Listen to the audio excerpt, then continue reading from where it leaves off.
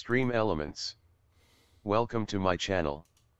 S.W.Frost is now live streaming Call of Duty Modern Warfare 3. No digital art offers. Thank you. New hunt map thoughts XD. Not too far to the north, near the Ghost Flame Dragon at the top of the gravesite.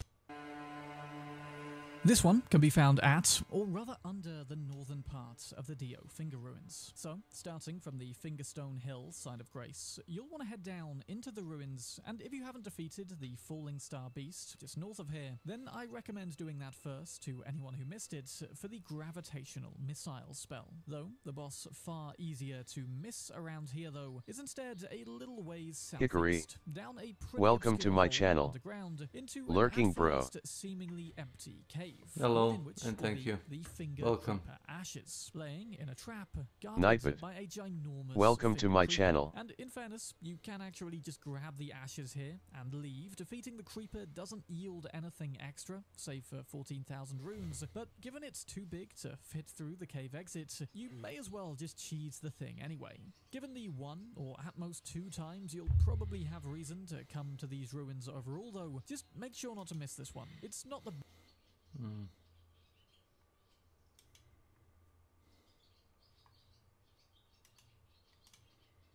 So the 2 versus 8 game mode is finally out and you can now play killer with a friend. I found this extremely fun, and after a little bit of practice, me and my buddy Hens were already having some of the most unbelievable matches ever.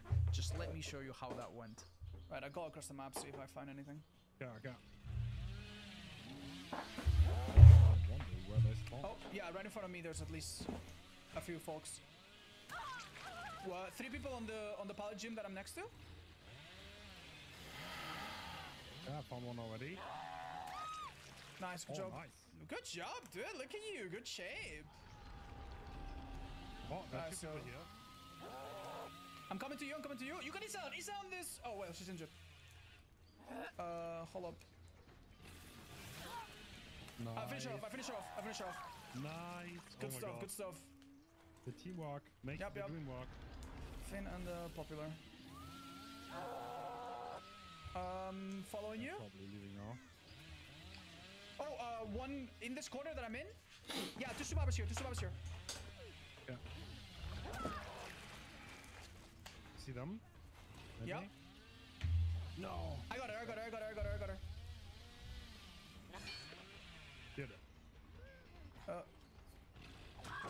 Nice. I finished her Okay, off. you got No her. worries.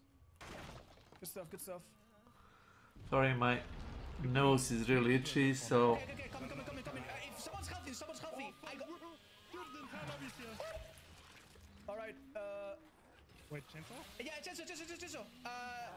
Now you should be able to. No, it took me too long. Nice. It still worked. Yeah, it worked. Let's go. Nice job. I guess during the bump it still counts. It's good to know. I see a lot of injured people across the map. I'm gonna go split up from you, okay? Yeah. They're healing right in front of me. 5 people here. 4 people at least. Okay, I'm coming. Yeah, there's collision with chest now. I forgot. Nice. Anda is dead on hook now. Yeah, I need to reload real fast. Good job. so Good job by this girl. You are werewolf. Oh, nice. Thanks. Close. Okay. Oh my god, we're hurting them so Yeah, hard. no. We are absolutely putting them against the ropes. I'm gonna go a bit from ability. Nice. Yeah. I'll So kick much- this here. Everyone is injured. With Yeah, so I know. much pressure right now. I know. 1 gen done. Let's go. Oh, I got this girl. This Nancy between me and you would be a really good target. She would be dead on hook. Do you see her? I'll push her your side. 3, 2, 1. You got her. Oh, that's good enough. I got it. There's a UE. There's a UE behind you that's dead on hook. I don't know where she went though. A little bit to yours, your left, I think. I'm gonna see if I spot them. Yeah, they should be here somewhere. Yeah. UE spotted. Top of this hill. Oh.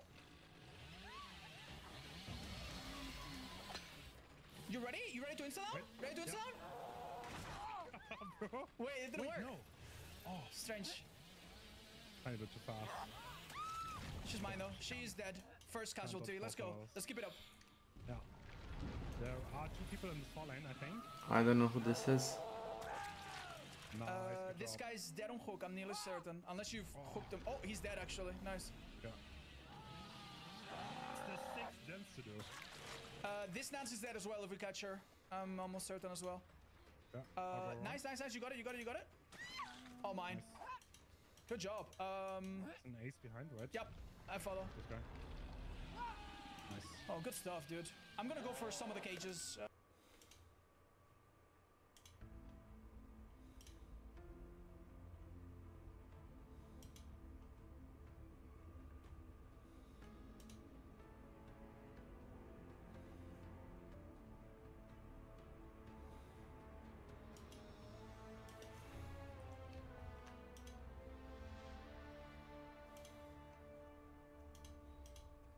Oh.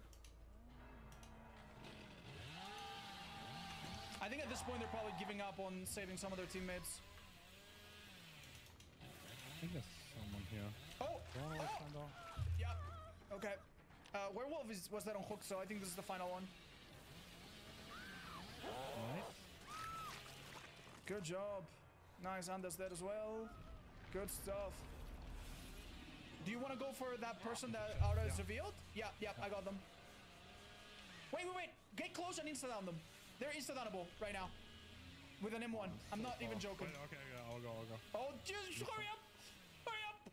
I can't keep it up for much longer. Wait, no, she's right. I got her. Okay. He's in the locker. Perfect. Nice! That actually scared her. Okay, so remember when you're dashing and you dash by someone, they stay insta-down until the dash is over. Oh, that was so funny. 2 people on me, 2 people in the jungle gym that I'm at. Okay, I'm going. I'm gonna go for a little mind game. One of them is breaking out. I'm gonna hit him. Do you think you can get the snipe? Yeah, You I are can. so good, Gens. There's another Lara here. Yeah, right in front of me. Oh, nice. You got her. I'll finish her off. You are so Down good. She goes. Nice, good stuff. You Wait, there's finish her only up? one left. Oh, okay. Let's find the hatch then. No, Well, the there's hatches. 3 in cages. Oh, But only right. one standing. Yeah, yeah, one of them got probably- rescued. Oh, one of the cages is on me. It's probably gonna get teleported. Oh, by shack, by shack, by shack. They split up by shack. One in shack, one of right of shack. Right of shack. All 3 survivors accounted for. Nice. Nice. Uh, I got him. nice. Wait. Only Okay, one survivor now. I think I saw her in front of me where I'm headed. I'm nearly sure she's here. Yeah, she is. Scratch marks to my right, main building. Yeah. You stay on the left, I'll go on the right. Okay.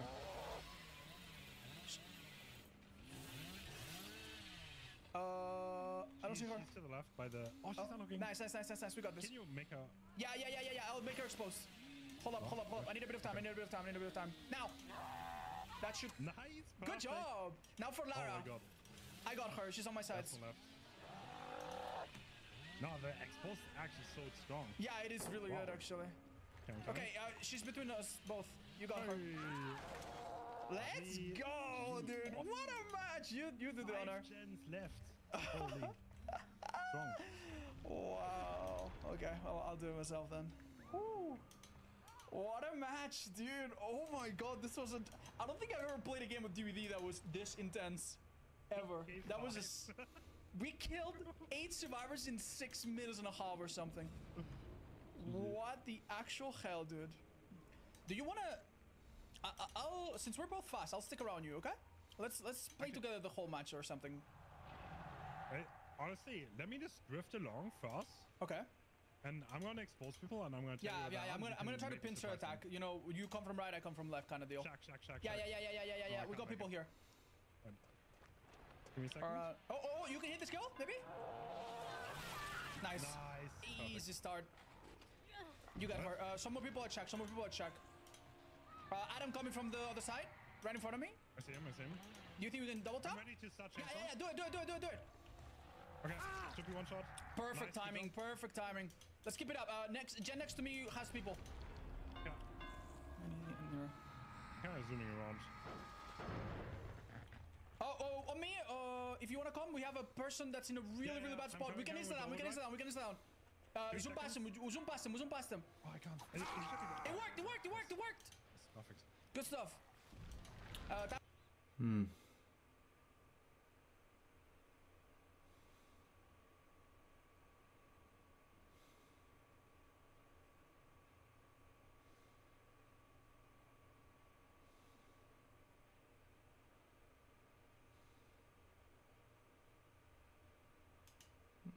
Okay. They're gonna come from the bottom. I'm running. Cool, perfect, yeah. This is good.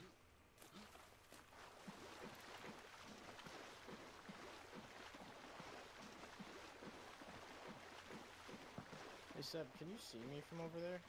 From in the bushes? Worries. Thanks for following. I can't see fucking shit, dude. You see me? Yeah. It looks Your like- head's out. Now it is. It's down. Are you in the deepest part? I think so. Oh yeah, there you go. Deep? Alright. Say surprise. Yep. I see him, he's gonna hit The front guy that foot. was right in front of me. He's coming to you. Look up. Say surprise.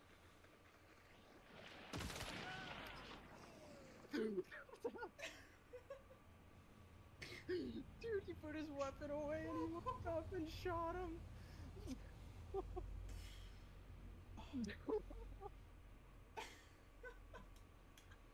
Worries. Welcome to my channel.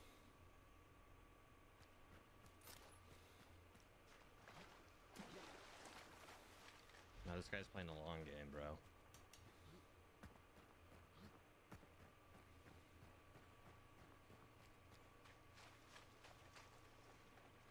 Where's the traps?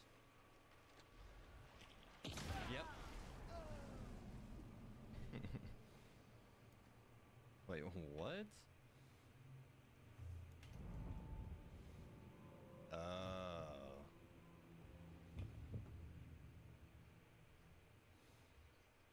I got in trouble for doing that ages ago. I got told that's bannable, so stupid, bro. But don't get me wrong, that shit's fucking hilarious if you're the one doing it. I did that to someone like fucking 6 years ago, and I got like a message like the next day telling me it was bannable and not to do it again.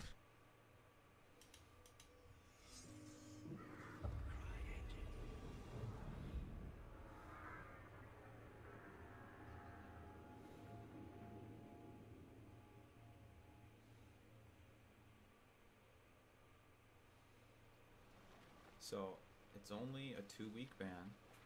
Could be worse. I'm not really upset about it. I didn't think of it as an exploit while we were doing it, but in hindsight, I can see how it looks that way. If you're wondering exactly how it works, there are several spots on the Stillwater Bayou map that have this extra deep water. If you go into this deep water, crouch, and look straight down, you'll essentially become invisible. You're totally submerged and hidden under the water, and no one can see you. And it's obviously not intended by the game devs. So, I just want to know what you guys think. Is the 2-week ban deserved? Is it a little harsh? Should I just have gotten a warning? I'm not sure, really. I only actually killed one player this way. We tried for a couple of hours. We couldn't really bait anyone to the edge of the map, just the one time on Fail Spawner's stream. So that's something to keep in mind. I didn't kill a whole lot of players this way. It just happened once. Yeah, but you killed the wrong man.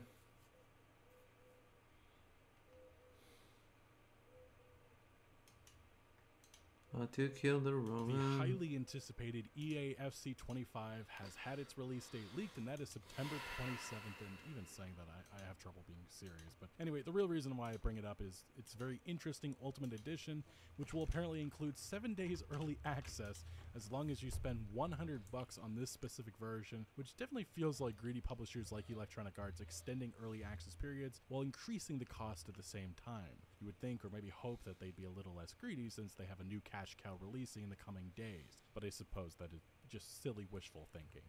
Celebrating the founding of the original Telltale Games founding, new images from The Wolf Among Us 2 were released. This is a game I've been waiting years for, and it's just nice to know a release does appear to be on the horizon. God of War creator David Jaffe recently spoke on the failure of Ragnarok to make Atreus a character that can stand on its own. While praising Cory Barlog's God of War 2018, he said about the sequel, "I think that Atreus is a terrible character, at a visual level and a play level. I like his function as a son for Kratos, but that guy needed to be set up by the end of Ragnarok or the middle for Ragnarok to be like, fuck, that dude is cool, I want to be that guy," and Ragnarok didn't give us that. Personally myself, I thought Ragnarok was just fine.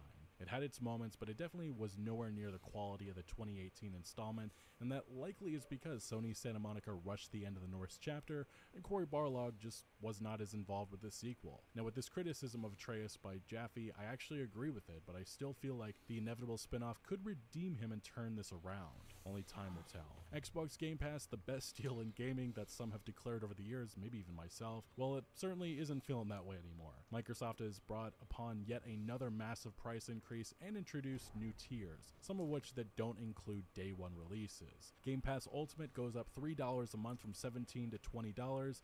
Game Pass Core, which offers online access and a much smaller library of curated games, is changing its yearly from $60 to $75. The new Xbox Game Pass Standard tier for new members, which gives you access to hundreds of games, will be $15 a month and will not include access to day one releases, EA Play, Game Pass for PC, and cloud gaming. As someone who has been subscribed for years, this subscription is starting to feel less and less worth it, especially as we all know prices will only increase in time. I would imagine by 2025, it'll probably be $25 a month. The very much not dead superhero looter shooter live service Suicide Squad Kill the Justice League has announced its newest DLC, which will include a playable Miss Freeze in dub. The character design definitely is garnering a reaction of fucking boredom.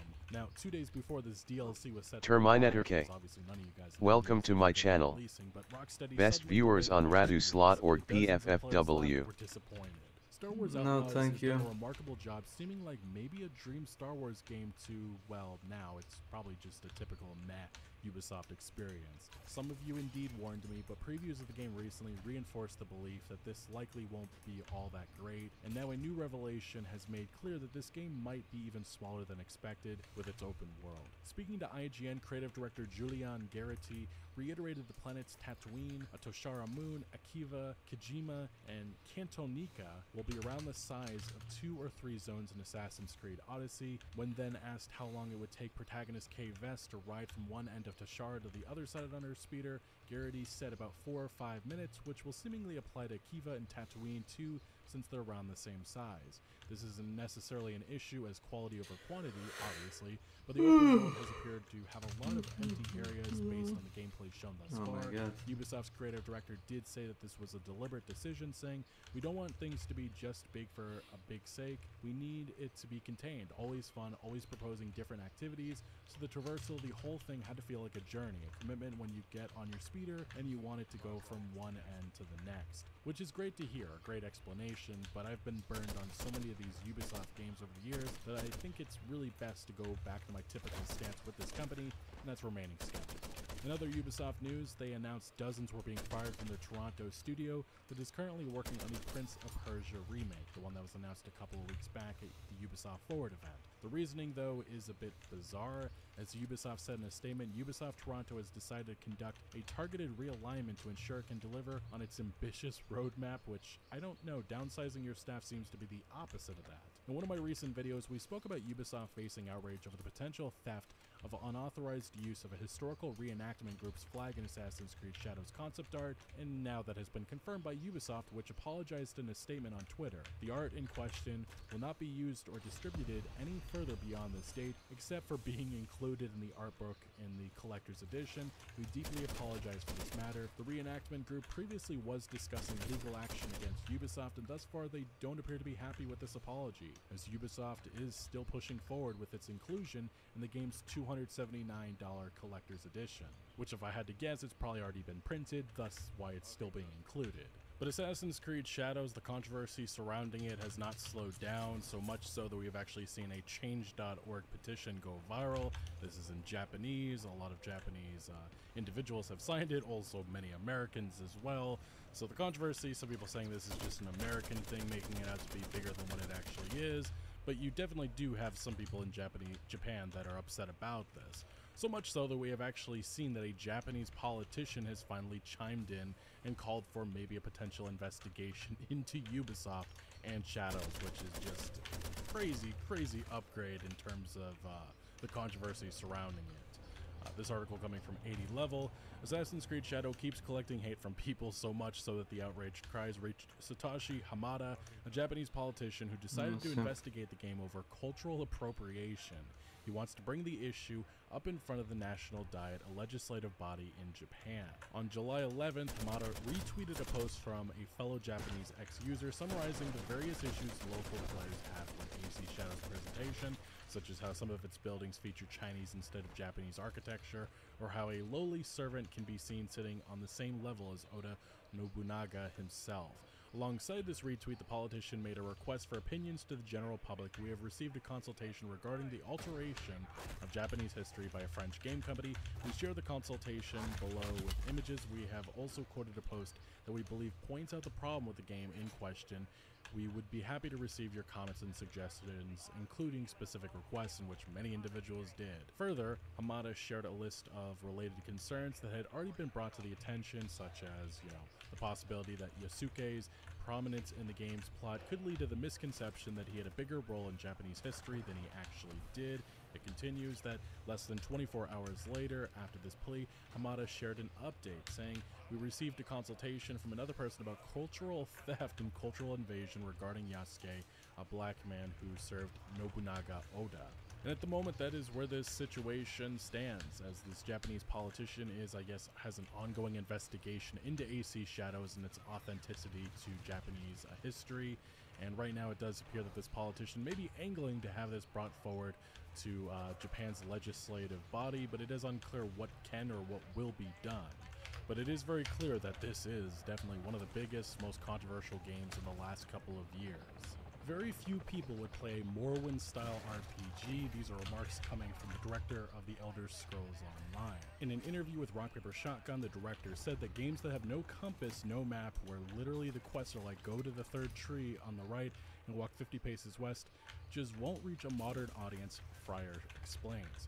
If you did that now, no one would play it. Very few people would play it, so now you need to give them hints and clues, and nobody wants to really devote that much time to a problem solving. Like, they want to go and be told a story, interact with another player, or interact with an NPC. This is an interesting position because I feel that way about the AAA games industry, as the open world kind of has stagnated into, you know what an open world game is going to have. Although there are some rule breakers to that. I looked at Elden Ring as a great example of that, and there are a number of indie games that break that. But in terms of the modern AAA games industry, you kind of know what you're going to be getting out of the open world genre, and no, it's nothing like Morrowind all those years ago. After the massive success story of Baldur's Gate 3, a lot of us are looking forward to seeing what Larian Studios has prepared for the future, and it does appear that it's probably going to be a new IP. But Larian CEO Sven Vink recently opened up about if they hadn't worked on Baldur's Gate, what were some of the other franchises, the big popular franchises that they wanted to work on. And one of the specific names caught a lot of people's eyes, and that is Fallout. An article coming from PC Gamer: the Divinity games are great and they carry a lot of weight among dedicated RPG fans, but they don't have the brand recognition of Baldur's Gate and more broadly Dungeons & Dragons. Vink felt that snagging the rights to work on an established property like that would work for Larian on a couple levels. It would be great for attracting other people to the studio, he said, and it would also hopefully elevate Larian into the big leagues, and that's exactly what happened with them working on Baldur's Gate 3. Now the Larian boss continued saying it would have been Ultima, it would have been Fallout, it would have been Baldur's Gate. There was not a lot to choose from. Baldur's Gate was apparently Larian's first choice. Now it's unclear, it definitely is doubtful that any conversation surrounding Fallout happened, but it would have been interesting to see a Larian Fallout game, especially after we've seen all the work that they did to Baldur's Gate. Imagine that with the Fallout IP. It's something that a lot of us dream for, and it's something right now I would absolutely love to see. I don't think it would be in the realm of what we've seen from Bethesda. It would be more like the older Interplay Fallout games, and I think a lot of people would really enjoy that. Now, I don't know if Bethesda would even want that. There's a couple of reasons why. One is because I think Bethesda and Xbox wants to keep this in-house now. Like, if there was a third party to work on the Fallout franchise, it's much more likely it's going to be In Exile Entertainment or Obsidian Entertainment over an independent studio like Larian. The number two is a very obvious one. These 3D Fallout games reach a much more mainstream audience, and I think right now, where Xbox stands, I think that that's what they would want a Fallout spinoff to reach to. So it's an interesting idea to think about a Fallout Larian game. I just don't think it's ever going to happen. But hey, if Todd Howard wanted it to really happen, I think he could make it happen. I just don't think it's going to happen, unfortunately. CD Projekt Red is preparing for the future of Cyberpunk. That is Cyberpunk 20. Who knows what direction they're going to be taking with the sequel. All we know is that they have an American studio working on this that was recently formed, and it appears they have some new talent coming in, such as a Wolverine narrative lead joining the team to work on the sequel. And there has been some controversy in regards to this individual because of the fact that this specific writer spoke out about the Sweet Baby situation a couple of months back. They defended the company with a couple of rather head-scratching remarks. This is something we talked about extensively at the time all the way back then. That's why many are concerned about the quality of this game. Now, we have seen CD Projekt Red speaking a little bit about the direction that they hope to take with this Cyberpunk sequel. CDPR says, and this is an article coming from VGC, that its new Boston studio means Cyberpunk 2 will be more authentically American. Now, what does that specifically mean? Well, the acting executive producer Dan Hernberg said it was appropriate to have the sequel be developed in North America. I think Cyberpunk is obviously a uniquely American story. It's got a lot of like punk energy, and it was written by an American, so it just seems right to do it in America. Associate game director Paweł Sasko, he recently moved from Poland to this new Boston studio. He gave an example of one situation in which Cyberpunk 2077 didn't feel American enough. According to Sasko, the first game's manhole covers looked more like those used in parts of Europe instead of the US where the game was set. He also later spoke about some of the social issues that he felt like they didn't do enough to tackle, such as the homeless crisis that currently is happening in, California. He hopes to incorporate that in a sequel. And this might be a controversial, unpopular opinion, but I really did care and enjoy the narrative of Cyberpunk 2077. Obviously, there are issues with the life pass and some of the other content, but I definitely like the direction that they took with kind of everything, all of the messaging, everything that they hit on. So that's why them taking this now with an American direction, American team, I don't know how I feel about that. I also don't really know how to feel about this new studio, especially because it's not going to be that CDPR Poland office. They're right now concentrating on The Witcher 4. Now, it is worth mentioning that there has been some other recent news, such as another lead developer, Quest Designer, saying that Phantom Liberty couldn't have been as good if the initial reception of the game wasn't as negative, which, yeah, obviously, they put a lot more heart and effort and time into Phantom Liberty, but as was recently revealed, there was a Moon DLC that was in development that was canceled. We probably would have got that if there wasn't so much controversy and if the launch had gone, a lot better. Now, there's also been some controversy in regards to the themes of Cyberpunk 2077. CDPR has been criticized heavily about this over the years. One of the big criticisms is the fact that the game incorporates a cop element, that we kind of act like a cop within Night City, and we saw one of the lead developers on Cyberpunk 2077 calling out an article that discussed this. Patrick K. Mills saying, waiting for someone who writes one of these to demonstrate even the barest understanding of the genre themselves. I mean, it's great that people are still talking about the game, but damn, like, it would be one thing if someone knew a lot about Cyberpunk, had opinions, and took us to task, but it never is. I'm not the king of Cyberpunk. I love to hear informed opinions about 2077 fits into the canon, but instead it's always flippant and superficial shit like you help the cops. What was the Major's job again? Remind me.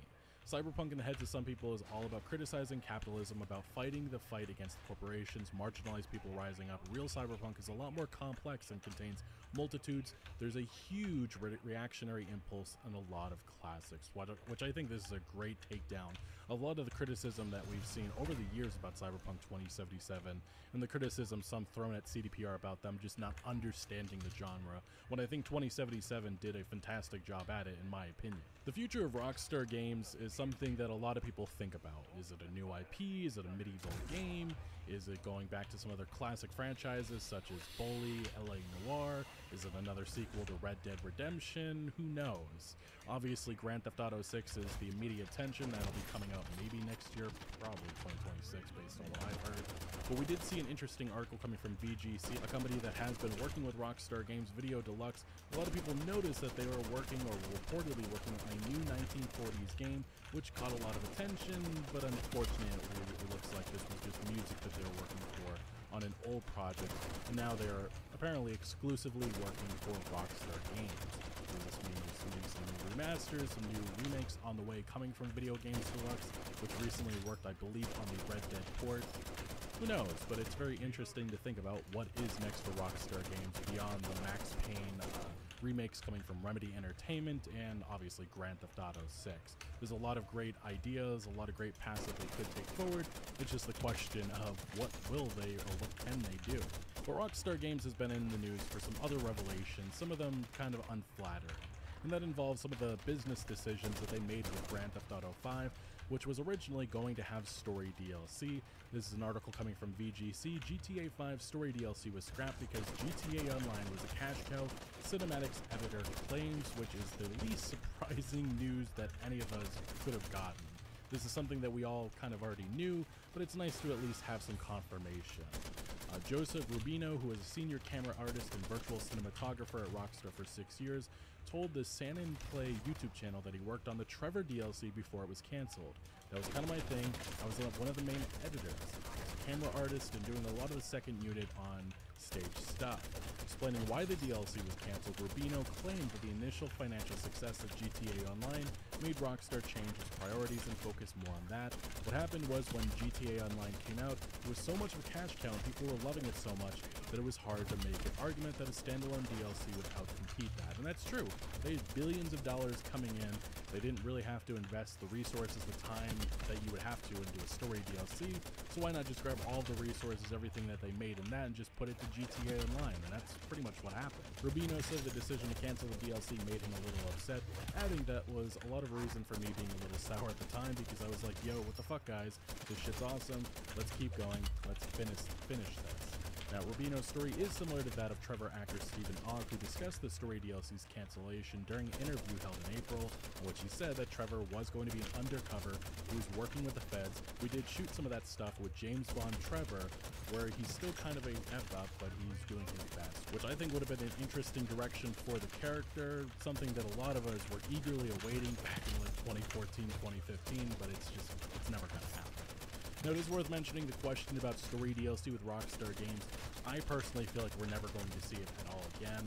This was about 6 or so years ago when story DLC, Game Informer asked Rockstar Games directly about this, the fact that they've made, great single-player expansions such as Liberty City, episodes from Liberty City, and Undead Nightmare, and they talked about GTA Online kind of maybe taking that over in terms of, narrative content after release. Rockstar said, we would love to do a more single-player add-ons for games in the future. As a company, we love single-player more than anything and believe in it absolutely. For storytelling and a sense of immersion in a world, multiplayer games don't rival single-player games, although I definitely don't feel like that's going to be the case with Grand Theft Auto 6. With their expansive plans that they have for GTA 6 Online, I think we're going to see, if there is any narrative content, it's just going to come in the form of that component.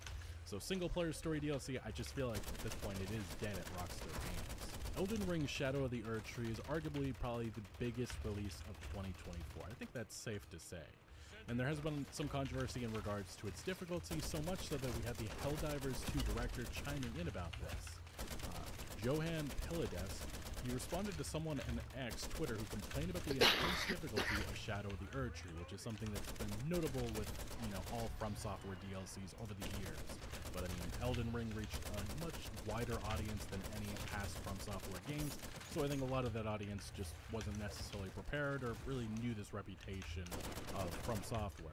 Napiladest initially shared another post saying From Software doesn't make bosses hard for the sake of it, but for the feeling of overcoming them gives players indeed this 1000%. Good game design is evoking emotion more than anything. And someone responded saying the problem with the design philosophy is that it only caters to a select audience. I tried DS1 after defeating the first couple bosses. I realized it wasn't fun or rewarding. I only felt relief, not accomplished. I stopped playing DS because of this, and he said, a game for everyone is a game for no one. Always cater to a select audience. Now, speaking of Helldivers, this is a game, a live service that has garnered a lot of reactions as of late because of how quickly the game has fallen in terms of its player base. As this Forbes article pointed out a number of weeks ago, after initial success, Helldivers 2 has lost 90% of its players with no signs of recovery. And that was a couple of weeks ago. Now it stands at about 27,000 players. And this has been garnering a lot of reactions about why is this game collapsing, and can you consider this a live service failure? And ultimately, going from about 500,000 players daily at launch to around 25,000, that's not great. But it doesn't spell game over for Helldivers 2. But it is worth mentioning some people have said that the PSN requirement may be the reason why this game just completely fell apart, but it doesn't appear so. This has been a steady decline, and there are multiple reasons why. But specifically, if you look at the data, if you look at the problems with the game, many have pointed out that a lack of planet variety, too many gun nerfs, and the lack of new mission types are probably the overall reason. And as one user summarized from their experience, games always have a declining player base over time, but I've done it all in Helldivers. I've played and we collectively beat back the automatons and the bugs. The reward? Nah, not really, and the game has only continued on. And until there's a massive expansion, new content, something that really changed the landscape of Helldivers 2, it's only going to continue to bleed the player base. And I think you can look at Hellworld as a great example of this.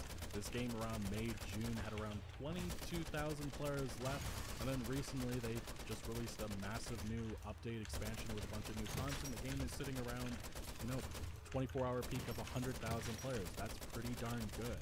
And that probably is the resurgence that I'm sure Helldivers 2 will experience in the coming weeks and months whenever a massive new update or expansion comes about. But until then, it's just going to continue to bleed. Blizzard in recent years is one of the few top publishers that just knows how to anger their audience in predictable ways. I guess that's the best way to describe it, as there's been, they move controversy to controversy. WoW Classic Changes has now started a fan petition with many upset at them.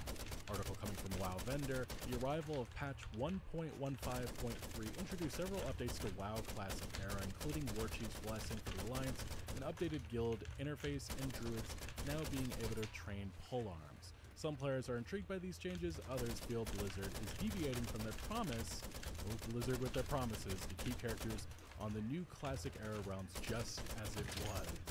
Waves and waves of criticism have been surging across the internet. This results in a petition demanding that developers halt changes to vanilla WoW. And if you actually look to the petition right now, it has around 3,000 signatures, and many pointing out again the promise that Blizzard made to gamers. Some of the top comments include, I remember when this was supposed to serve as a time capsule, the changes implemented were not wanted, asking for or even communicated to the player base, leave Classic era alone, and I want my vanilla WoW back. I came back in 2019 for the game I left in 2007. Blizzard is so out of touch with the Classic players, they need to get a grip and let Classic be Classic. But this is Blizzard, the new Blizzard, and that will never change about them. Not necessarily listening to players is just kind of what we've become accustomed to with this company. Electronic Arts and Respawn Entertainment a number of years ago now surprise released Apex Legends, a fresh battle royale experience which blew up at the time. And it has been one of the most successful multiplayer live services the last couple of years, and now EA has found a way to double down on its monetization because it's just the obvious path forward with all of these live services, milking their audience as much as they can. Eurogamer has the story Apex Legends is evolving its battle pass by splitting it in two and charging players twice to make it more obtainable and valuable for your time and money. I love when these companies are greedy, they always try to make the excuse that they're giving players more value at the same time as they're doubling their profits.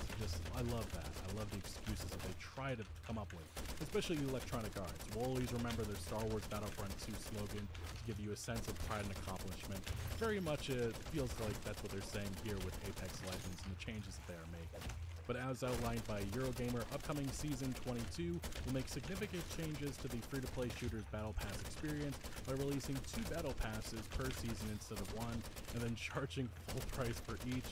As of Season 22, Apex Legends is ditching its current season-long Battle Pass in favor of 2 half-season Battle Passes, one launching at the start of the season and another at its midpoint, split, each featuring 60 levels of rewards compared to the previous being 110. Previously, a premium Battle Pass cost 950 Apex coins, which a 1,000 coin bundle is priced at about $10, and Respawn's new half-season Battle Passes are $10 each.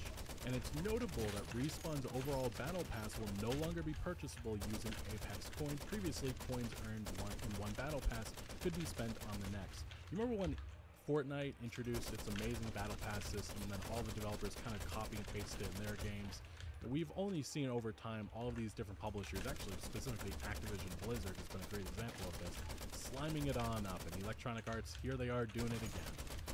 It's also the only available in exchange for real money. The decision to move from premium currency is not one that we made lightly, the studio writes in its announcement post, but it does allow us to decrease the price of Premium Plus for our community. They go on to say that they insist the Battle Pass changes are required to make the system more approachable and realistic for our global player community, that the updated aspects make the Battle Pass more attainable and valuable for your time and money. Respawn using the value, sense of pride and accomplishment excuse. I love it. I love the BS, how obvious it is. Obviously, the community is absolutely livid with these changes.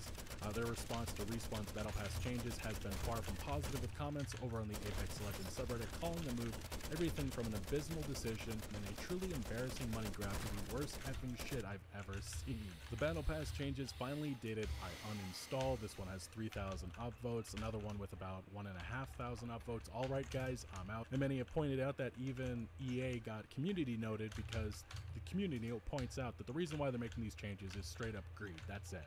While Respawn claims the changes is made through community feedback, it is obvious that this change is only profitable for EA shareholders. Consumers are forced to spend IRL currency instead of in-game Apex coins, a convenient change to make them more and more money.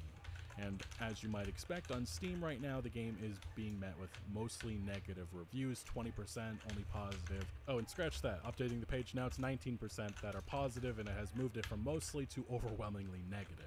What these companies deserve. They were deserved for their games to be review bombed like this, because this is the only way to speak to these publishers in their greed. And unfortunately, with a live service like this, I doubt Electronic Arts is at all going to listen.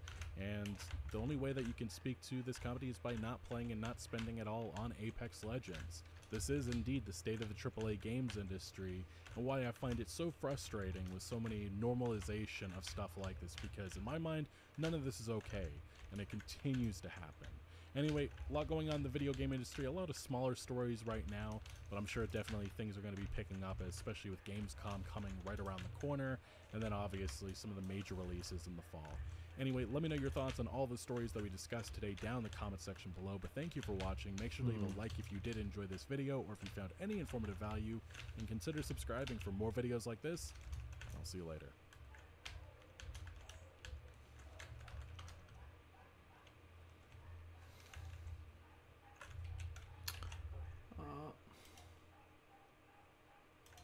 To see this happen has been amazing. Today's an interesting one because today we're talking about Assassin's Creed, Ubisoft, historical revisionism, and the Japanese government. There's more, a lot more, but the hook is that a wildly popular gaming franchise, that being Assassin's Creed, after a series of very unfortunate decisions, is actively being accused of cultural invasion, a problem that an official representative is now bringing in front of the Japanese Diete, which is their parliamentary government. His name? That is crazy that it has escalated this much. That is insane. Bro, it's a game? I know.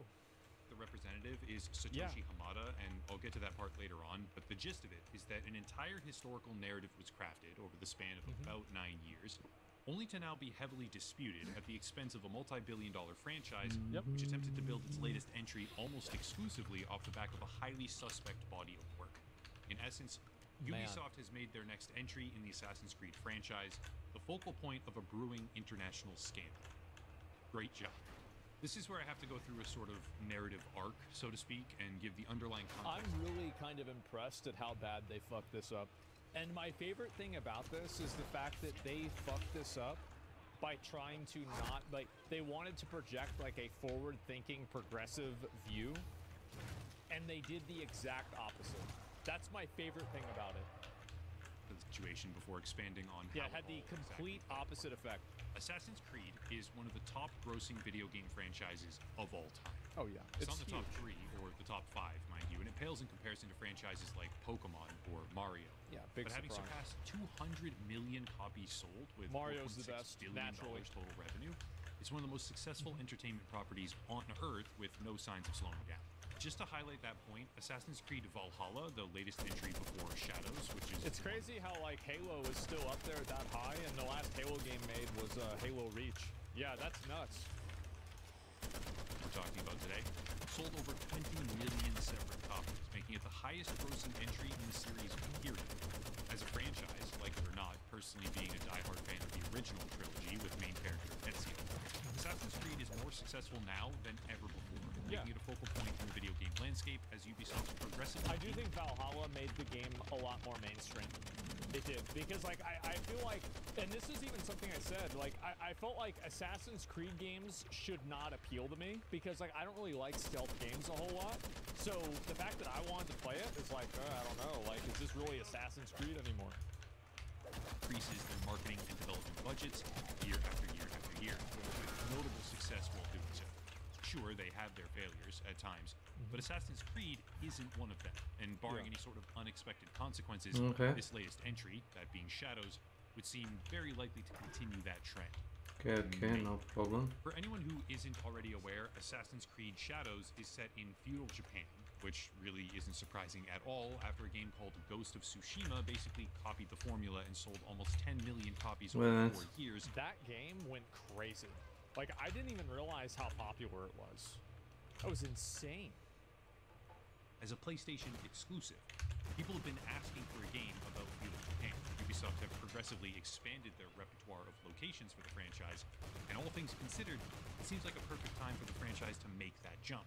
However, if you're going to make a Japanese-themed game, you probably shouldn't piss off Japanese people, and that's where Ubisoft epically dropped the ball.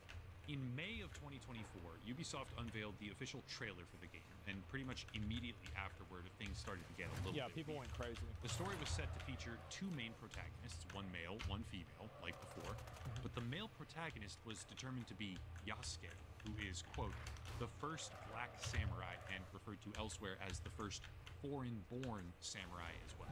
This is where the controversy starts, because according to an interview with game director Charles Benoit, conducted in Xbox GameWire, quote, we're at the end of Sengoku era, in a turning point of Japan history. Assassin's Creed is well known for its depiction of the history and accurate recreation of the world, and it's what players can expect with Assassin's Creed Shadows. We're showing real historical figures, such as Oda Nobunaga and a lot of events that happened during that time, so you're not only playing in feudal Japan, but learning about this fantastic time period. Also, remember what they said the other day about how it's the exact opposite. You know, that wokeism? And again, right? It's like, who is the person who's saying this? Just your average white guy. That's what it is. Giving the opportunity to the players to live not just one, but the 2 best fantasies of Japan, the samurai and the shinobi, end quote. On its face, that's pretty good. However, opinions rapidly took a turn for the worse when the true atmosphere of the game started taking shape. Examples like this cropping up from the gameplay trailer, getting plastered all over online messaging boards and social media. Not while I have breath in my lungs.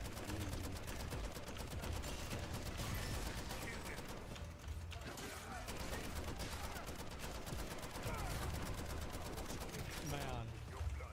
For anyone who didn't notice there, the background track is basically hip-hop infused Asian battle music, which absolutely does not match the time period, the atmosphere, or the subject matter, except for one particular way.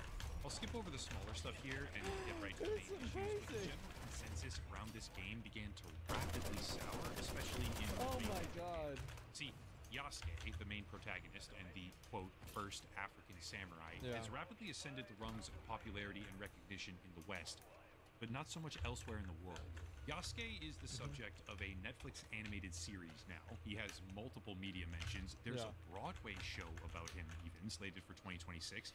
And he also shows up in other video games as well, Joe, about him, even, slated for 2026.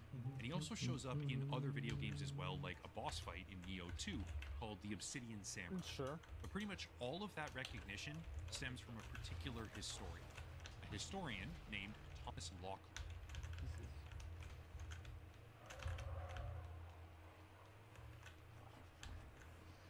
This is really something special, man. By the way, another white guy. The whitest of white guys.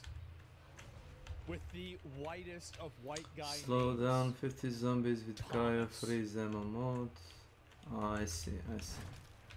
Good enough. This is where things get Man. pretty much Double. every modern Western mention of Yasuke Yeah, tracks there is your directly dog. in some Shoot capacity it. to Thomas Lockley. For the prior examples, I even gave myself Well. the Smithsonian article referring to Yasuke as the first black samurai, quotes Lockley directly, referencing his book, and that very same book, released in Shockingly 2019, Caucasian. is the basis for almost every Dog behind us. mention of Yasuke that I could even find. Oh Thomas my god. Lockley is the premier historian associated with Yasuke. With the incredible popularity of Assassin's Creed and the anger at inaccurate So it's portrayal all- of Japanese feudal society, It's all referring back to him. It all goes back to this one guy. This is insane that this has happened. And he sourced himself. Yes! He's writing Wikipedia entries about himself under another name. off a controversy that may undermine Lockley's entire body of work. It did. As it forces Ubisoft to openly apologize and causes a never-ending debate online It's about below. whether or not Yasuke was ever even really a samurai. Just to get this out of the way right now, I don't personally have a stake in all of this. Assassin's Creed, to put it very bluntly, has never been tied to reality in my mind. And for a perfect example, we can look at Assassin's Creed 3, which conveniently took place in revolutionary America. Yeah, I don't actually think that the half-Mohawk Indian assassin fought side by side with George Washington to recover an alien object. I'm not going to sit here and complain about historical accuracy when the entire franchise is about a secret league of athletically superpowered time travelers fighting another secret society. No, this is actually what happened. Extraterrestrial. Yeah, artifacts. this is what Frankly, happened. the fact that Yasuke existed as a sort of blank slate historical character that was in fact a real person, but we This is don't the real know history? all that much Yeah. about him, kind of makes him perfect as a narrative blank canvas, especially when he existed in close proximity to significant historical events. However, that's my personal opinion, and when it comes to Thomas Lockley, personal opinion goes entirely up. Hopefully everyone can follow along with this part. I'll do my best to make it as Behind you. as possible. Yasuke, increasingly popular in Western media with growing recognition across entertainment properties, didn't always hold the same level of recognition. Right now, if you go to his Wikipedia page, there's a pretty sizable entry, but back in 2014, the entry was just a tiny fraction of the size. Except, if you go to the edit history for his Wikipedia page,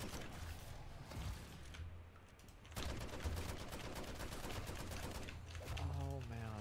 It's really kind of impressive that this is happening. Bro, why are you Americans so focused on race all the time? Hey, this, I didn't do this. Don't put this on me. I didn't fucking write this. find something very interesting, and that is a particular user named Totori Tom, who has made sizable edits to the page, the sources, and the information contained within it. Maybe Tom is short for Thomas. This is the second in a series of edits I will carry out following a study of his life and times. All will be properly referenced when I get the chance, end quote. Right. And if you look at the actual profile of Totori Tom, you see, quote, Totori Tom is Thomas Lockley, a faculty member at Nihon University College of Law, Tokyo, Japan. His interests are primarily Japanese history. Wait, I didn't even know this. I thought this was just assumed that it was him. But it actually says that it was him?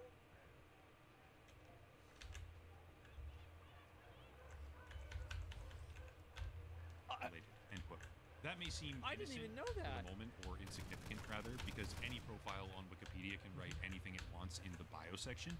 But Thomas Lockley is listed on the Nihon University faculty page, and the account Totori Tom was adding his papers and his book as page sources before the work was even published.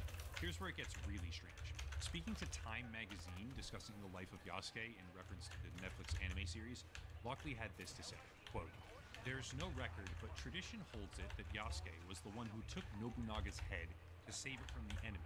Continuing later, Yasuke, therefore, by escaping with the head, could have been seen and has been seen as changing Japanese history, end quote. And no that's small what thing. he said. He acknowledges, in the briefest of ways possible, that there's no actual evidence, but goes on to say that Yasuke has been seen as changing Japanese history. However,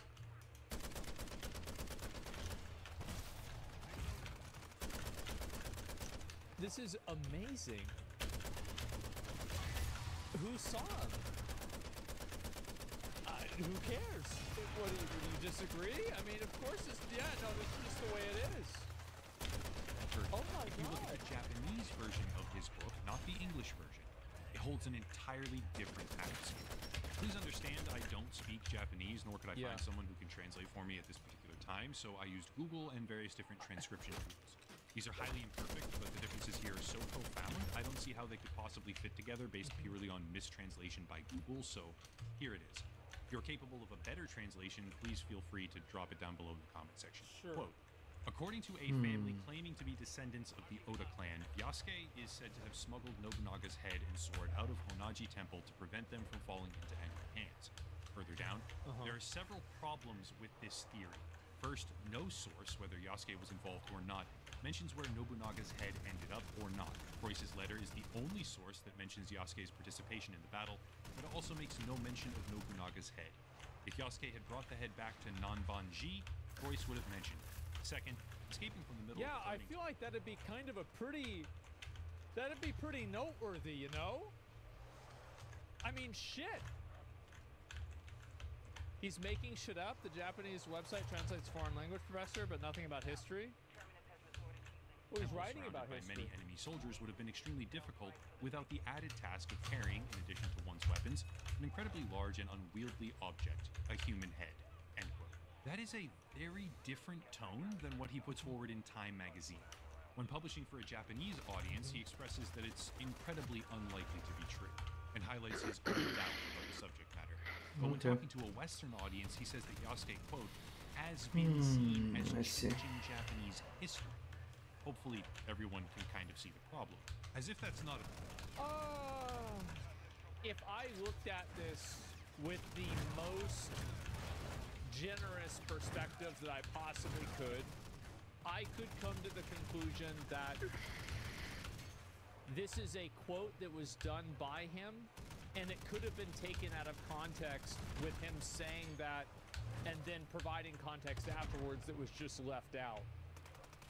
So I'm not sure if I believe this. Yeah, lost in translation. Yeah, or I mean, no. The thing is, like, Time magazine is going to say this because it's going to make it seem more extreme, right? Lost in translation? Yeah. Enough, and the tipping point, at least for me, on Lockley's own credibility. Could not be the full quote. Yeah, exactly. In May 2024, an article and interview in the Japan Times was published pertaining to the controversy around whether or not Yasuke was ever even a samurai at all, which said, quote, most telling to Lockley, however, is that no reputable Japanese historian has raised doubts about Yasuke's samurai bona fides, including Sakujin Kirino, who served as a fact-checker for African samurai and is one of the country's foremost experts on the 1582 Inoji incident, for which Yasuke was believed to be present. And that's a very big deal. One of the country's foremost experts on the 1582 Inoji incident, and he was a fact-checker for Lockley's book over the authenticity of Yasuke being a samurai with no disputes. That's pretty important. Yeah, of course. Except it's a lie.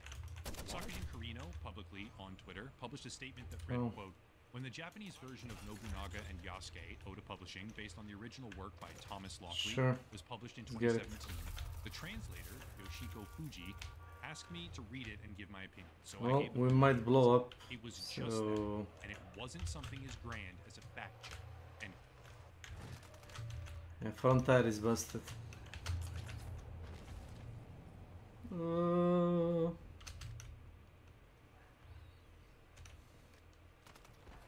The crazy thing go to the station. The fact that they're lying about these people because they're thinking to themselves, they're Japanese, they can't read what we're saying anyway. They're never gonna call us out. This is nuts, man. How do you do this? Oh my god. After which the Japan Times updated their article, removing the claim by Lockley that Sakujin Kirino had served as a fact-checker for African samurai. One is a fluke, two is a coincidence, three is a pattern. Thomas Lockley appears to have been editing the Yasuke Wikipedia page as far back as 2015, citing his own work, which had not even been published yet. He appears to be telling different versions. Let's listen to that again. Thomas Lockley appears to have been editing the Yasuke Wikipedia page as far back as 2015, citing his own work, which had not even been published yet. He That's crazy. How do you do that? What they did with the Egyptians with Cleopatra? Yes! Appears to be telling different versions of historical events, at the very least portraying them in radical What did I hit? ways, depending on his audience, Western versus Japanese. And he appears to have directly lied about the authenticity of his book, using an appeal to authority, as it's called, by claiming a certain expert fact-checked that work before the expert themselves had to come out and clarify that was not true, really.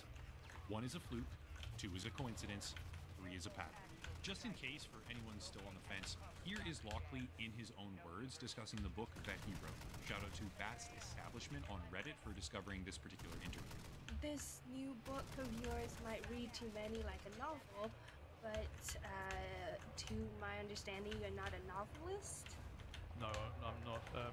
I did originally write an academic book of this, which was published in Japanese, and that was, I think, 2017. So the book which you would find in front of you, African Samurai, is a much more readable version, less academic, far more narrative, though still based on the exact factual history. It's just simply not full of references and other things like that. Just to recap that, he says, quote, wait, so a group of white devs are hijacking and changing another country's culture and history based off of a white guy hijacking and changing another country's culture and history? That is exactly what's happening. Yep. Ah, the zone is far away. The book We which have you time. find in front of you is a much more readable version, less academic, far more narrative, though still based on the exact factual history. However, later on, when the host, Jingyi Lee, who's a PhD candidate cultural historian of 19th century Japan, go figure, questions the biography, referring to it as more historical fiction, he replies by just brushing it off immediately. And as we talked about earlier, many may read this book as a novel because of, well, apart from the very specific historic background, there's also a lot of depictions of the characters' I guess inner development. But its category on Amazon and Goodreads is biography. Yeah. Well, personally, I feel like it's more of a historical fiction. So how would you define the nature of this? It's getting called out even in the interview? Jesus. Well, there's very, very little there which is actually fiction. There are various scenes which were added because we knew that they might have happened. There's one scene where Yasuke is watching a hawking session, and we know that Nobunaga was almost obsessed by hawking and hunting with birds. So therefore, it's highly likely. I mean, we can say probably with 99% sure that Yasuke would have seen that. So we did make up the occasional scene just to give a little bit of atmosphere, if you like. I should So you just clarify made here, up a little Thomas bit of it. Lockley, Okay. in the aftermath of this new scrutiny, seems to have fully deleted all of his social media profiles. Smart. He has distanced himself entirely from That's the smart. That's what I would have done. I would have roached the fuck out. Absolutely. Oh shit! Oh no! They got me!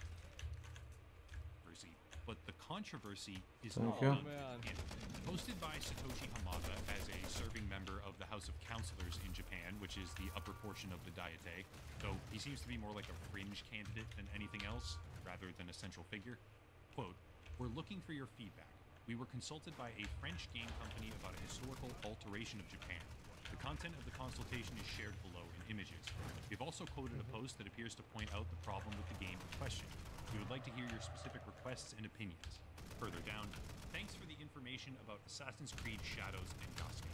Keep your research focused. Primary source information on Yasuke, Yasuke information in Thomas Lockley's book. Please request to the National Diete Library to investigate this matter. Secretaries of Satoshi Hamada's office." And there it is. Ubisoft, with Assassin's Creed Shadows, has decided to focus a portion of their newest title on a character named Yasuke. But Yasuke, despite many people vehemently claiming that he was in fact a samurai, is not the subject of historical consensus.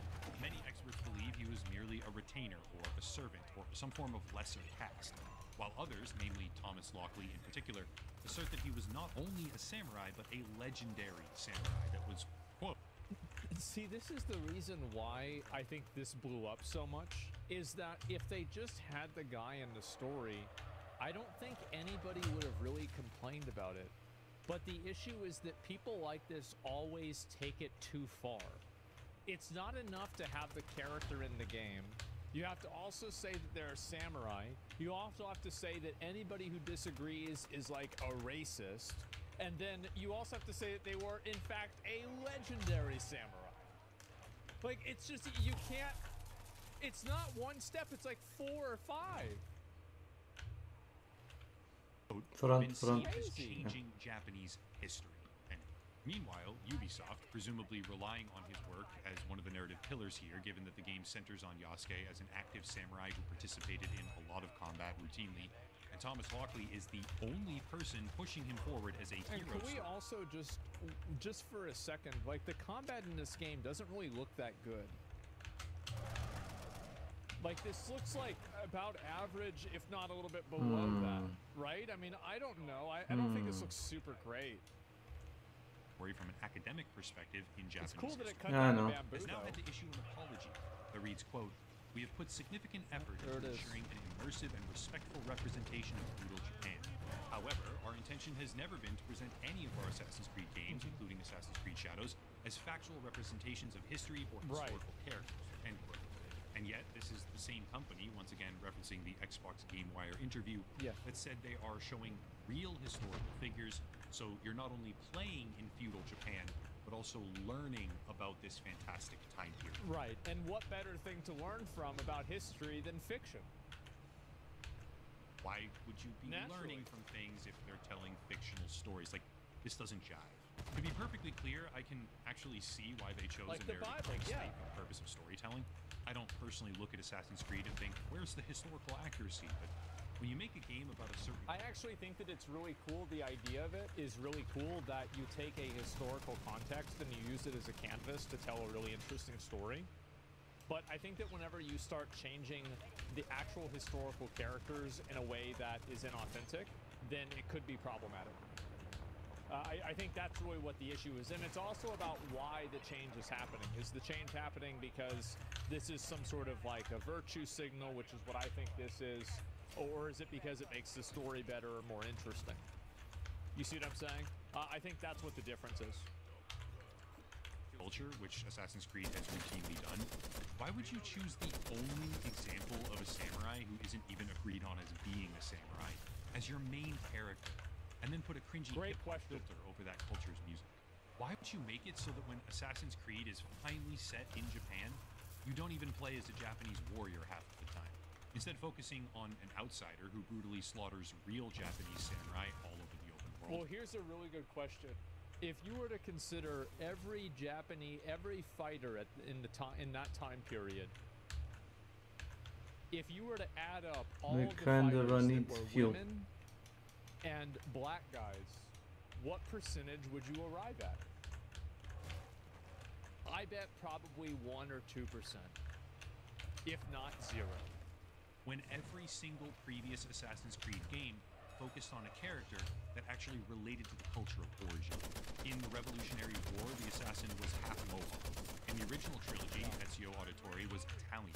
In Valhalla, Ivor was a Viking, etc., etc. And also, like, keep in mind that those characters that were the main characters in the stories in the previous games were not real people. Yeah, sure. Right. So there's a different expectation. It's like whenever you play as Abraham Lincoln, but then you're fighting for the South in the Civil War. You can't go there. Well, hold up. That's a lot different than if you just played as a random Confederate soldier. Because Abraham Lincoln was kind of like against that shit. So, obviously, when you take a character that already has a history, dubious or not, the expectation would be that the character probably would be closer to somewhere around here. History. It makes sense. Why are you breaking that trend now? At the end of the day, the Yasuke disaster is the story of a historian who centered his entire body of work on portraying a little-known Japanese figure as some sort of legendary hero. You might as well Twisting kill his a words all over boss the if you place, want. depending on who was in the audience at that particular time. And Ubisoft went and made half of a AAA game about it. In response, scholars, critics, regular players, pretty much everybody online has been weighing in on whether or not his character was ever really a samurai, whether or not he should be the main focus of the game, and why Ubisoft might have made all of these creatively baffling decisions in the first place. But at the end of the day, I don't really have those answers. My opinion, Ubisoft wanted to score some diversity points. That's really just what it boils down to. Yasuke happened to fit a pretty convenient narrative template while also scoring them those diversity points and allow them a real historical figure who stands out dramatically in feudal Japan for some of the wrong reasons to make this controversy at face value, and they use that as their starting point and unwittingly work themselves into a culture war for all of the I think that's exactly what happened. I do. I think that is exactly what it was. Absolutely. As people keep each other of either rewriting history maliciously or being viciously racist, depending on which side That's it. Yasuke controversy is fine, and none of it will likely impact the game at all, which is almost certainly going to sell between 10 and 20 million copies or more, becoming wildly successful regardless of what we talk about today. I think that whenever this game comes out, this will be probably not even in the top 5 or 10 problems with the game. Everything that I've seen from Ubisoft recently has been aggressively mediocre, and this game is no different. I don't feel like there was anything in any of the gameplay that I saw that was very innovative, like, at all. Everybody's acting like this is some kind of crazy, super successful, popular game. And I think that it might be true that the game might sell well, but I think that it will do that, and by delivering a subpar experience will make people less likely to buy the next one. The game is not for you? Really? Like, okay, well, what about Star Wars Outlaws? You'll get the new X film. I feel You like can't. a lot of these games, like, they just don't really look that appealing. They don't look that good. And hey, maybe I'm wrong, but as somebody who's watched and played a lot of action combat games, my perspective is that it's not so good. That's what I think. Did I start it? Yeah. I mean, I don't think it's really that good. It's probably gonna be. That's just kind of how the world works now. Here. Now you know the story. If you want to support the channel, there's links down below. A special VPN deal. Everybody could use that for those interested. Patreon and locals if you support what I do and want to financially support future videos. And more, but I'll cut it there. Trust me, as always, I'm a thank you all for watching. professional. Question everything, and have a nice night. Man. Did I just play Ghost of Tsushima? Yeah, I need to play that. I never did. Yeah, I thought this shit was pretty fucking funny, man. I think the reason why this happened is because they tried to push it so much. If Ubisoft didn't try to push this so much and people didn't focus on the samurai issue as much and they just said it was a historical character, then I don't think anybody would have gotten mad. But I think the reason why people push back against stuff like this so much, this is a great video, by the way, make sure to give it a like. I've watched a lot of Upper Echelon videos. I totally fucking agree. And I feel like, yeah, they did do it for that reason, but there could be more reasoning to it, of course. But yeah, legendary samurai, it's like you're really dialing shit up in a way that you don't have to. Ubisoft games are like a buffet. You have to choose, but from quality is mid. A lot to choose from, but the quality's mid. Yeah, I just don't really... Like, I mean, the game definitely passes the baseline, right? It's not like it's a bad game, or it looks like a bad game, but it's just certainly not a good game either. Yeah, I'm black. I'm some Twitter weirdo said that I was racist for disagreeing with the protagonist. I think that a lot of people... I think that there are probably a lot of people that are part of these, like, different groups. And whenever they see, you know, the black character combat sequence... Martellus. And it's like... Welcome to my channel. It's like... Okay. Okay. I see what's going on here. Right, okay. Yeah, who does that? Ubisoft does that. That's the way it is. You got ice ammo?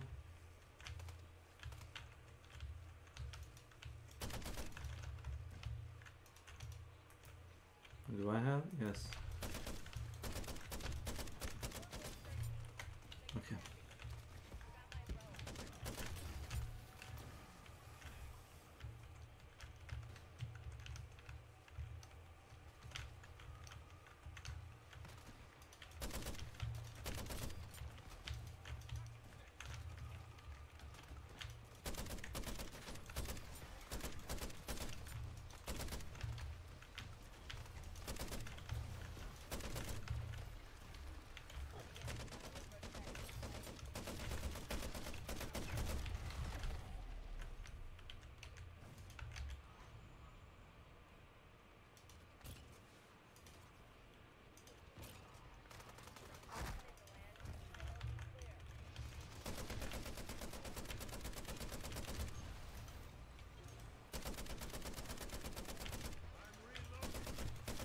Yes, Kitson.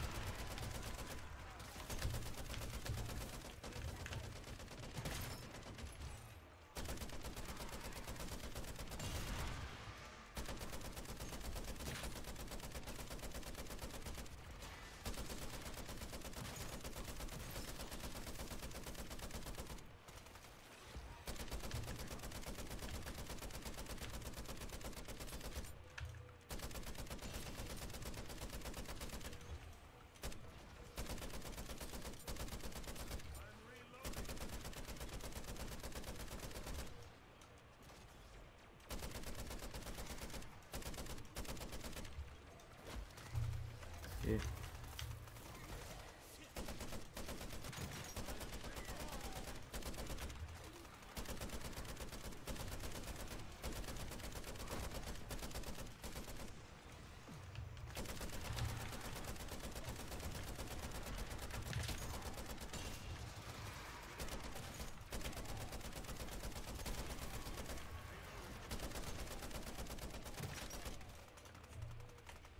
Good, man.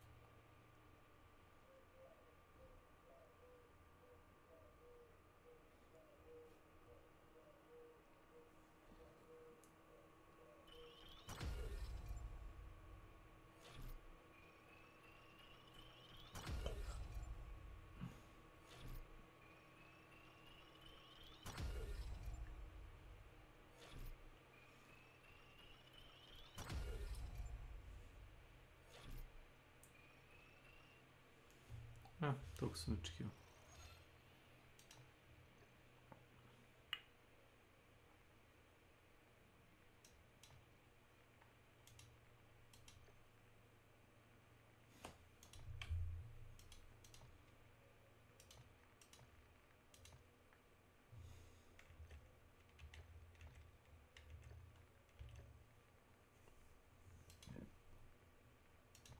kg. you fucking kidding me?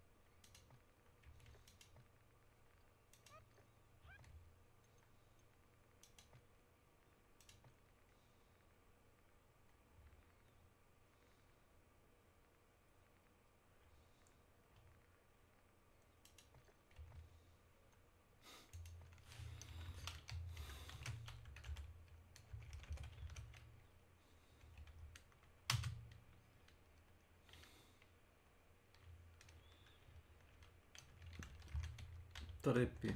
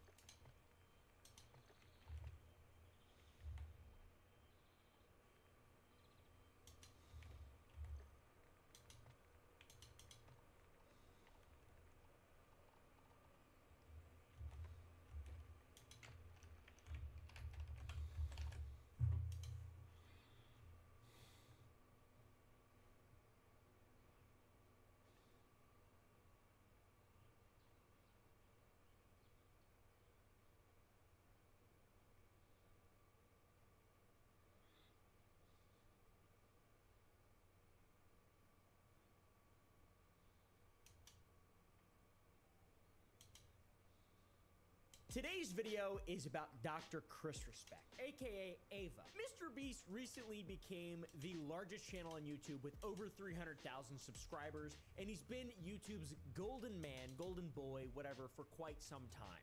Every single video he puts out gets millions of views in seconds. It's crazy, and it makes me want to beat my head against a f***ing wall. Okay, guys? The fact that this happens is because the man is incredibly brand friendly, and it's a very kind of corporate. They did the Squid Games on their own. It's a very big, new, high production value thing that is kind of the antithesis of old YouTube. And in spite of the content sort of being the antithesis of old YouTube, YouTube still looks at it extremely favorably. Every brand wants to do a deal with Mr. Beast. He's the golden boy. Like, he is the golden boy. We're doing over 200 million views. The first 30 days, the average video right now does 140 million views. The first 30, and then the first year it does like 220. Throughout his career on YouTube, the man has had a list, a rotating cast of friends and characters that appear in his videos, but only a few have remained loyal. We've got Jake the Viking, he dropped out real quick. Also Sneeko. Sneeko was also a part of Mr. Beast's crew for a little while. I do not like Sneeko at all. I hate Sneeko, actually. And Sneeko is on Twitter right now bitching at people for not covering the Ava Tyson story. Where's the consistency? When are you gonna go and disavow Chris and Mr. Beast? You have way more information. You actually have the receipts, and you haven't said a word yet. Immediately, Dr. Respect. Ew. Disgusting. Worst person ever. Pregledan sam. Idem što pojedem. Ovo se vraćam. Bi rad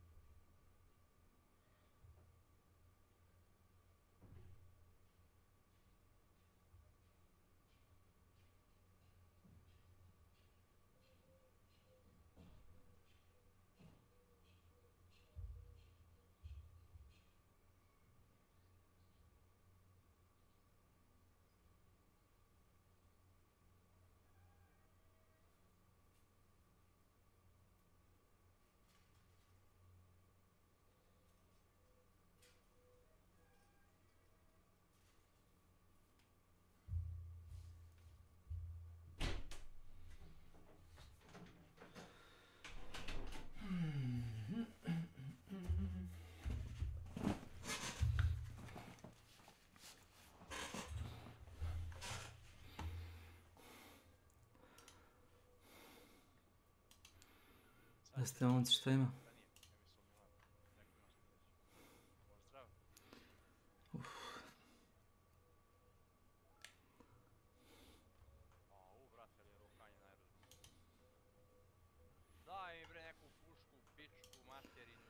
Dajte vina da... Šta?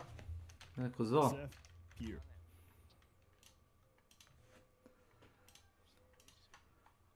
Baš da sam prošen i sve ti...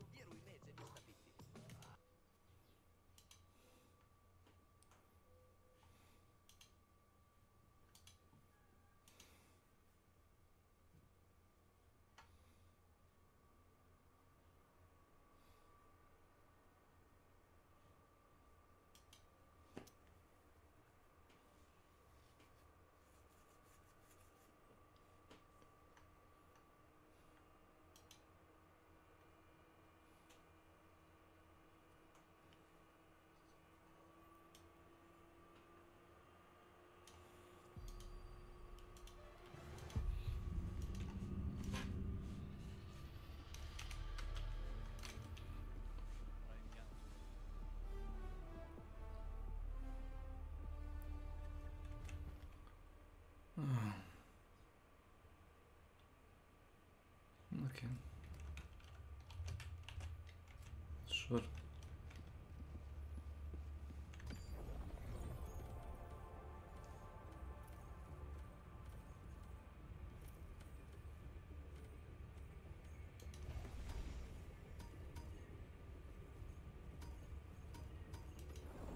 This world is riddled with terminate abominations. Where will you strike first?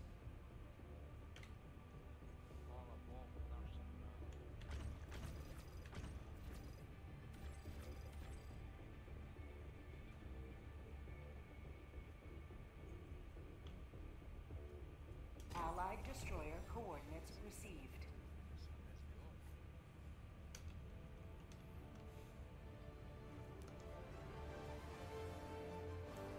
Initiating FTL jump to the Astanu system.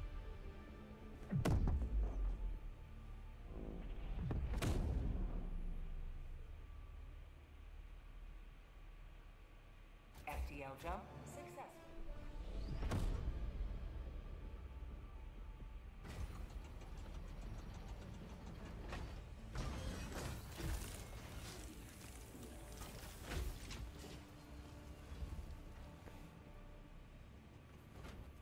Oh no.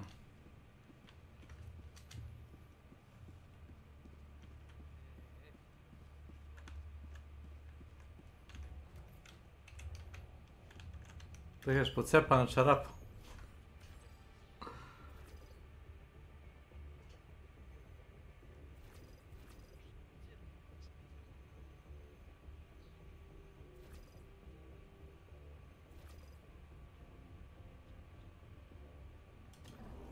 Another step closer to a successful operation. Mission coordinates locked. Hellpods prime. Engaging orbital thrusters.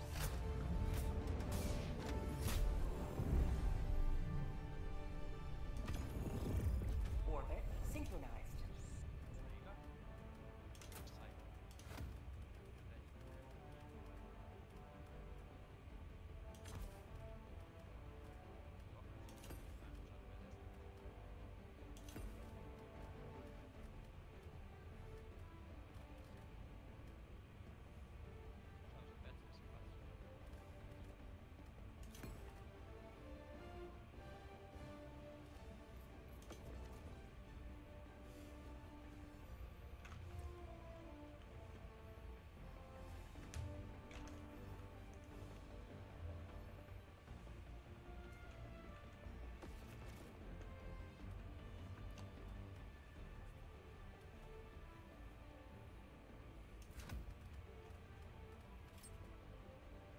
destroyer has joined squadron. Engaging orbital thrusters.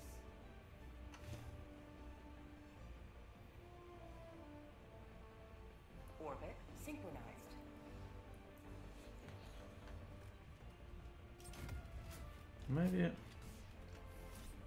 Maybe. Yeah. Allied destroyer has joined squadron.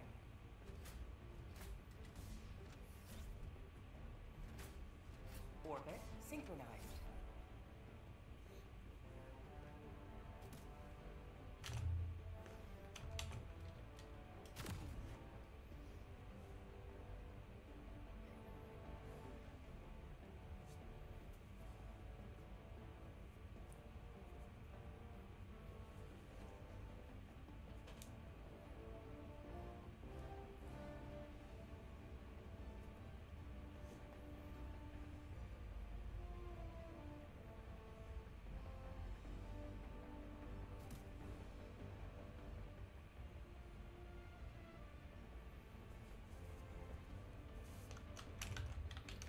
Who wants to live?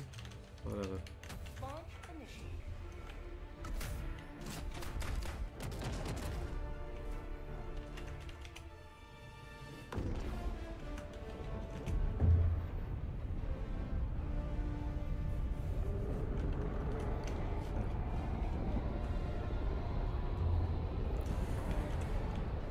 Fair enough.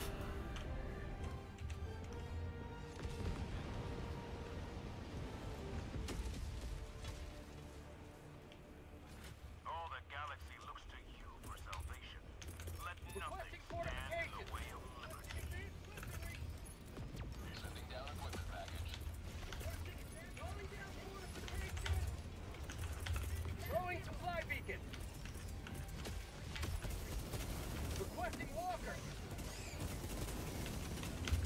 Fire in the hole. Throwing grenade.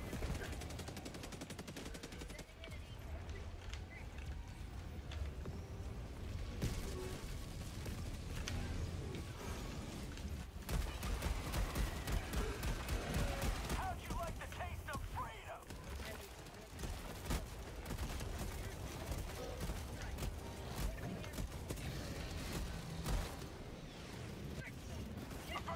Good job.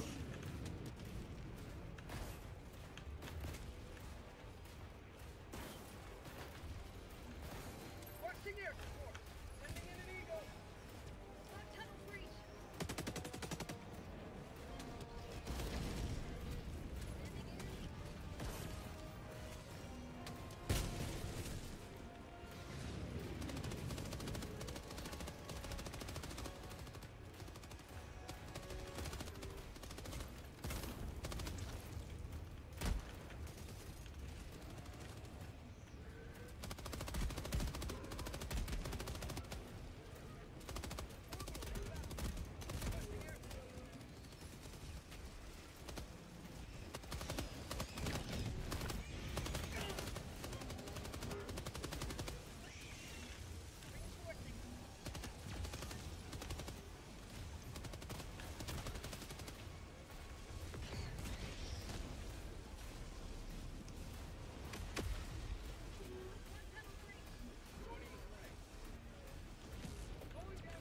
My mobility is kind of a low, but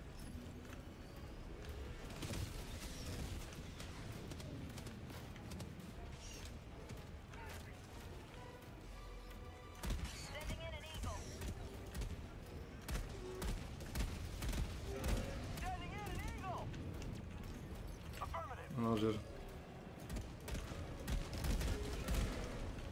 A lot of artillery bugs.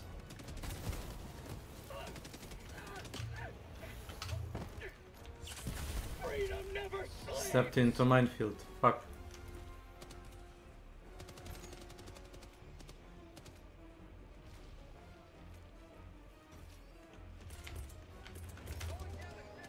Calling down fortifications.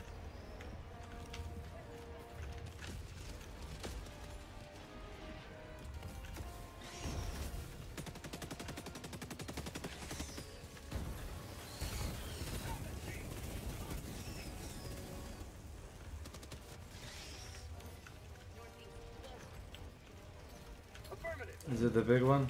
Oh.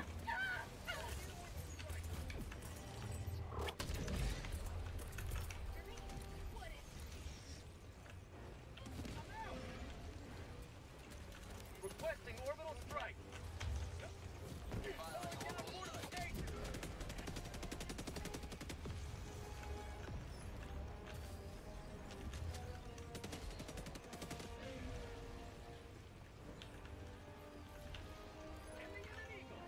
A lot of mines, careful. How'd you like to taste of freedom? Calling down supplies. Requesting fortification. Freedom marches on. Flawless.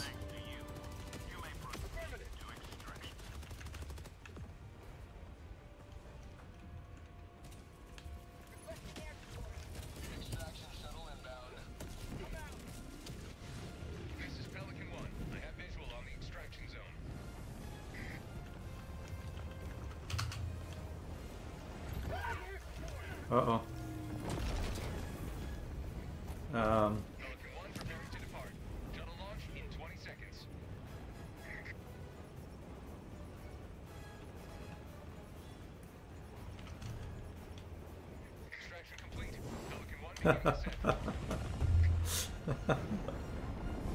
Slavko Jovanovic. Welcome to my channel. Ah ha ha ha ha. Kakvo Yuberkavanye.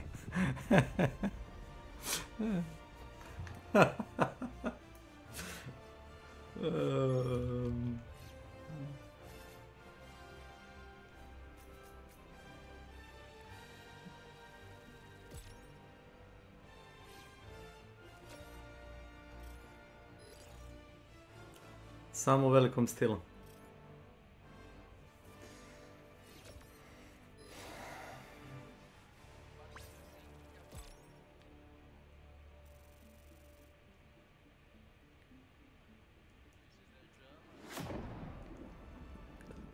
Hello, this is your pilot. Pakeko Drugase. A, drugačije ne može kod mene. Što luđe to bolje.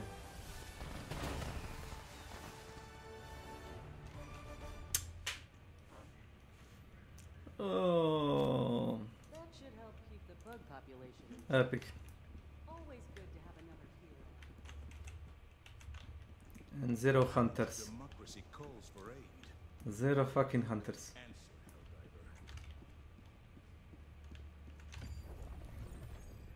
Mission coordinates locked. Hellpods prime. Engaging orbital thruster.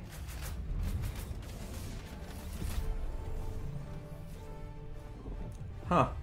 Orbit synchronized. Huh. We don't see it anywhere. What about here? Yeah, sure.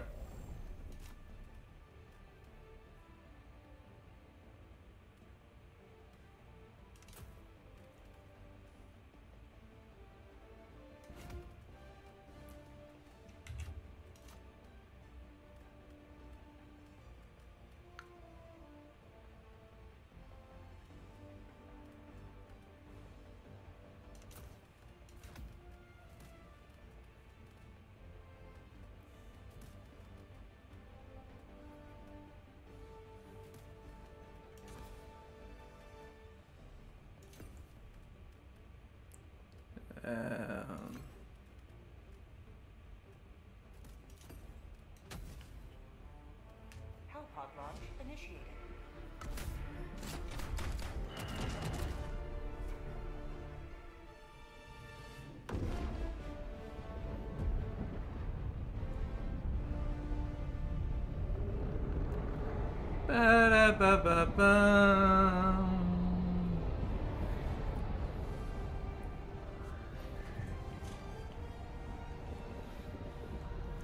Friendly fire isn't friendly fire.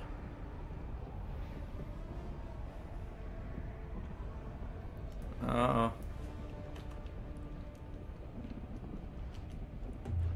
Oof. Oh. Good. We loaded actually.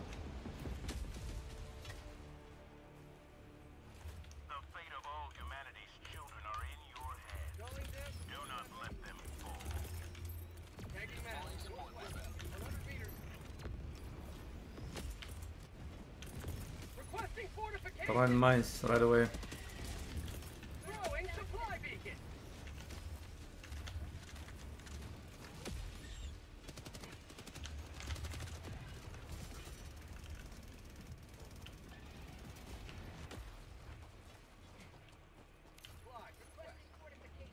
Affirmative. Roger.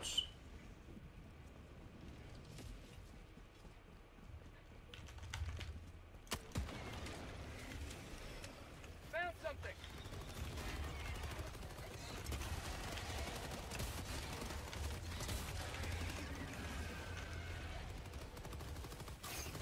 I admit we could have done with that.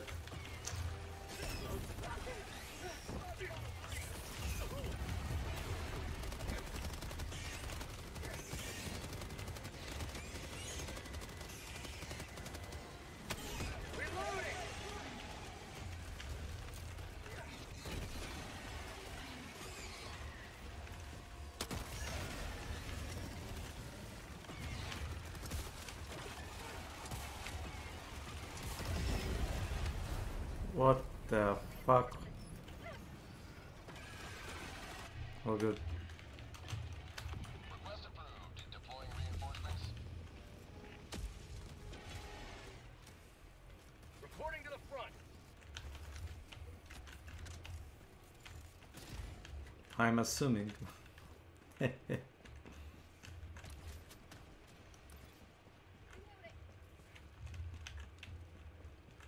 Tactical asset near your position. I'll see.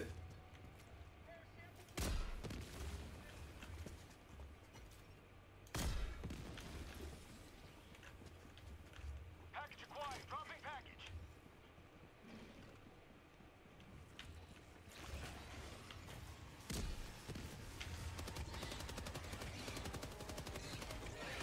Package acquired. Dropping package. What the fuck? Calling down a support weapon. Requesting advanced weaponry. Package acquired. Dropping package.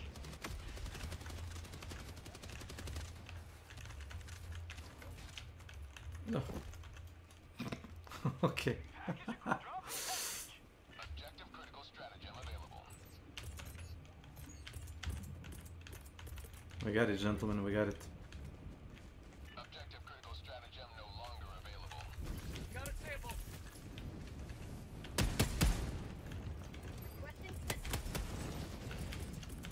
Calling down fortification.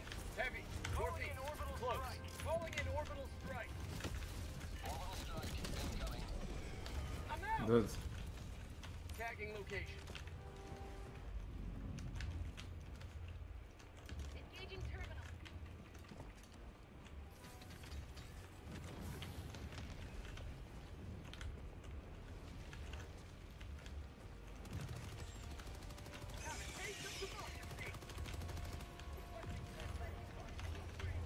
How about a nice cup of liver tea? Calling down a support weapon. Calling in reinforcements. Slammered in my leg.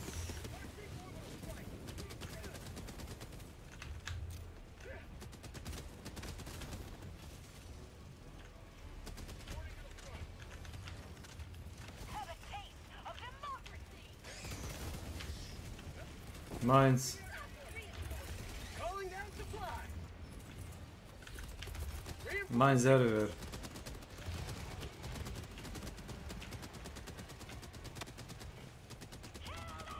I'm out. Yeah. Reinforcing. Calling in reinforcements. Request approved. Deploying Yep. reinforcements. Affirmative. You can't see them. Joining the fray.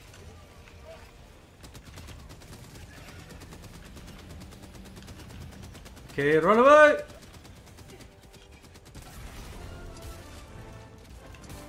Calling in reinforcements.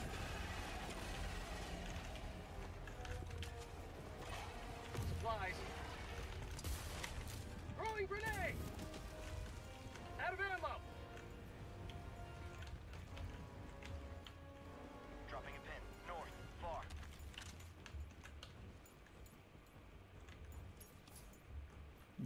can kinda see them, but not really. No! No!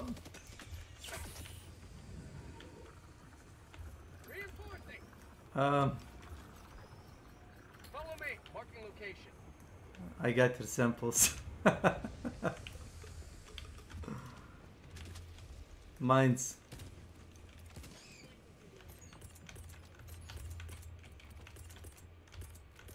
Requesting advanced weaponry. Sending down support weapon. Requesting fortifications.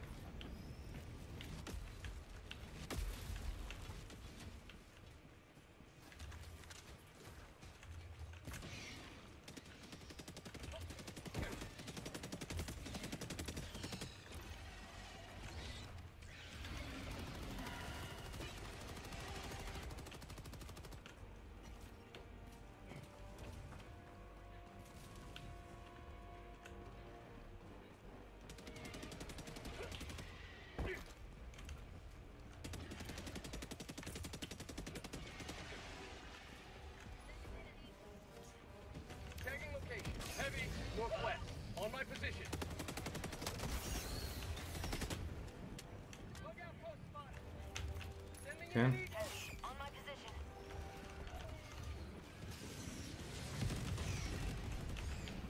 Nope.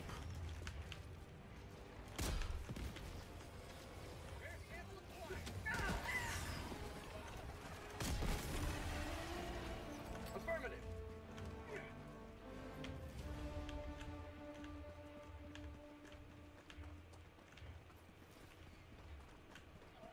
Requesting fortifications. Throwing supply beacon. Deploying equipment package. Calling down a support weapon.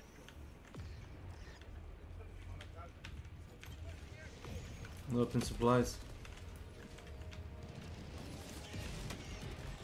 Supplies. Heavy. I'm out. Logout post.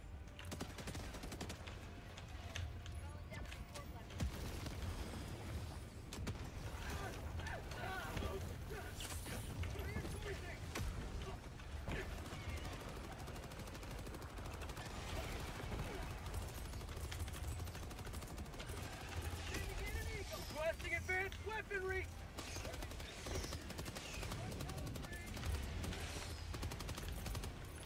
Sending down equipment package.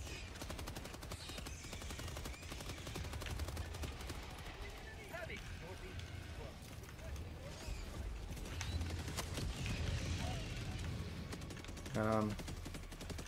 Oops. Calling in reinforcements. Calling down a support weapon.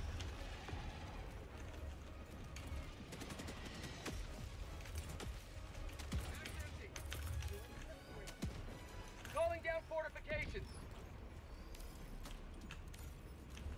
Wait, what is that? I see, Spore. Spore. I'll take it. Roger. Rear sample acquired.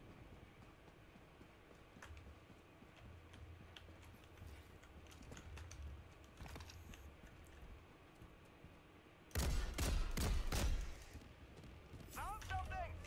Affirmative. Terminate hive structure destroyed. Affirmative.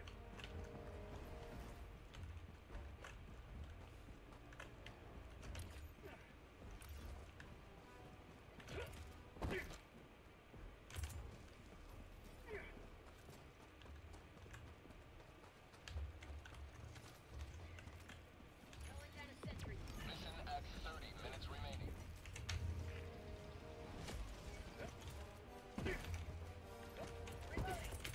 Requesting advanced weaponry.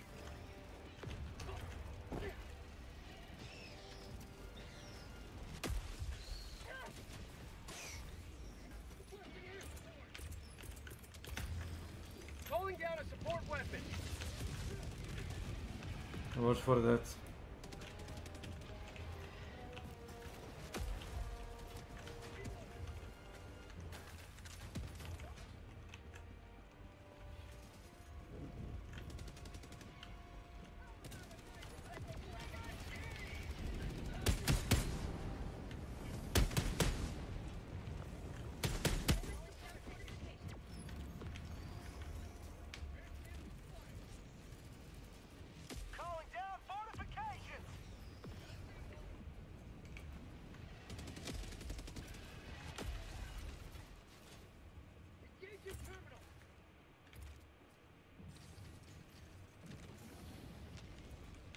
Bug bridge.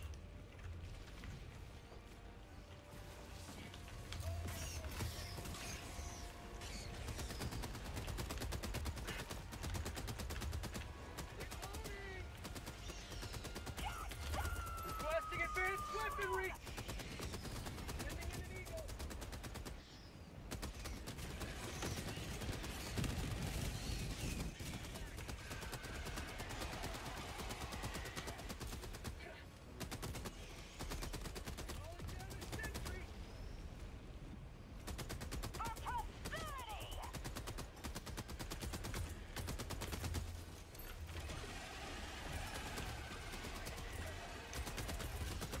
Minefield.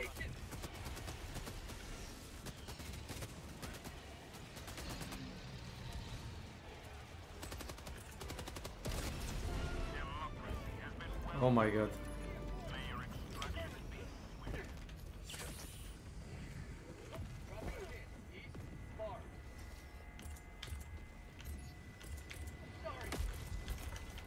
All good.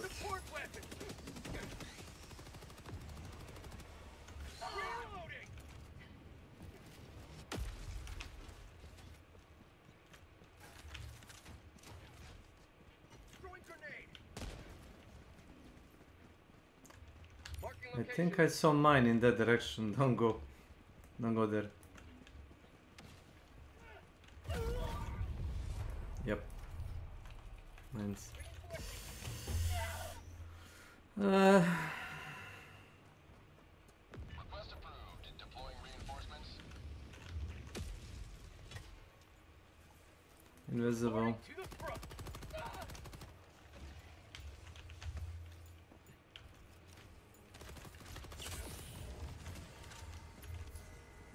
Run!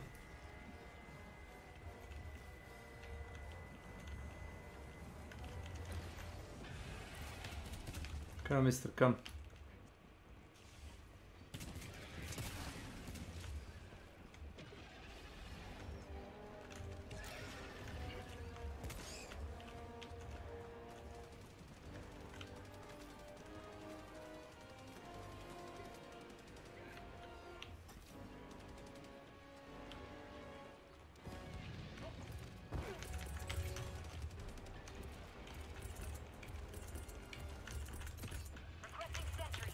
Calling down supplies. Marking location. Heavy. East. On my way. Engaging. I'll take it.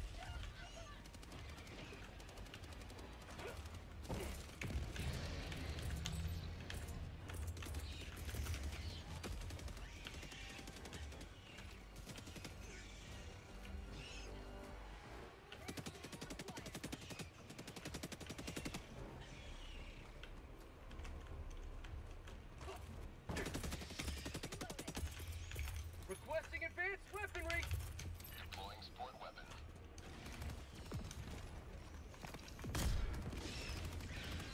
Requesting fortification. Requesting air support.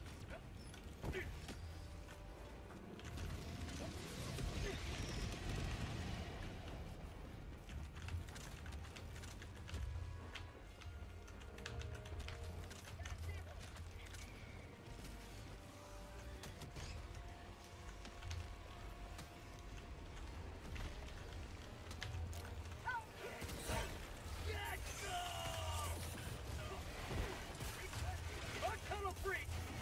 Grenade! Calling down fortification! Heavy. South. 100 meters. Requesting air support! Requesting orbital strike! Well, he's dead, I guess.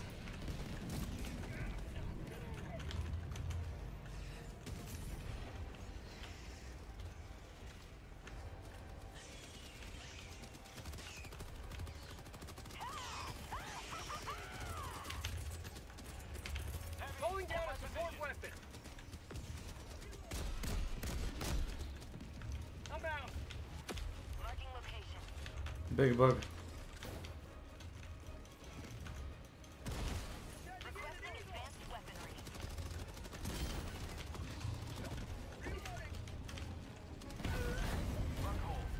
Is that? Calling I think.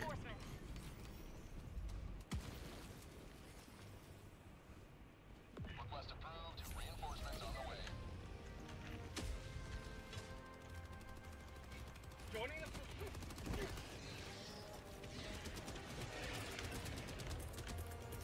Requesting advanced weaponry! It's okay.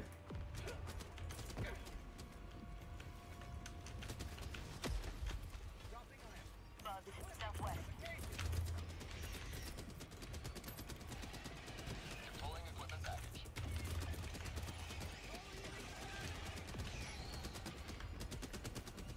Extraction request confirmed. Shuttle inbound. Throwing supply beacon! Calling down a support weapon!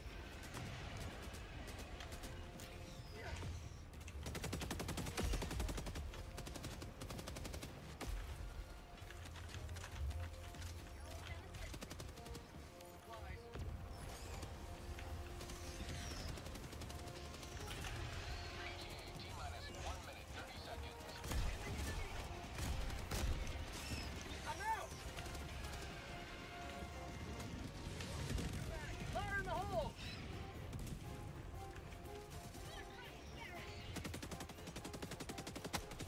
Reloading!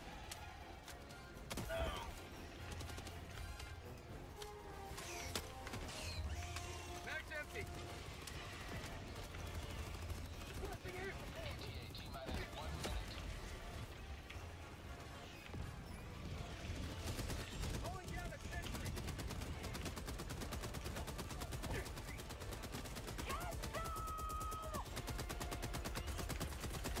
Requesting fortifications!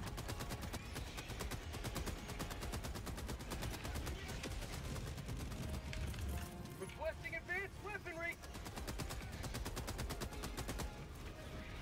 ATA T-minus 30 seconds. Throwing grenade! Tagging location. South. ETA T-minus 20 seconds. Calling down a support weapon!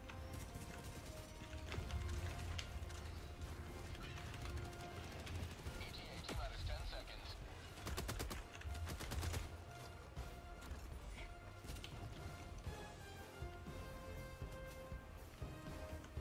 Pelican 1 arriving at coordinates. Pelican 1 landing in progress. Hello to democracy! Calling in orbital strike! Requesting air support. Requesting orbital strike! Sending in an eagle!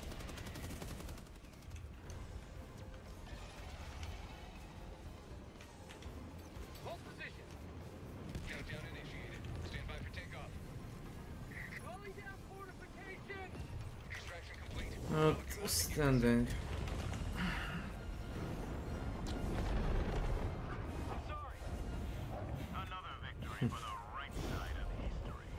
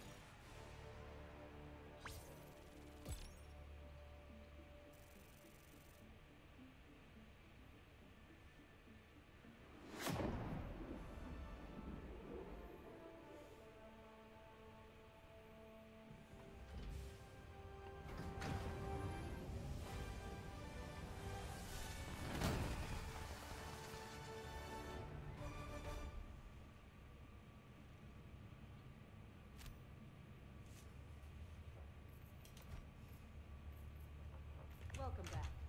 Friendly fire isn't necessary. Allied destroyer has left squadron. Innocents perish with every wasted second. We must act. Coordinates locked. Hellpods prime. Engaging orbital thrusters.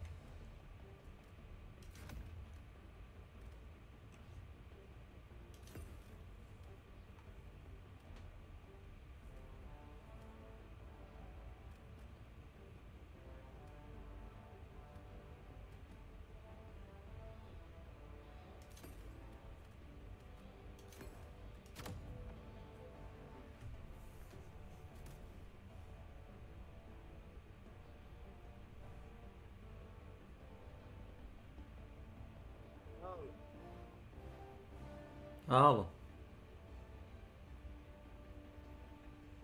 Launch initiated.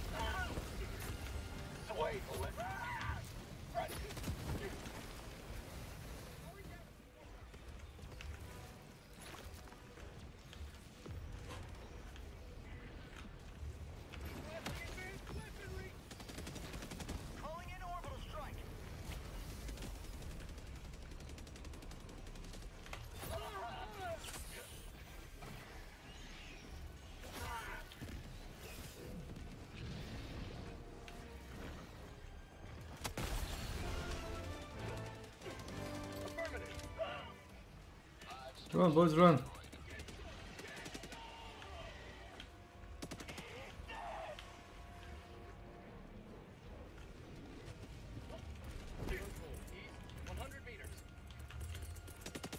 Calling down fortifications. Watch for mines.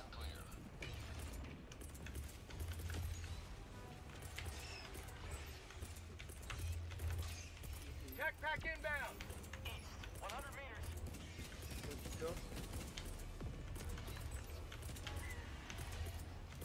Requesting advanced weaponry.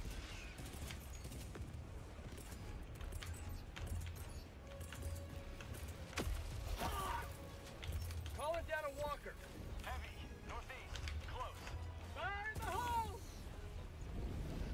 Allied destroyer joining squadron, deploying Helldiver to combat zone.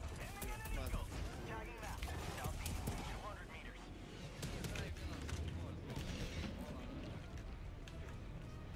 Found something!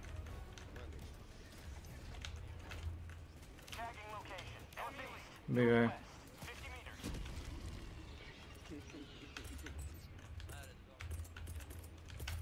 Requesting orbital strike. Enemy tactical asset within range. Not even close. Air support. Calling in a hell bomb.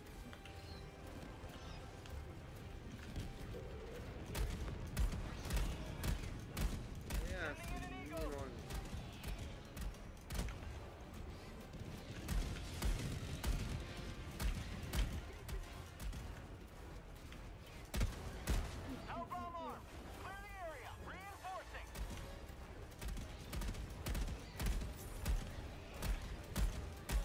Requesting advanced weaponry. Terminate hive structure. Marking location. Bunker.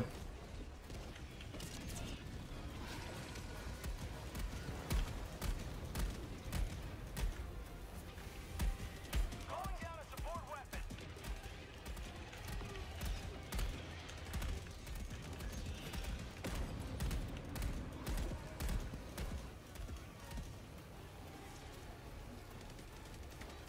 We got them, boys. We got them. Calling down a support weapon.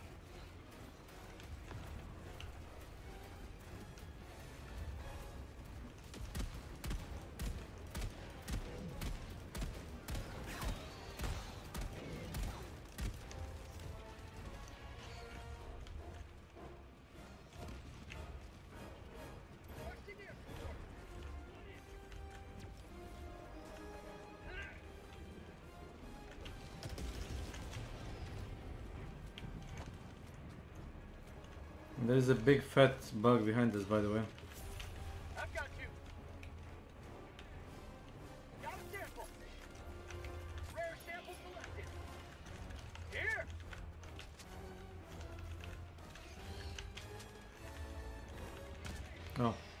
Okay.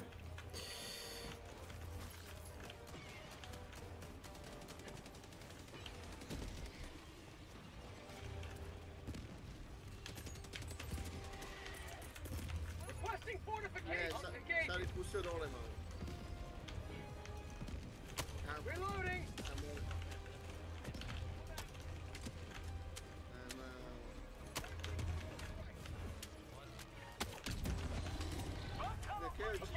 Good.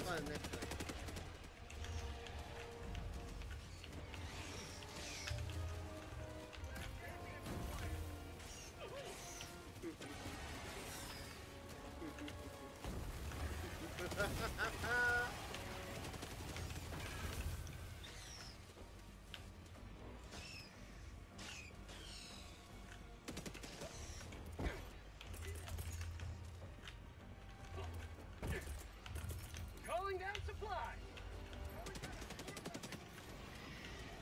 Sending in an eagle. Requesting advanced weaponry. Requesting advanced weaponry. We didn't kill shit. Blood light for Super Earth. Supplies.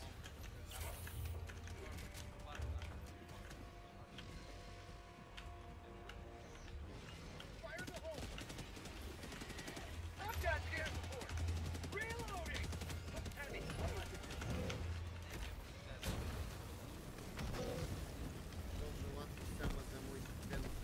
Kill 'em all. Cooked.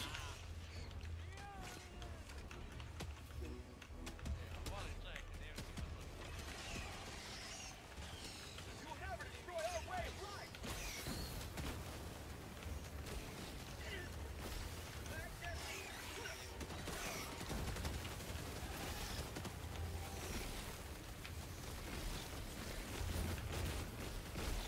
New canister. Affirmative.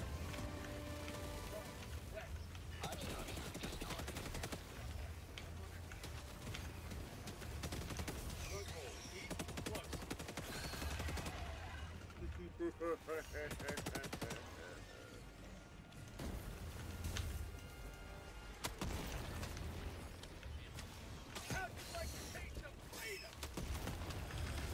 Walker, affirmative. North. Cancel that. Heavy, northwest. Close.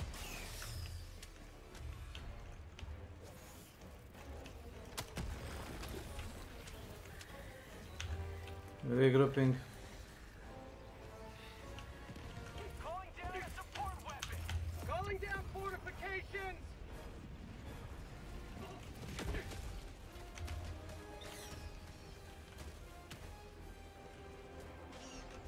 Here. Requesting advanced weaponry. Mag's empty.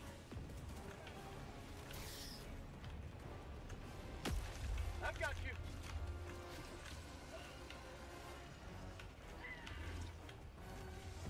Big guy on the T4. Calling in orbital strike. Calling orbital. Affirmative. Affirmative.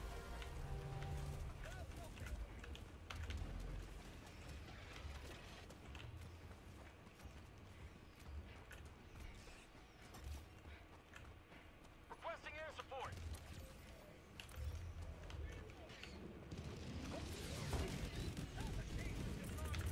Throwing supply beacon. Supplies.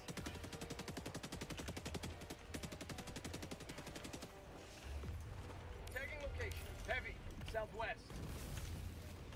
How about a nice cup of liver tea? Found something. Calling in a hell bomb. Canister's empty. Sweet. Tagging map. West. Far. Hell bomb. Affirmative. Hell bomb arm. Clear the area.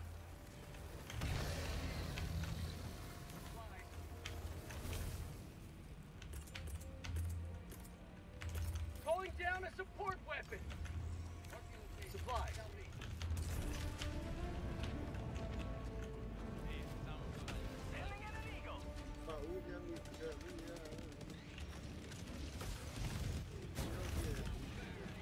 Rare sample acquired. Heavy. 50 meters.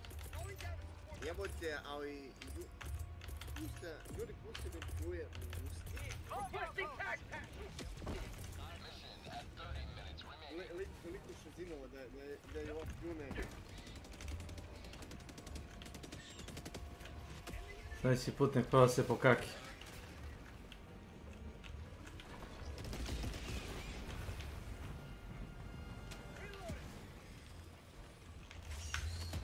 Oj, Facebook.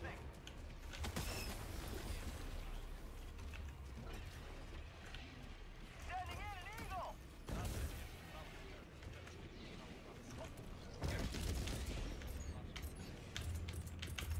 Requesting fortification. Ne treba da ima pravo glasa da bi se osjećao. Baš što hoće da se osjeća počinjeni, znači da... A, okej. Pravo počinjeni. Affirmative.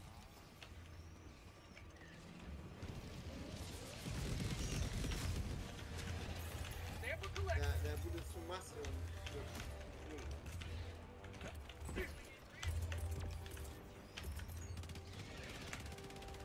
Supplies. Supplies in a ditch.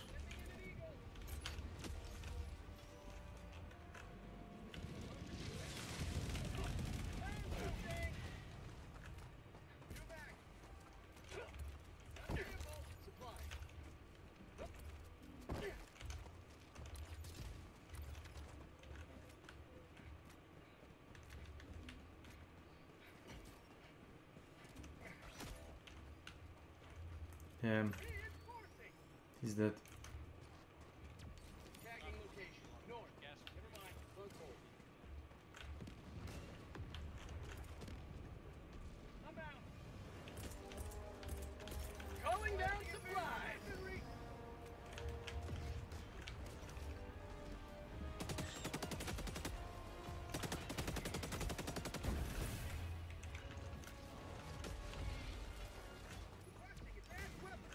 Supplies.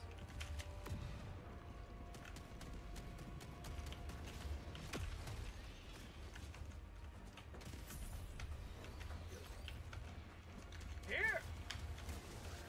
Hive structure destroyed.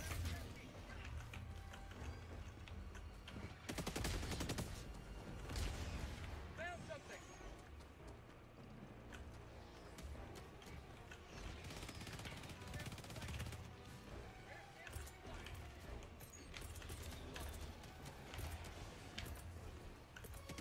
Requesting walker. Drop in Loki if anybody wants it.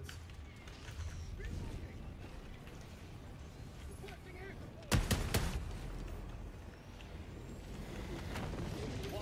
air support.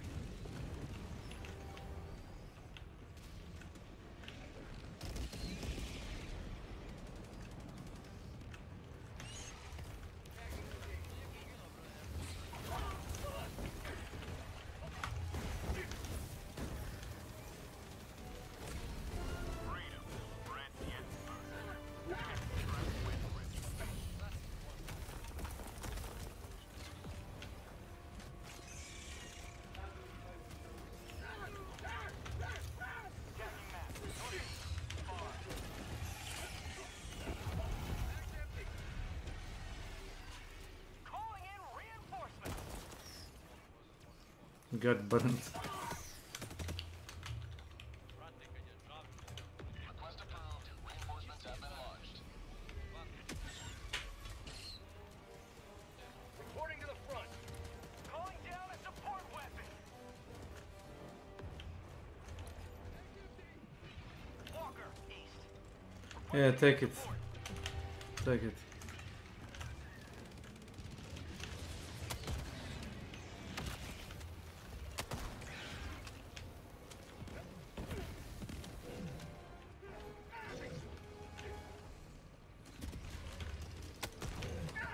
Marking location. East. Extraction is available. Southeast.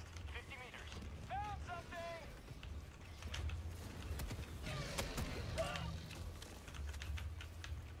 Affirmative. Roger, Roger.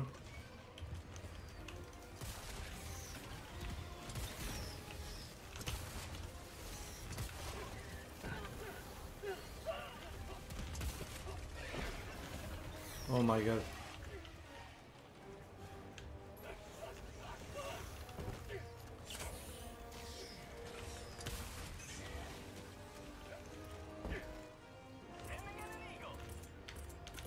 Calling down fortifications.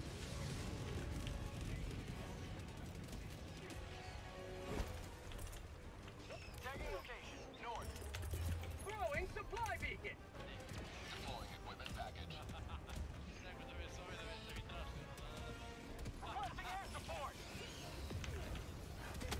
Reloading.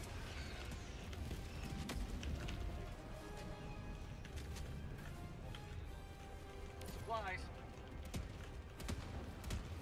Heavy, north. Close. Affirmative. Nice shooting.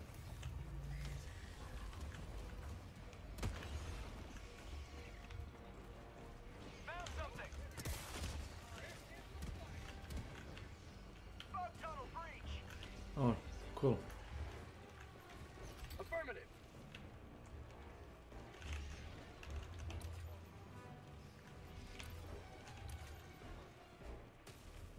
Dropping a pin. Northeast. Far.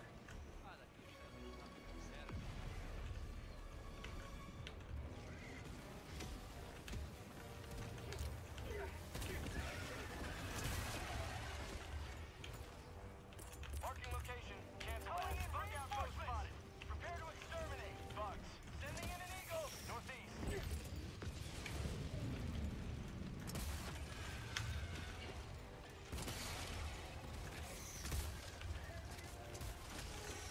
Requesting air support.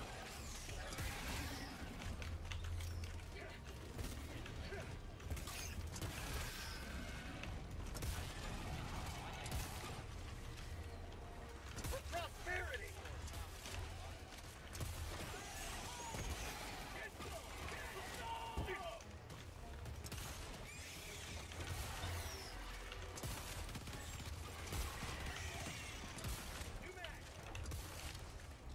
You will never destroy our way of life.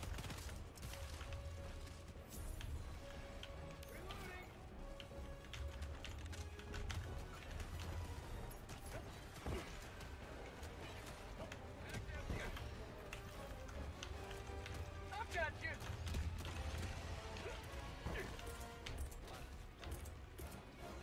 Requesting advance weaponry. Aiming at an eagle. Requesting advance weaponry.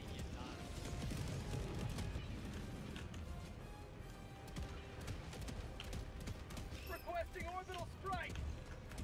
Kill it. Requesting air support. Affirmative. Hold position. É isso. Oliver. Desce Ace of Ventura. Znači, molim to prati pažnju. Mm. Ace. Ne, u redu je, nisam na to htjela, ali čisto da se zna. Da te zove masu. Calling down supplies. Kječinu, gospodin Requesting Kječinu. fortifications.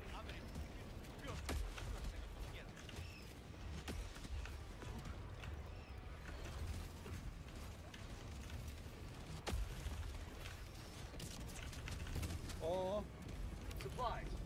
Nenadovih jebjeva i vladini njihove nikako ne. Say hello to democracy.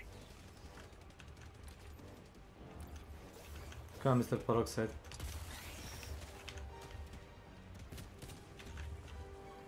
Freedom forever. Freedom forever.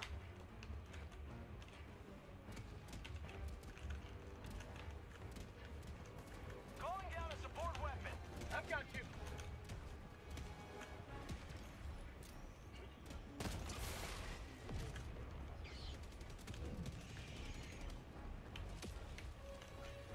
Fire in the hole.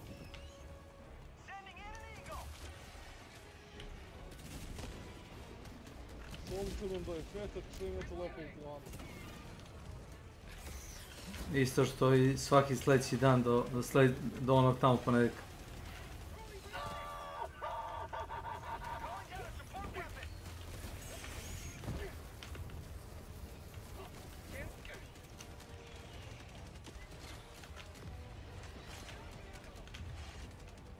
Reloading. Oj.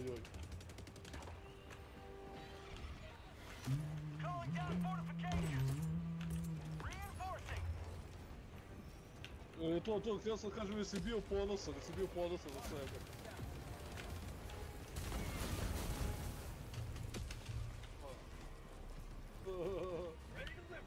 To.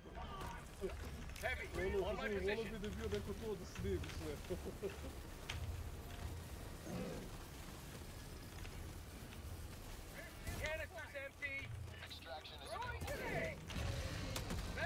Cooked.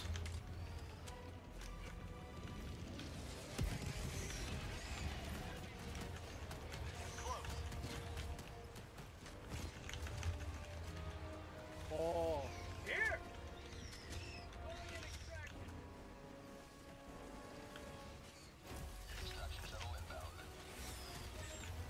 No, onda se 2 točke. O, ispred mene tamo.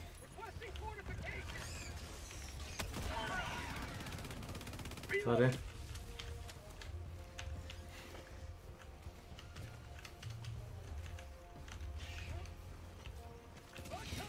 KO physics. Calling down fortification. Throwing supply beacon. Marking location. Minefield.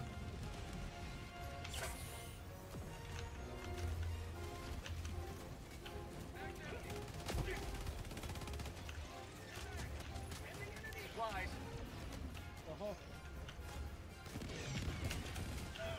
Here.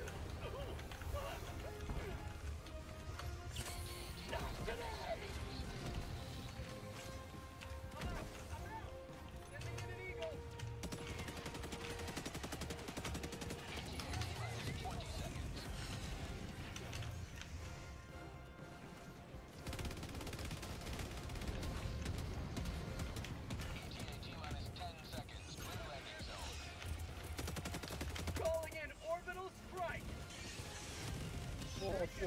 Reloading. This is Pelican 1. I have visual A ima nečeg o tome. Pelican 1 landing in progress. Watch for the mines.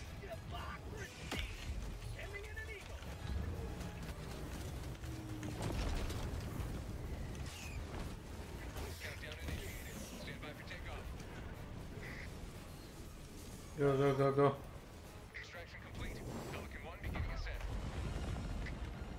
Nice. You have maintained our way of life.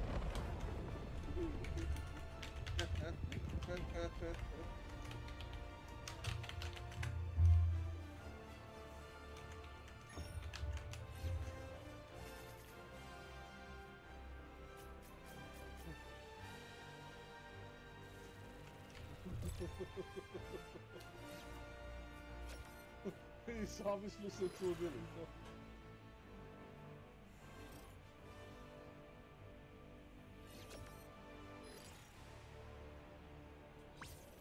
A on sebi.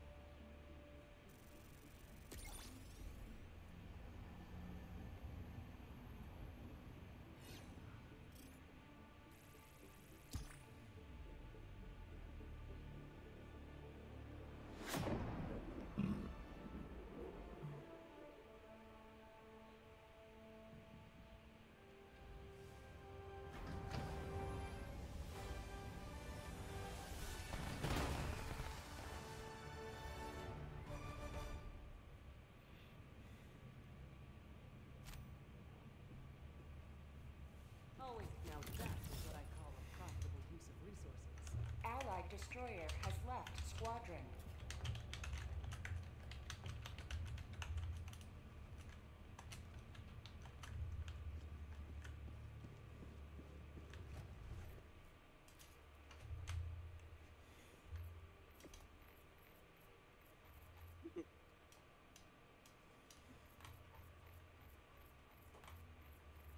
Aha.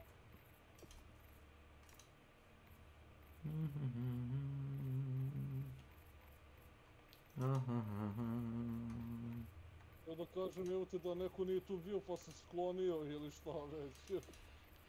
Ne, a? Sakrio se.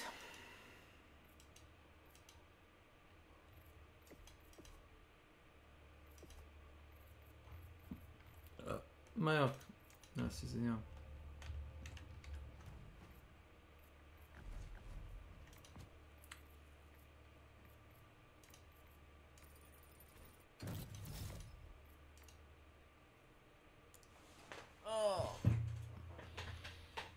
Pitam se zašto je ovaj skup ovoliko. Koliko je trebalo za ovaj zadnji Battle Pass? Svaki ovaj košta 50 pojena. Zato krenuli ste ono fiziku, cijelo izračunavanje, znaš, ono, sve uviđaj. Jeli, ko danas drži predavanje, da čujem? Ono, časuje matematike i fizike i to. Je, ima nešto, pa to ti kažem, ima nešto u tome, ono. Hoćete li pitanje za razmišljanje ako ćete da se bavite matematikom i glupostima?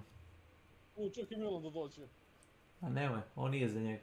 Ne može on da izračuna. Pita Ilija će te pitanje matematičko za razmišljanje, ja rekao čekaj da dođe Milan. Na 100 kila brašna i 50 kila vode ide ti 180 grama omekšivača. Koliko ide omekšivača za testo na 200 kila brašna i 100 kila vode? 96 kila vode, izvinjavam se. Češ da uradiš proporciju ili možeš ovako iz glave da kažeš? Nećete nikad pogoditi. Ja verujem da je tako, ono. Molim Milano za te stvari. Ne treba da radite matematiku, 160 grama. Manje. A znaš zašto manje? Zato što druga mesilica mesi zames od 100 kila brašna, a zames od 200 kila brašna se mesi na novoj mesilici. I ne treba toliko snage, razumeš, da se mesi testo. Mašini. I zato se koristi manje omekšivača. Znači, nikakva matematika tu ne pomaže. Kao što nikakva matematika ovdje ne vredi u realnom životu. Koju učite u školi i u statistici. Sve je to go kurac. Hvala.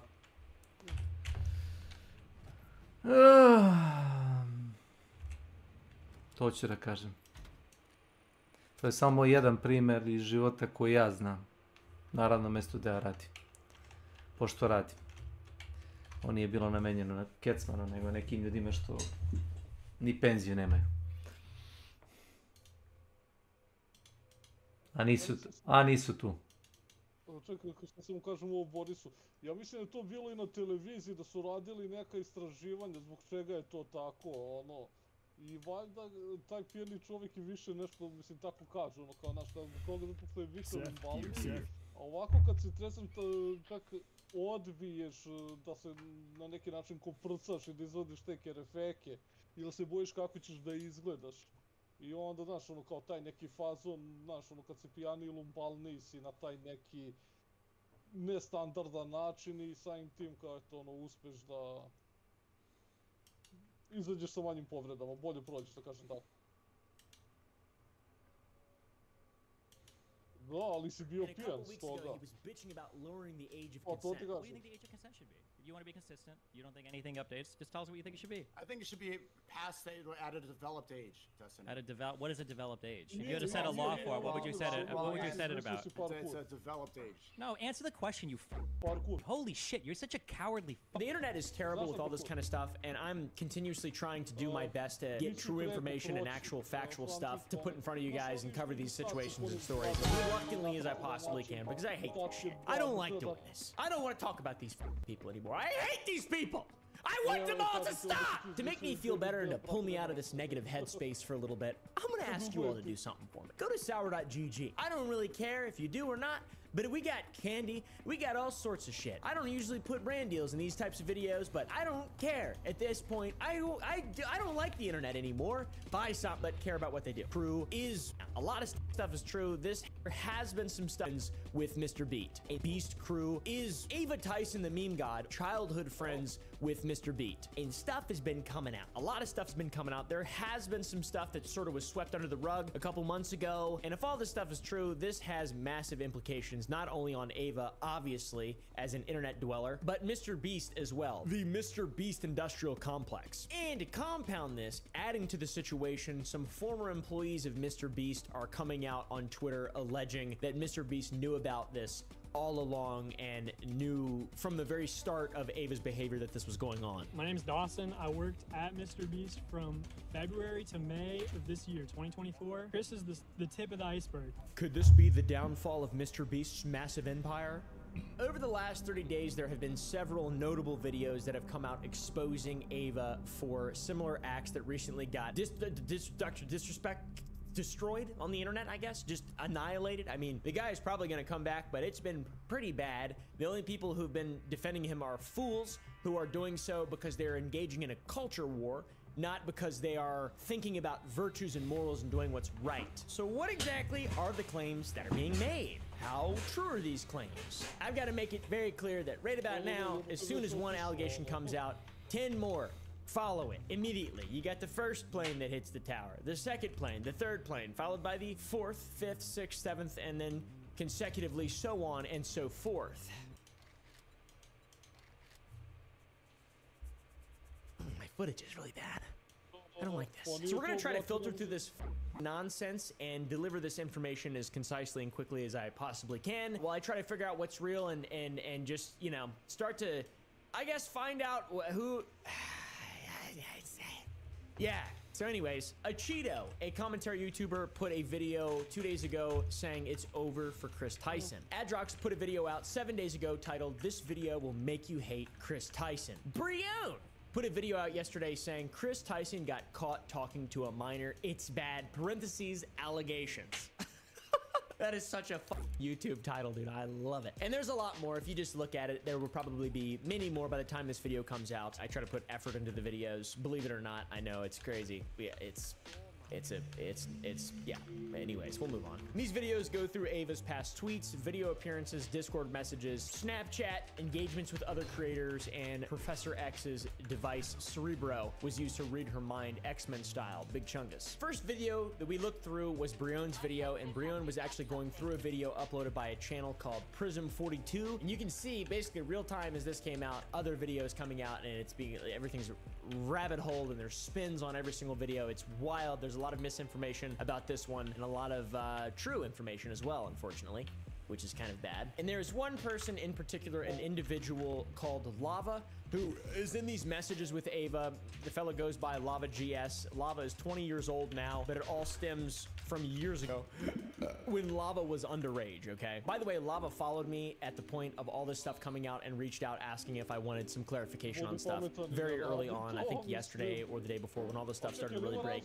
And I got a lot of clarification from Lava. Lava is the supposed victim, by the way. So we have actual research done in this video. Lava was a longtime fan of Mr. Beast's, claiming to have found Mr. Beast when he only had 500 subscribers. And at one point, Lava got a signed CSGO knife from Jimmy, which is pretty badass. Now, it makes sense that if Lava found the Krusty Crew in the Jimothy Beast channel back at 500 subs, that he'd be a known person in their fan base. And Lava even appeared in a Mr. Beast gaming video, which you can see on his Twitter bio, but it has since been removed. Lava, Pluto, assemble! Hi, how are you?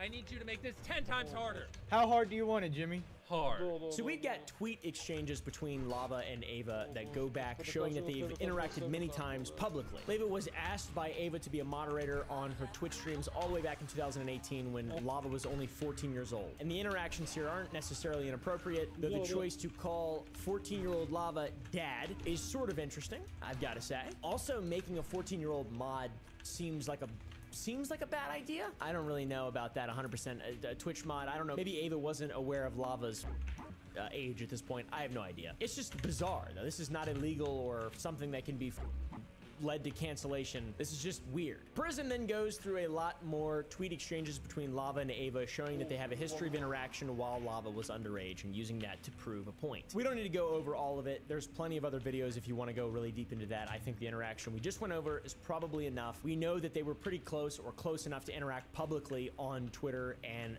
close enough for Ava to trust Lava to want to have him moderate the Twitch. And Ava even gave Lava a shout out in 2019 to tell them people to go follow in Lava's Twitch. This is where it gets a little bit more weird. Ava once tweeted that if she hit her Patreon goal, she'd release her, and Lava responded saying that he was Ava's first Patreon sub. That's weird.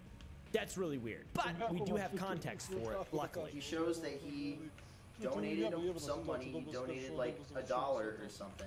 So it's not enough to meet the goal. And he says, but not $5. Pathetic. Just kidding. Kissy face. Yeah, this is the part that I have a problem with. Then the conversation supposedly ended with Ava saying, I posted some fire for you, please no share. This is like the thing that's been going massively viral on Twitter, by the way, and that people are primarily using to cancel Ava Tyson. Person then goes through a lot of Discord messages about going camping with Ava in the middle of nowhere from a Discord server, supposedly belonging to Carl Jacob, one of the other Mr. Beast team guys, where everyone is simping over Carl, including Lava. It's very weird, but parasocial behavior isn't that uncommon in creator communities, and it's just kind of why, you know, creator communities and these parasocial relationships have really evolved over the last couple years, and we can all now clearly see that it's just not appropriate, and it's not a good thing to do, really. Unless you have a very small channel, and there's like a lot of humility and just kind of evenness and transparency, I don't see it ever ending well for a creator with millions of followers or a lot of pull interacting with their audience, to be honest.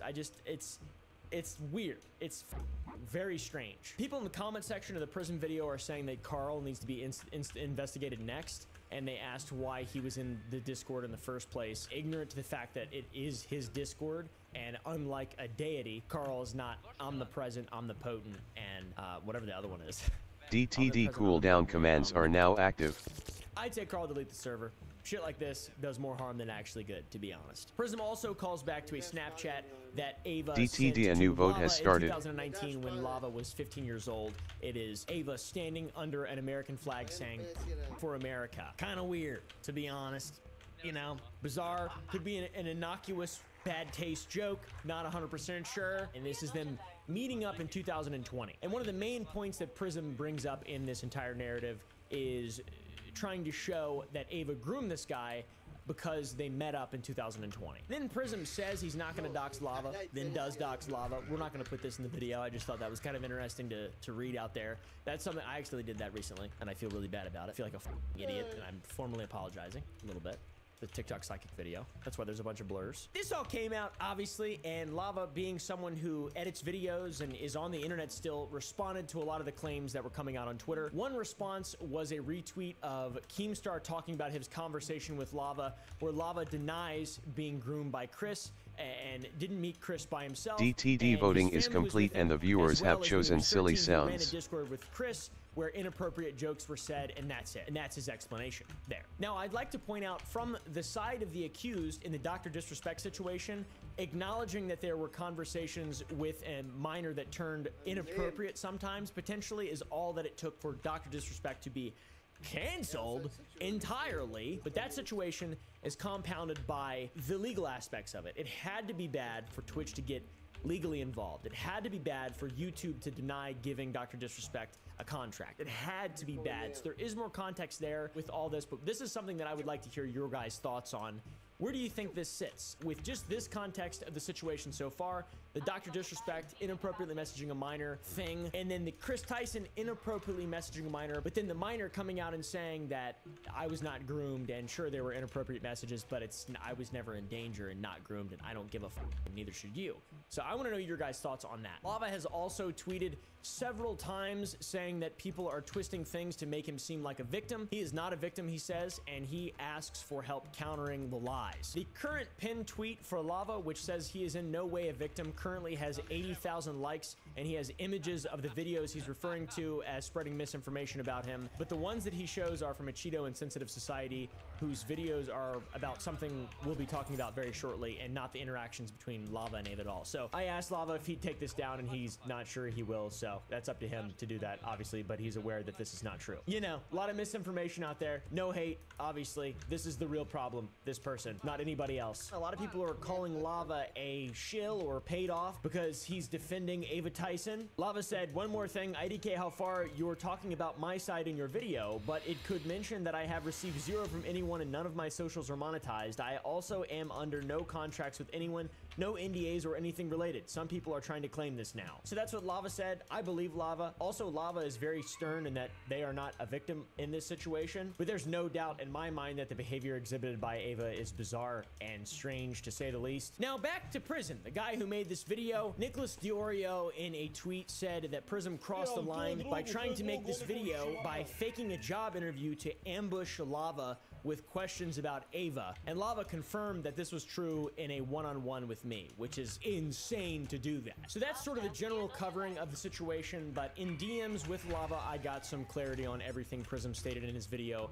That sort of complicates things a bit further. That's why I've saved it until now, but everything should be out on the table. Everything that's been talked about needs to be aired out 110%, and the truth needs to be made as clear as possible, guys. Lava talks about how he joined Discord back in 2016 and got pretty good at setting up Discord servers with bots and how to use the app, etc., etc. And this was also he could set up servers to interact with his friends and communities, etc. Ava was one of the people who reached out asking for help setting up a server, so Lava did. But Ava never did or said anything predatory, and Lava stayed in the Discord because everyone was cool. They played games together, and over time they grew friendships, and after some time spent together gaming, things just blossomed, like just standard community type stuff. Lava then says that he was the first one to start making edgy jokes, and it was a time when that was prevalent everywhere on the internet, which we can all attest to. Things have definitely calmed down over the last couple years, for sure. 2016 was the Wild West. Doesn't matter how old you were. Shit was crazy out there. Lava even shared screenshots of his DMs with Ava. He also debunked some of the claims made by Prism, saying that the Coming for America picture was sent in a group chat with Ava's friend group,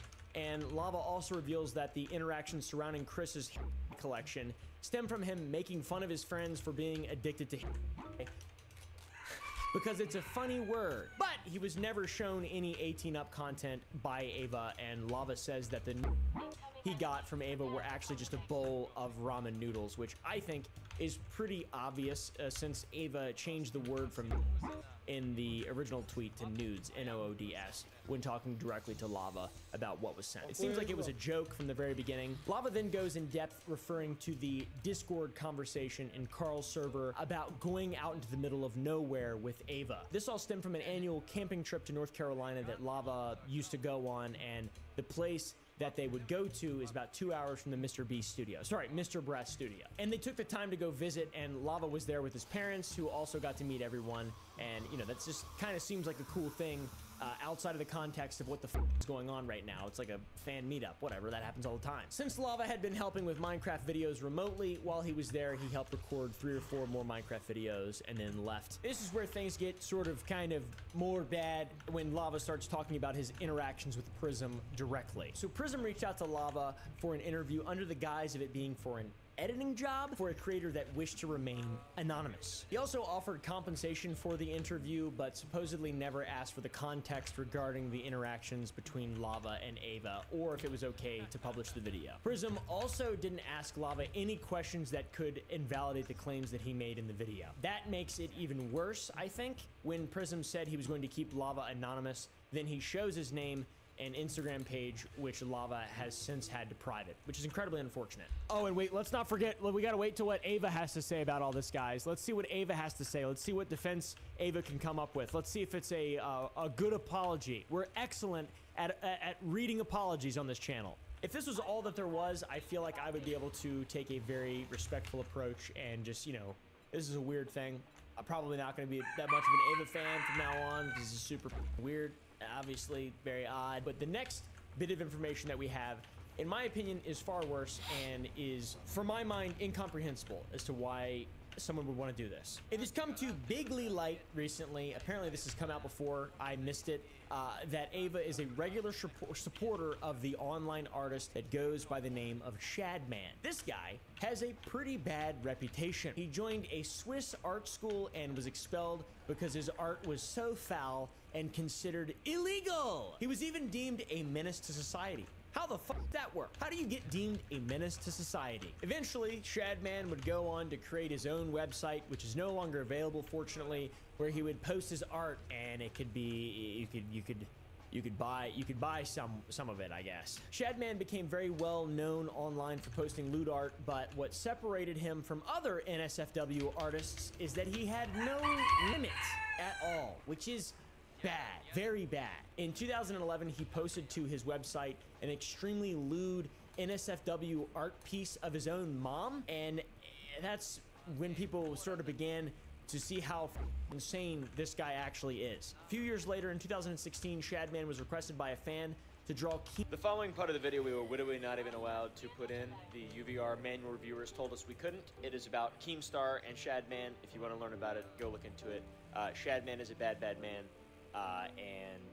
Yeah. What's insane is that despite this disgusting and awful reputation that Shadman has and had for a long time, he still grew a fan base, and Ava appeared to be one of his biggest fans. Before Ava deleted all of her tweets, it was apparent that she was a big fan that often interacted with Shadman on Twitter, and a bunch of other YouTubers have kind of been shown to be interacting with this freak ass mother.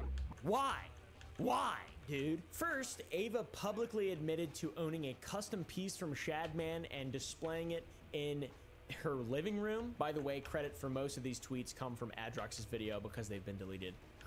Ava completely scrubbed her entire Twitter. And I'm not sure if we can show this, but this is a tweet from Ava displaying the art that she got from Shadman. We can also confirm that Ava was very serious about the art because it can be seen in a video displayed on the wall. Even Jimothy Beast had it shown on the wall. Very strange. Very, very odd. Don't do that.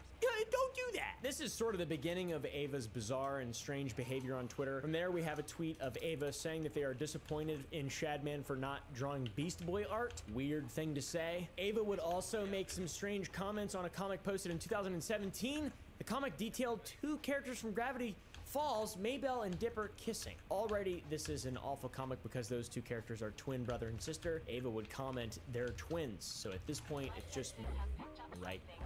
Spelled incorrectly, and that's pretty gross. That's pretty disgusting, to say the least. Not something someone should be annihilated from the internet from, obviously, but like when you have a pattern of behavior for an extended period of time and people repeatedly tell you how disgusting and weird you are and you keep on doing it, at that point it's like, oh, okay, maybe we have a problem here. Maybe we need to check the hard drives. People say that jokingly all the time. I think this is a very valid point to do that. Check the hard drives. Shadman and Ava Tyson, to be honest. In 2018, Ava would be seen tweeting that they found Violet Parr cute. Strange behavior. One of the biggest connections between Shadman and Ava occurred in 2019 when Ava accidentally went to Shadman's website and shouted him out on stream, showing her continued support for Shadman's work. During that same year, just a few months prior, Ava was begging Shadman to draw a girl from an anime. Very disturbing. Very odd. Don't do that. And if I had a friend that I found out any of this stuff happened with, especially the Shadman stuff, I'd be like, are you a sick, like what? Can you explain it to me? So yeah, and the Shadman thing does absolutely make the Lava Ava stuff look substantially worse in a vacuum. Now, furthermore though, back to Ava. Deleting all your tweets, bad idea, including the ones we discussed. It's a very bad look. Now, Twitter justice. Okay, guys, let's talk about Twitter justice. The internet is a place of misinformation. There's so much going on all the time. There's allegations constantly, and over the last few days, allegations being brought against Ava exploded everywhere, and it's blasted all over Twitter. We've got Jake the Viking making statements. We've got Sneeko making statements wanting to get Ava locked up in jail, and then just a few weeks after, arguing for the age of consent to be changed. Bro, make up your mind, you freak motherfucker. Also, check out this clip. Yo, just the craziest thing about Sketch is I'm seeing everyone's like, Sketch is one of the most genuine dudes ever. He's genuinely, I don't know what's the new Twitch word. He's genuinely one of the most genuine guys ever. No, he's not. He lied to you about his life. So by that basis of logic, I would assume that Sneeko begins his relationships by telling people he lets his girlfriend. Alright, this fucking dude. You look like the guy who shot Trump, you know. I just don't like Sneeko. Anyways, we'll move on. So this whole thing gained a lot of traction over the weekend and the last 2 days, and people been coming out of the woodwork saying, talking about their side of the story and talking about their interactions with Ava. One of the people who has come forward is Jake the Viking, prominent ex-Mr. Beast employee. Jake Franklin. He used to be a member of the Mr. Beast crew. He appeared in numerous videos for about 4 months, and that was 4 years ago. Then he stopped appearing in Mr. Beast videos and he made his own content. He put out a video explaining why he left. He's kind of been relatively quiet over the last couple years until the Ava situation blew up on Twitter, and it is known that Jake was not supportive of Ava when she first came out a year ago, so it has been no surprise that he has been tweeting nonstop about the current situation, just like Nick Merckx and everybody did. The culture war side of this, I really have no interest in being a part of. I'm just gonna be honest with you guys. A lot of people are like, "You're a pussy, dude. Why are you such a pussy, dude? Why do you have mutual respect for people, dude? You, dude. You suck, dude." I'm trying to minimize the amount of harm that I do in the world. Trying to minimize it. Okay, and partaking in the culture war and political nonsense makes me feel like I want to kill. So I'd rather be respectful and get shit on for being respectful than, you know, anything else, to be honest, because it makes me feel like I can sleep at night. Jake's first tweet talking about Ava called her a bum, and ever since has been posting updates, adding his own commentary to the situation. Now, obviously, important to note, he is covering this situation intensely because he has a lot to gain from the attention from this. You know, the more people that split off from the Mr. Beast camp and kind of take the side, you know, Ava's disgusting. Let's, you know, Jake the Viking, he seems like to know what he's talking about. He's got a lot to gain, so it makes sense. But one tweet in particular has blown up and opened a new can of worms, and Twitter has been running rampant with it. On July 22nd, 2024, Jake tweeted, "Jimmy knew," implying that Mr. Beast was somehow complicit with Ava and knew of her actions and still kept her around. So, since this, people have been running with the idea that Jimmy knew, and people have been going back through looking at Mr. Beast videos and his catalog, trying to find and prove this, but nothing so far concrete has come out aside from Mr. Beast being in a live stream and Ava comes up and says the N-word. just like, "Hello there, I'm from South Carolina or North Carolina," or just says the hard R live on stream. That's so Southern, dude. And not even really, I mean, that's like dumb to even lump all people below an imaginary line in with a racist or whatever, I guess. I'm not sure. The most that's come out in regard to the whole Mr. Beast he knew thing is a screenshot from a video in which Mr. Beast is seen looking at a Shadman poster hung up on Ava's wall. Admittedly, this photo does show that Mr. Beast had at least seen Ava's bizarre behavior, but like, I don't know if Mr. Beast gives a f about Shadman or knew the context behind it, because I mean, it's perfectly reasonable. I don't believe Jimmy knew or anything like that. I don't think this is some big evil cabal. I think that Jimmy actually is a good guy, and I don't believe that there has been anything approached with maleficence or whatever the f that word is. I really don't know. That being said, though, Jimmy and Ava were roommates at the time, so it's hard to believe that Jimmy did know in some way. But at the end of the day, it's impossible to really know. Jimmy seems like he's very dedicated and focused on YouTube and changing the world, and Ava is not. Ava is focused on completely different things, very personal things. It would make sense to me if Jimmy had no idea, and that, you know, that Jake and Ava and all this, they're just complete and total outliers. But yeah, if Jimmy knew, Jake probably knew too, right? I don't know. According to this employee named Dawson, he claimed to work for Mr. Beast for only a few months this year. And in this video, Dawson claims that Mr. Beast has known that Ava was a liability for quite some time, but cannot remove her from the team because she has threatened legal action and she apparently knows too much. So I don't know. There's no proof. Trust me, bro. And when all this information comes out about everything that she knew, everything other people know, I promise you on everything Mr. Beast has done. So far, it's just a fun conspiracy. Oh, Mr. Beast he's the eyes wide shut. I don't know. How much can you learn from working there for just a few months? And I don't know. Mr. Beast has been pretty public about defending Ava, it seems like, on the twit, and after the Sunny V2 video even, which in my opinion was done poorly, and I did defend Ava in that video, and you know, knowing what I know now, and the whole Shadman thing, I didn't do any research into that. I wish I would have.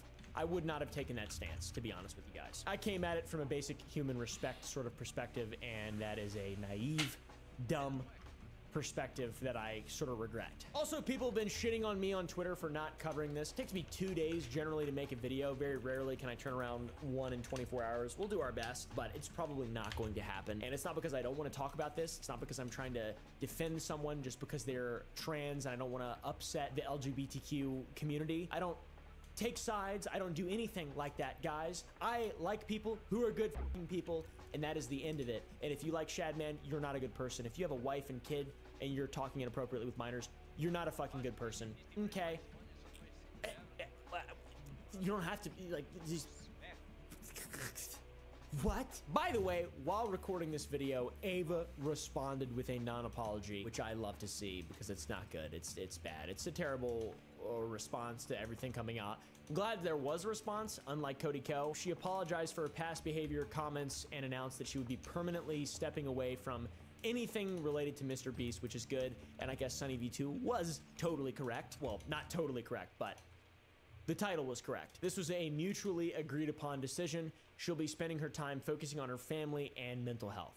Hey, focus on not buying stuff from Shadman. How about that? I want to add, I never groomed anyone. The person who gets brought up in these accusations is Lava GS. They vocally supported that they are false. That is true 110%. Lava, spoken to him. I can guarantee you that. Having said that, I humbly apologize to anyone I have hurt with my unacceptable social media posts, past actions, and to those who may feel betrayed by how I used to act online. To lump these two factors together to create a narrative that my behavior extended beyond bad, edgy jokes is disgusting and did not happen. In past years, I've learned that my old humor is not acceptable. I cannot change who I was, but I can continue to work on myself. I don't want these accusations to impact the hundreds of people who work. True. Okay. But also weird. The response to this announcement is not positive at first glance, with many people calling Ava or calling for imprisonment, and that includes calls from people within the LGBT community, because there are reasonable people in any community. Being a part of any community doesn't just automatically make you unreasonable. Yeah, man, I don't know. All these people saying, Jimmy knew. Did you not know? Like, this is so confusing and weird, and as with all of my videos, I'm excited to see your guys' responses down below. By the way, while this video is being edited, a lot more stuff has come out, and Mr. Beast responded and cut ties 100% with Ava, Chris Tyson, and said that there's going to be an independent party investigation into everything, so that's good. Mr. Beast's response is 5 times better than Chris Tyson's response. That is for sure. In conclusion, Ava Tyson is a degenerate and probably shouldn't be on the internet or in any way interacting with minors or children, to be honest. You know, Ava, bust out the uke. Make a real apology. Make a real apology. I'm gonna focus on my mental health. What? Apology not accepted.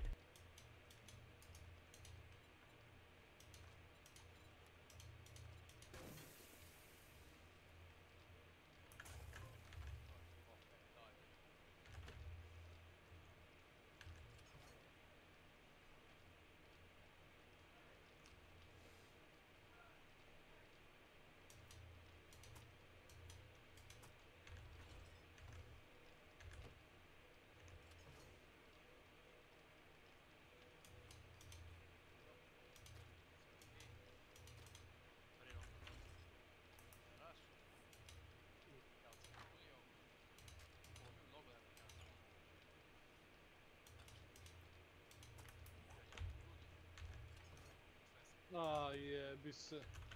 Pa kako sediš na stolici kad ti polomi nogu? A, dobro.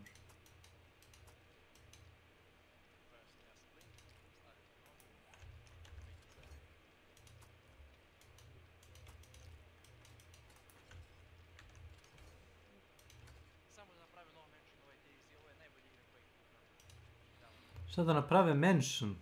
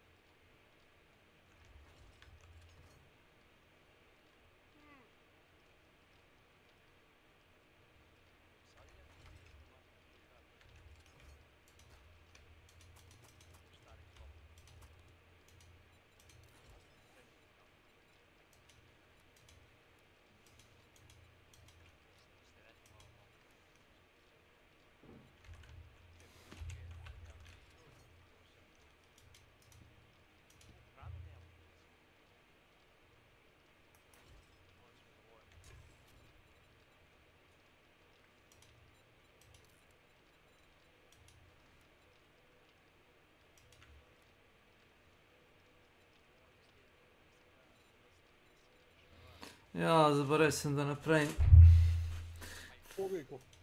farmu. DTD, a new vote has started. Farmu za jebene pečurke. Što kaže Marko Pilić, Čvarkovi baba.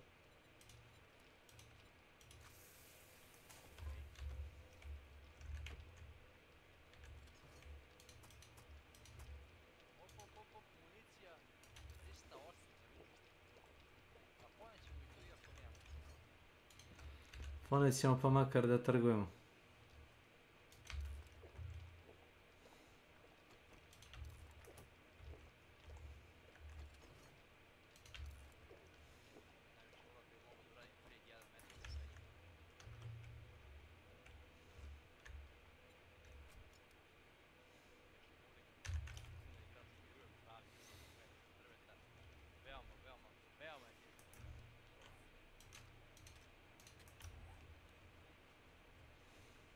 DTD voting is complete and the viewers have chosen random tough attack.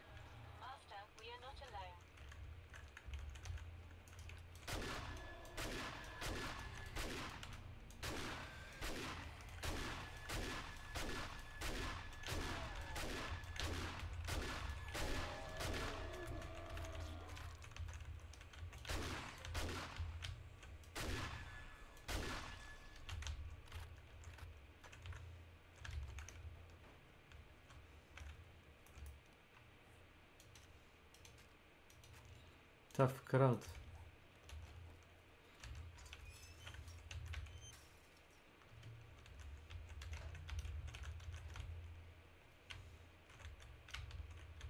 You best keep clear and make up your mind or make your way out.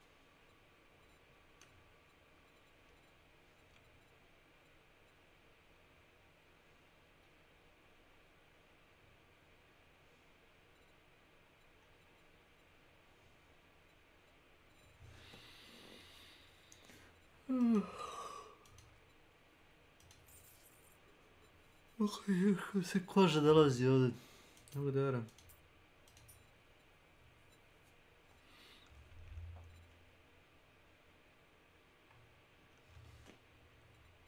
Be careful out there. You wouldn't want to get hurt.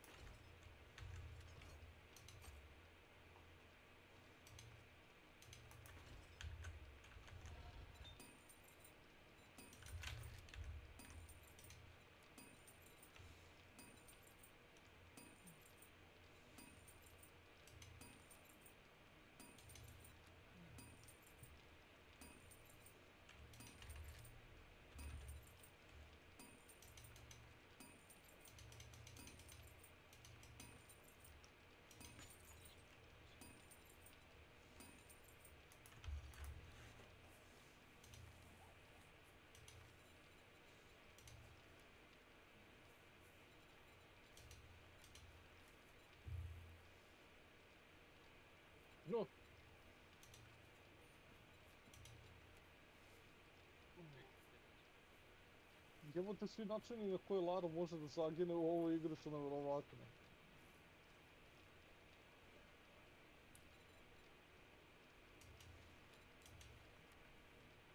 U koje? Ono, poprilično konstruktivni i brutalni. Neka mi dođe namjerno da ginem samo da vidim šta će da se desi.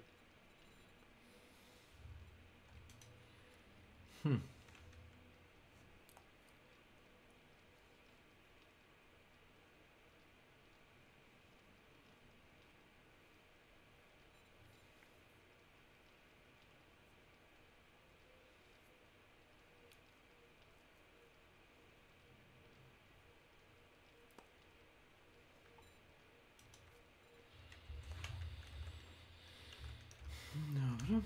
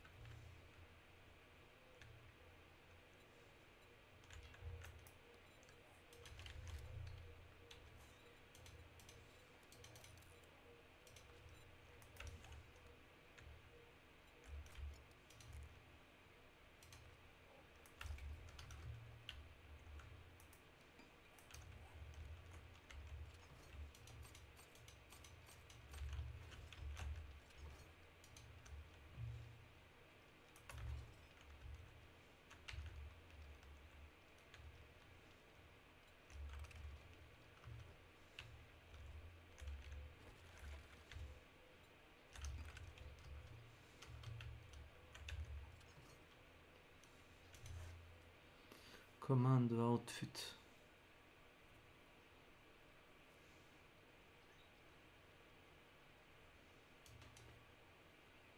Pojma nemam gdje ovo ide.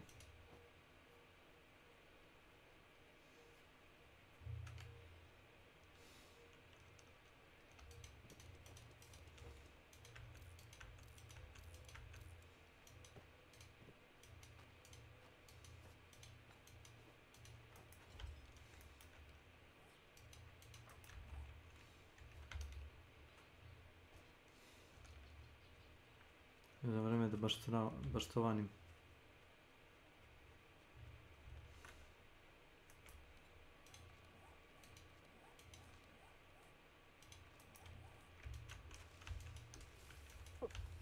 Bre. Živio na zdravlje. Hvala.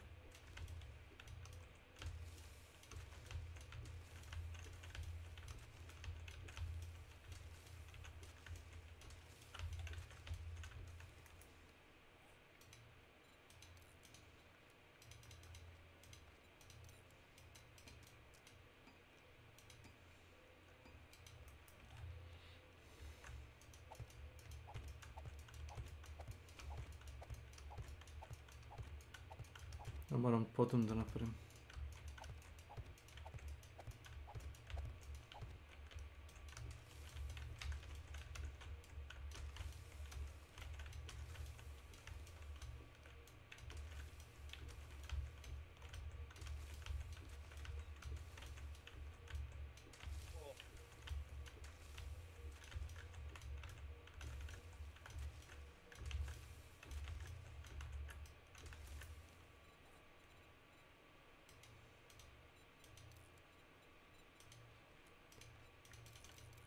Koliko još imaš godišnjeg? Šta imaš mjesec dana, ali Nenad? Mislim da nisam ni tu. A to se... Čega? Igra ESO pa ne može da podnese pritisak, šta? Reso nešto, a? Na igra. Njemu treba malo da ga čovjek vrati u to, znaš. A, dobro, ako mu se dopada igra, super. Mislim da je juče pričao da ima... Ma, on je kupio sve ekspanzije za igru. Uje! Sve što je moglo da se kupi iz igre kupio. Pa mi reci da mu se sviđa. Oko Tarkov nije.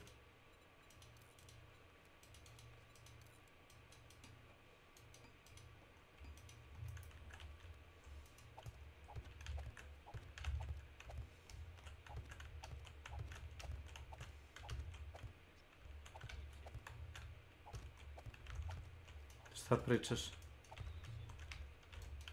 Ako gađaš u metu koja nema nikakav uklop, nikakvu vrstu zaštite, 45 kalibar će ga uništiti, bukvalno. Bilo životinje, bilo čovjek.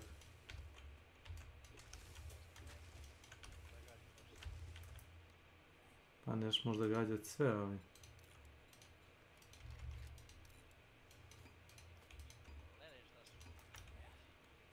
Sem toga, ako se ja dobro sjećam, zapravo zavisi koji 45 kalibara. Imaš onaj... jest, to ste kaže. Imaš onaj nemački UMP, Heckler UMP, on ti kalibar 45.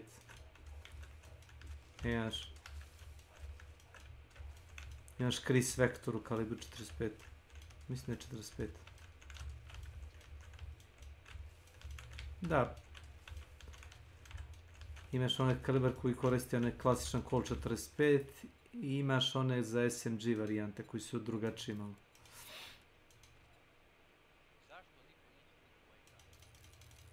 Šta si postavio minsko polje okolo? Vrebaš negdje na krovu, jel? I sad se pitaš što niko neće uđi. Ja se pitam što niko neće uđi. Pa dobro, počni da ga reklamiraš nekako, znaš, možeš i reklamu da baciš u igru.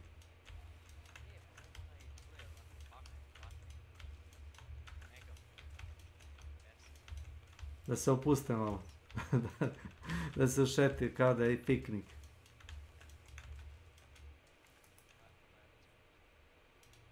Da se narod veseli. Da ne bude tako otvorno sve.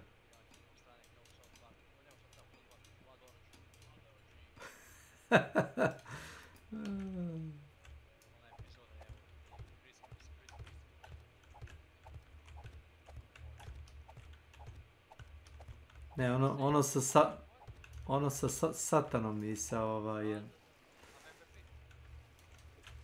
kad Satan napravi žurku, a Sada mu je ljubavnica.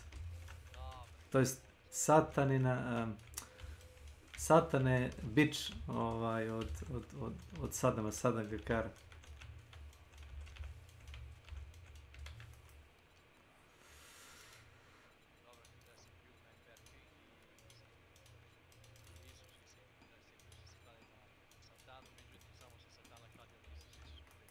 Pa da.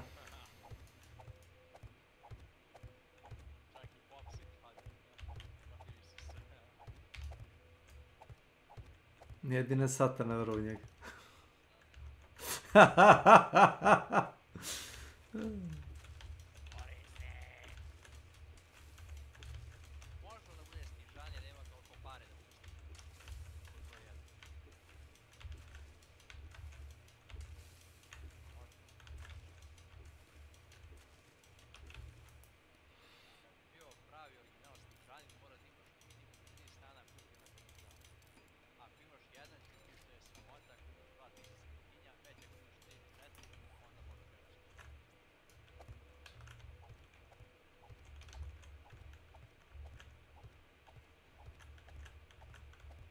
Znači sirotinja ima jedan stan. Ili 2. 2.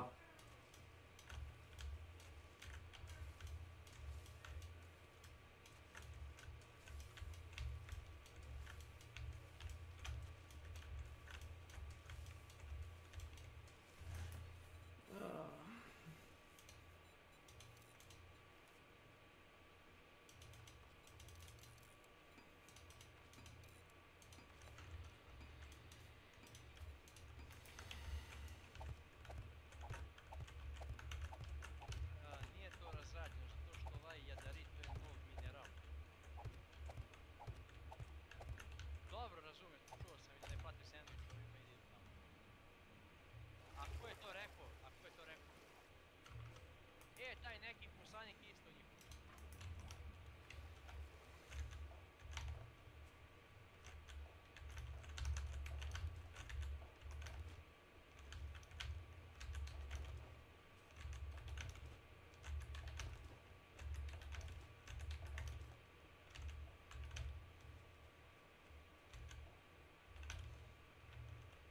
Ali nakon svega, vrate, neki lik izme neka kura, šta je? Sedi pored ove zavisnice. I vrate, pogleda u njenu kartušu, baču onaj kurac ispred njih, samo čovjek izvuče kartušu njenu, stavi kod sebe u džep, onda onako pogleda i... Jo, može ko je to cirkus. Da, vrate, znači kao, ali ništa nije smjela da mu kaže. Vrati njega i samo skine pogled. Uvijek u fazonu, ti neće da glasaš, nećeš. Evo, vidi.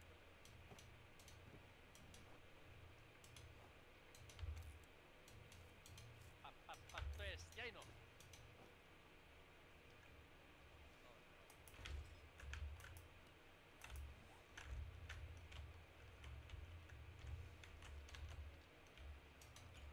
A neće da deli, a? Onda čavrlja i furgija, fargija, kako? Lutamića lem. Drogirani pijan. Kad bre ja dođu u ovaj grad.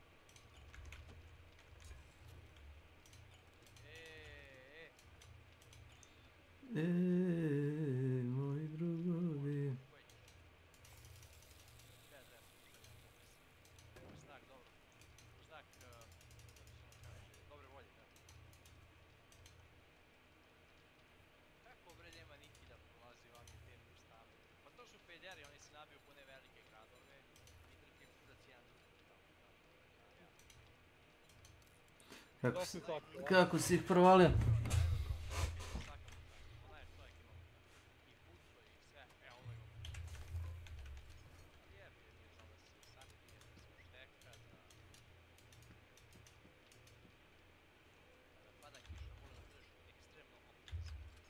Pa što mu ne objasni taktiku?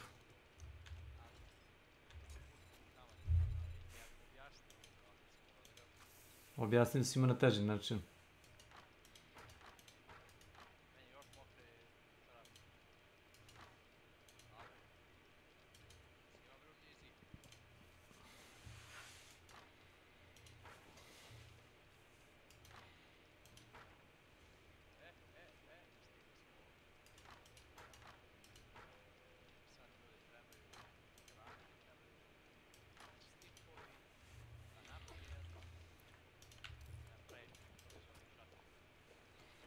DTD, a new vote has started.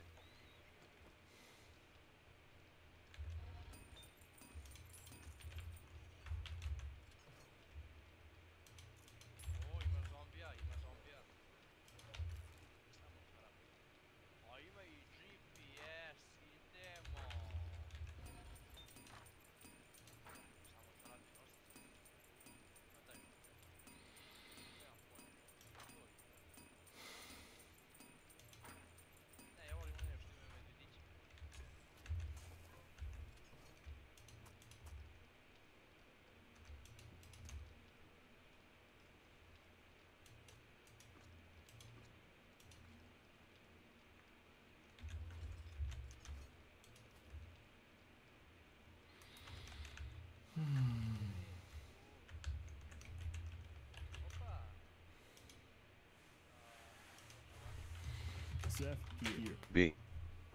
Thank you.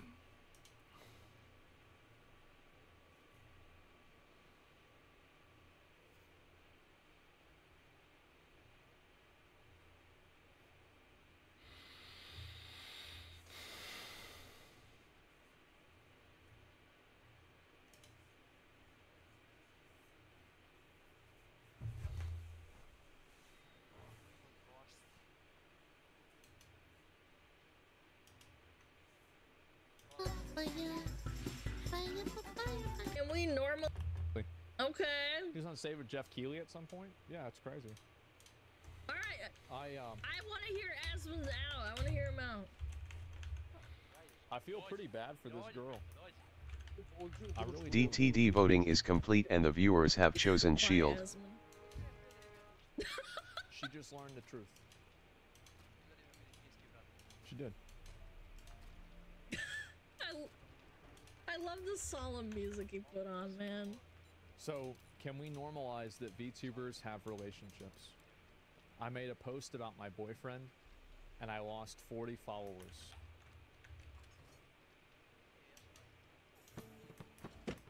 Is this some sort of, like, secret that everybody knows? What? Like, yeah, no shit.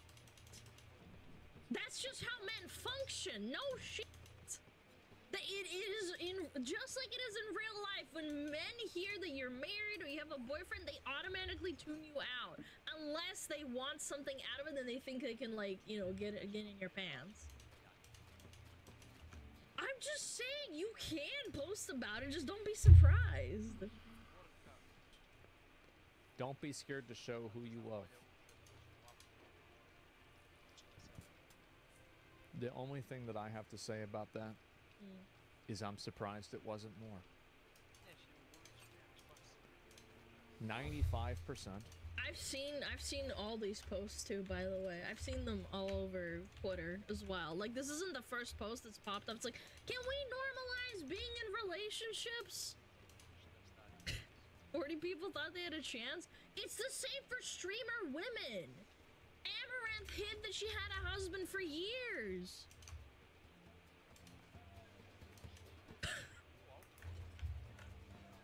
It sucks, but it is what it is. Men are like this. They are. It is. It's how the world functions.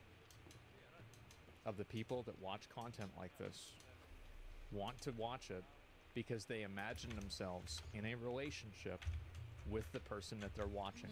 The hot anime girl. That's the reason. It breaks the immersion. Yeah. It's crazy that this obvious fact. Does this happen to male streamers too? Absolutely. Thank you for bringing that up, by the way. Asmongold, when he got a girlfriend, people constantly shit on him for having a girlfriend. Absolutely, they all were shitting on him. They get defensive over Asmongold. It breaks their immersion of him being a gremlin living in his mom's home. Yeah, no, it really does. The same thing happens. People don't talk about it as much, but with men, it happens as well. Yeah, he's not allowed to have a significant other. I feel a part of it because of his room. He has had a girlfriend in the past, and people really didn't like that. He talked about it. It's a double standard. Well, I mean, it's not, because male streamers also go through it as well. They don't. So, let's put it this way. A lot of men don't watch Asmongold because he's an incel and a NEET. And he has no girlfriend, and he just eats, what is it called? He eats Wendy's and drinks Dr. Pepper. If they see themselves as him, and they are parasocial, they don't want him to have a girlfriend because it breaks their immersion. Because they don't have a girlfriend. He's like me. Yeah, Chipotle as well. Exactly. I'm not saying everyone that does this watches Asmongold does this, but it is a factor, definitely. He's talked about it. I saw it. people like talking around it because they don't want to admit the obvious. There is a reason why idols in Japan and Korea are not allowed to have public relationships. Yeah. What are we even talking about? I think that for a lot of girls online, they would lose probably 80% of their viewership. Chat, I have a question. How many VTubers do you think, like, out there are in secret relationships?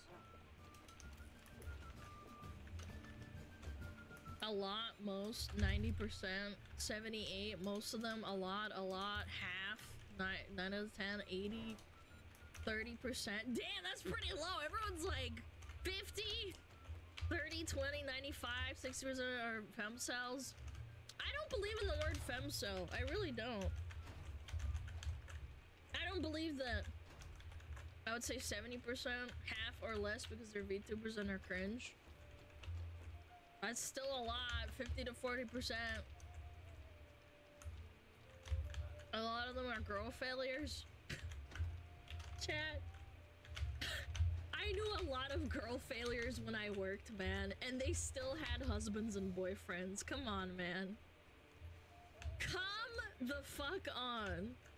Chat's so rude. No, they're not being rude. I think they're being honest. Men have a low standard. Oh yeah, for sure. Let's be real. Almost 0 of the top 30 VTubers in Hololive and on Twitch are single. It's not real. Bad for business for them to be publicly in a relationship. Yeah, I forget who it was, but the JP ex Hololive chick, people found out that she was married and they freaked out at her for being married. Rushia Mika Neko. Yeah, Rushia. Yeah, people freaked out at her.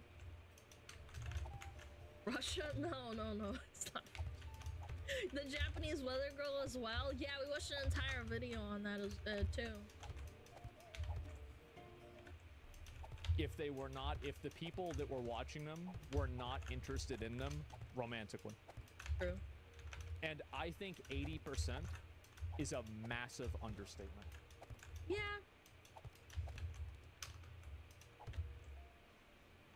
That's just the way it is.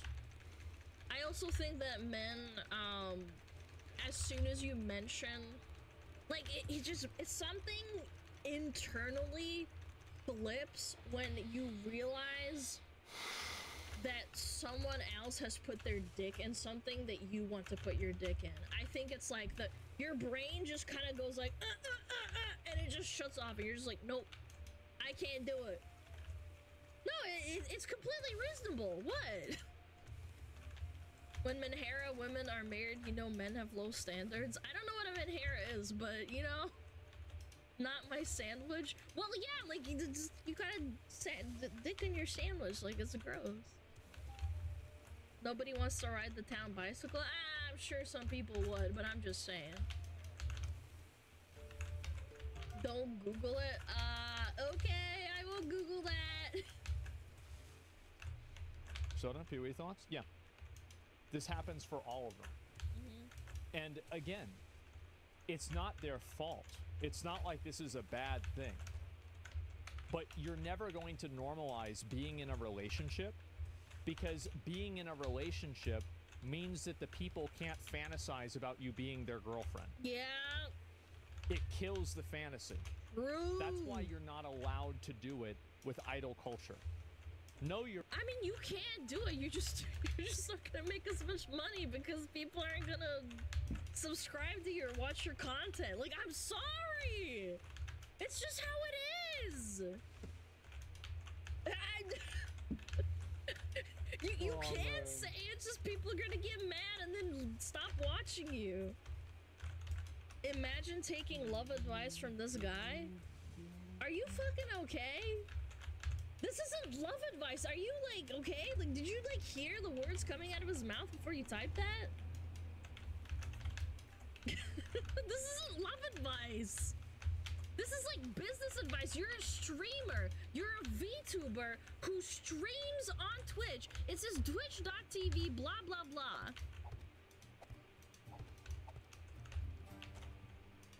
Like, I only half listened to it. Well, maybe you should open your ears before you type stupid shit in my chat.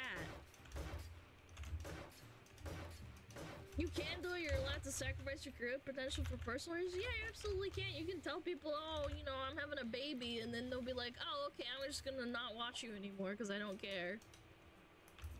Oh, she's a boyfriend?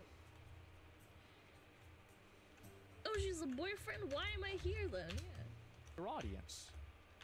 Know your fucking audience. Yeah, exactly. Know your audience. I don't know how the fuck somebody believes it's a skill issue. Yes. Happens to girls. Yes, exactly. Dumb fantasy. It's unhealthy as fuck. Yep. The fantasy sells, unfortunately.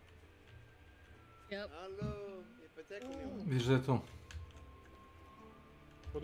There are married streamers that keep it a secret. I can't imagine anybody donating 50 to 100. Amaranth had a secret husband for years, and nobody knew about it.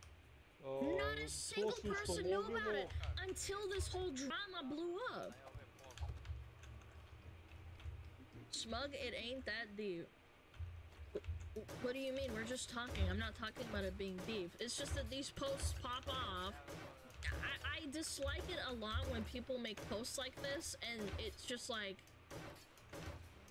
okay, you can post about it, but it's just not gonna be something that people are gonna, like, you could, the only people that agree with this person are other people that have partners that post about it.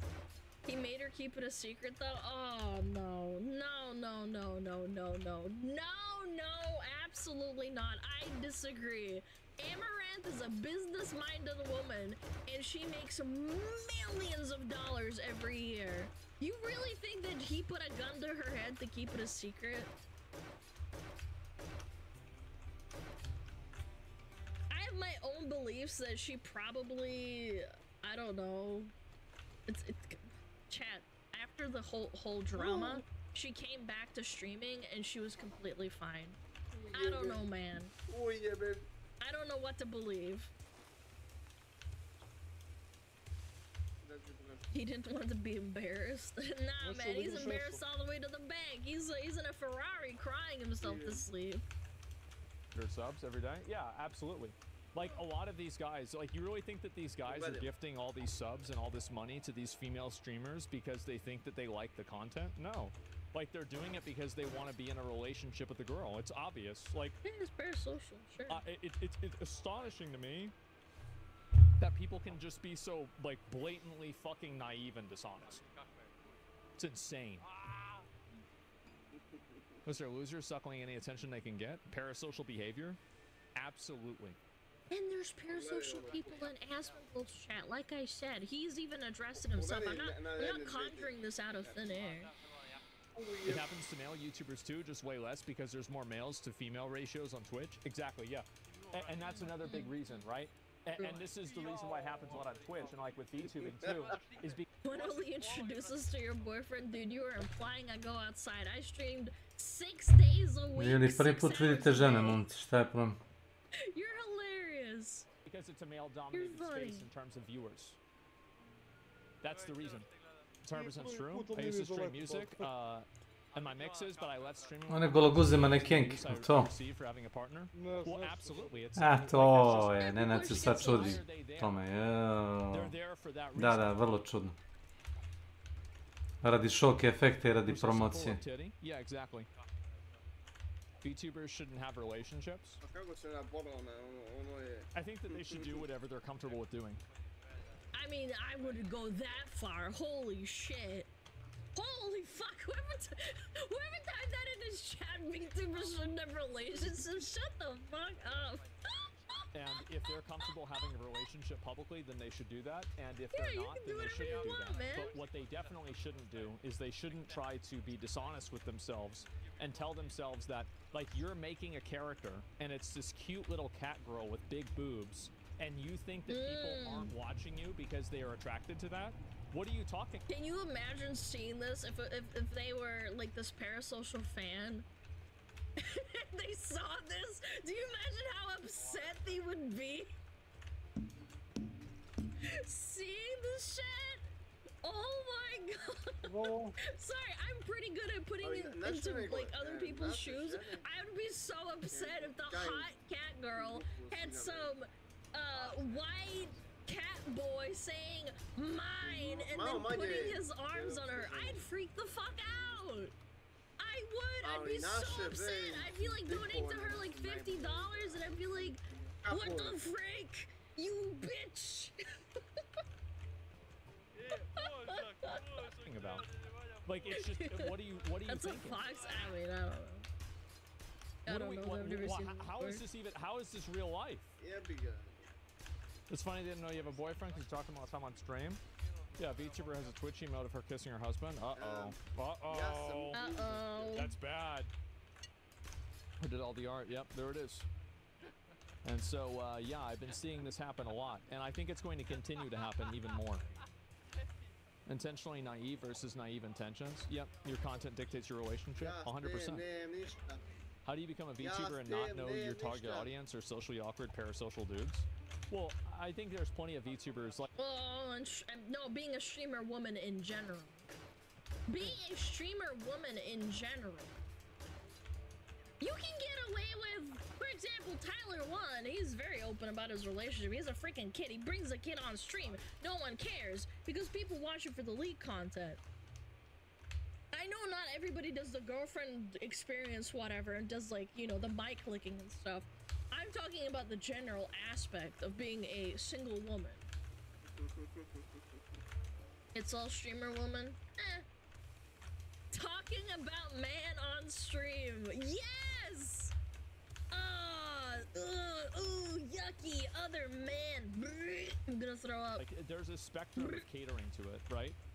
But at the very end of the spectrum, at the very, like, most extreme end, it's cute, kawaii, innocent, timid, shy, cat girl with big boobs. Big booba. Ah, booba. That one is, like, that's the pinnacle.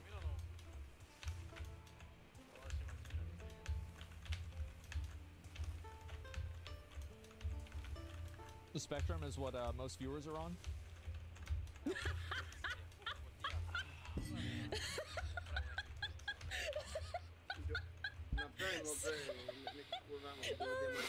Funny. That was good. That was smooth. Someone give him that sub to the guy that said that. Huh? That's crazy. Yeah, it's crazy how that is.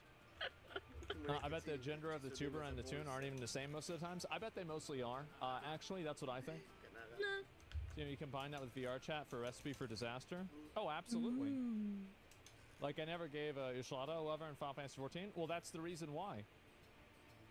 HoloLive fans be like, female streamer talks about coworker from Holostar. You harlot, don't you dare talk to other men again. Same Holo fan towards the guy, don't you dare tempt my Oshi into your dark side. Yes, that's another really good point.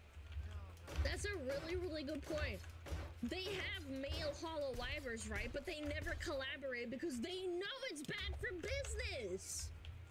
They are business-minded. It's a corpo company. Like, think about it. They are the epitome of corporatism VTubing, and people think that, like, why doesn't HoloLive do it? If it's like, oh, normalize it and make it okay. It's like, because it doesn't make them money. They can't have a career. It's hard.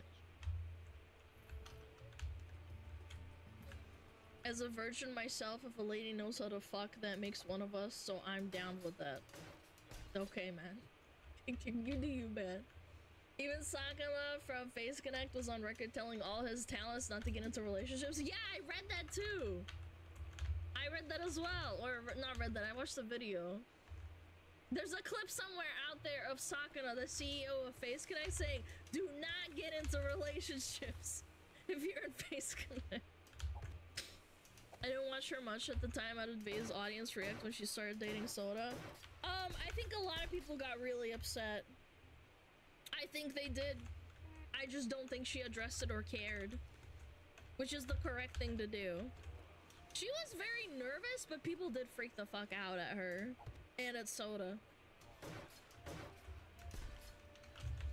No, she just didn't address it. She just did did it, and yeah. Pippa getting a boyfriend, man, the wildfires that will happen. Shit, jokes on you, should never do that. That'd be silly. Sakura would not allow that to happen.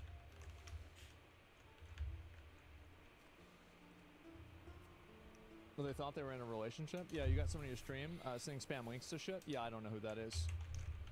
Wasn't that the whole premise of VTubing, to sell a waifu to an audience? Yes. Yeah, it obviously is. Yes, it's, so yeah. VTubing derived from idol culture. I don't know why people have these grandeur, like, greater than self grandeurs and stuff like that. Are you worried about this sort of thing with your chat viewers? No, I very much establish a line between myself and my Marvelous. viewers. Welcome to my channel. People propose to me in DMs. I'm not kidding. I'm not making this up for attention. I just don't post about it, and I don't really talk about it unless it's brought up. I've had people propose to me. They said, I want to marry you. I want to be your boyfriend. It's not like every day. I'm just saying. Maybe like once a month. Maybe like a couple of months. And I don't mean ironic. Like, this is like 100% serious. They're like, hey, are you on the market? I'd love to date you. I'll do it in public just for half your essence. Oh, hell no! Hell no! Bro, they fell in love with your voice. Congrats. You don't know where I live. You don't know what I look like. Why would you want to date me? What the fuck? You can't convince us you don't have a secret boyfriend, but the funny amount of time you spend streaming gives plausible deniability. Bro, leave me the fuck alone! I hate people! You think I go outside and talk to them? I get nervous talking to chat! Are you joking? What? You don't look like an anime girl? Nah, I do. You just don't know. Sakana would give a lifetime of coffee to the guy not to destroy his life by dating a phase member. What? Who was it this morning that said that they didn't know that mold grows inside of water bottles? She talks to plushies. Peppa, do you hear this shit? Peppa! Peppa! Peppa! Okay, she's not talking to me. I think she's embarrassed.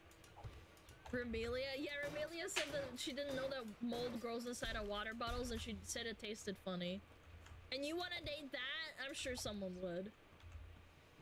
Just keep in mind, if you are a VTuber or if you're a girl streaming on Twitch, the majority of people are there because they want to imagine themselves in a romantic relationship with you. Yeah. And that is easily over half, if not 80% or... Guys, I know a lot of people are also married in my chat that watch. I totally get it. He's not saying everyone, he's just saying a majority. 90% or realistically probably 95% of those people. It doesn't matter what you tell them. If they were actually feeling that way, if they actually thought that they didn't have a chance, they would stop watching. That's the reason. It is. True, not even funny. It's not that it's funny, it's not that they're wrong, but it's just the truth. It's reality. 20% gang? Yeah, maybe. I mean, it's not everybody. Hey, it's not everybody. But a lot of them. A lot of them. Especially their mods. Of course. Have you guys ever seen in small girl streamer streams where like their mods are trying to like push away new people from the... Oh my god! No! No, my chat is really nice. My chat is really nice.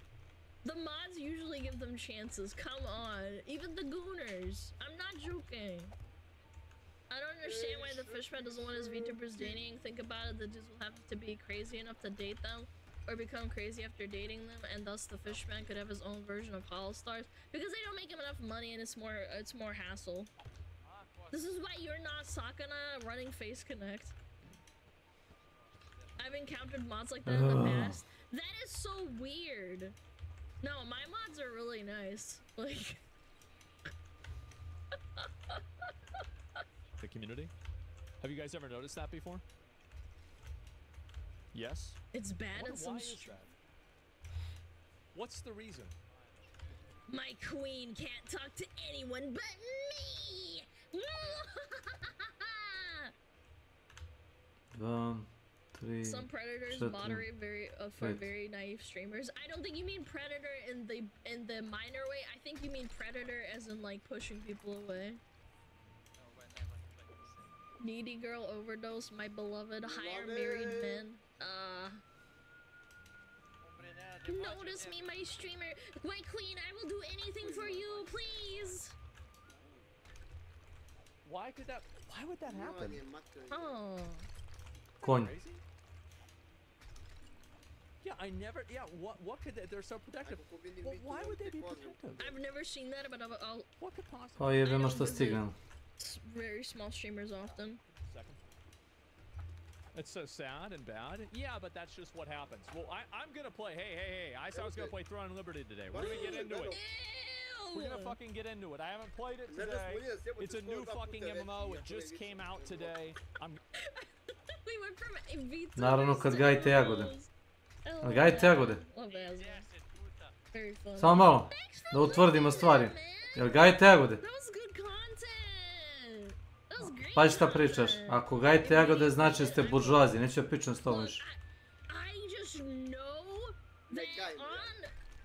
A, to si mislio sad. Marko, meri jagode. A, sad ga pereš, dobro, nema veze. Doduše gaje ovo šljive, jedan posadio orake na koliko? 100 hektara. Pa imaju ni 4-5 imaju šljive. Kad ih vidim na vestima da se bune kako je cena jagode pala, znači dođem da povratim. Proklet buržuazije. Znaš što je problem? Što ti kao proizvođač to ne predaš za tu cenu. Ne, pa neće proda.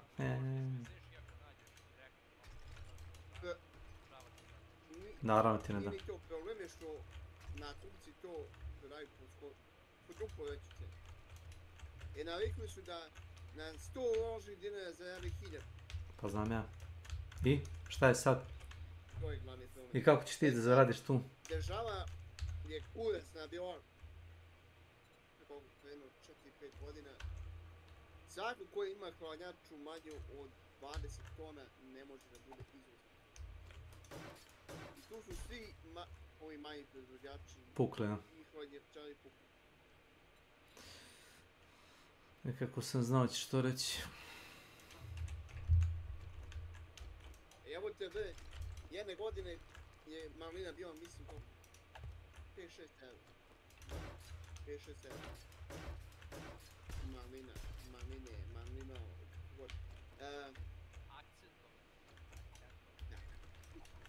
Ko je ti ispravljan? Milan, pusti ga. Ovi otkupe su tu malinu u Srbije i izvezu u Nemačku 7-8 eura. I naprave se pametni u vezu iz Ukrajine po euro. Dobro. Ovi domaći mešetari, a? To niko nije teo da im kupi. I ono su njima ostale pare zarobljene i ono su pa to nije bilo nikako izvoza, znate. I ljudima, mnogi ljudi nisu dobili isplatu za tu godinu. Mene recimo je tako duši 50-100.000 evra. Sjeo bi u kola, otišao bi kod njega kući. I polomio. Polato bi mu sve. Nek. I? Pa jebi ga, ja sam osjetljiv za pare. To smo primetili. A da neće da mi plati gdje se prvi glupi. Vezao bi ga za drvo i klao bi jedno po jedno. Krenuo bi kod najmlađi. Nije. Jesi gledao onaj Hannibal? Kad ga veže za drvo, kanapom, veže mu oko stomaka debeli kanap i magarca polako pušti da ide. I kako magarac ide, tako zateže kanap, znaš. I ovaj te moli, stani, kažeš, stani, i ti on pa staneš malo, znaš. I on, znaš, ti mu daš malo šanse, pa opet malo kreneš napred. Ja se izvinjam, imam te neke ideje radikalne. Što biti čovjek kad možda ga mučiš na tenan. Jebi ga, to piju sumki sam vidio. Ili ga držao bez hrane i vode i bacio mu nož da otkine sebi ruku pa i pojede.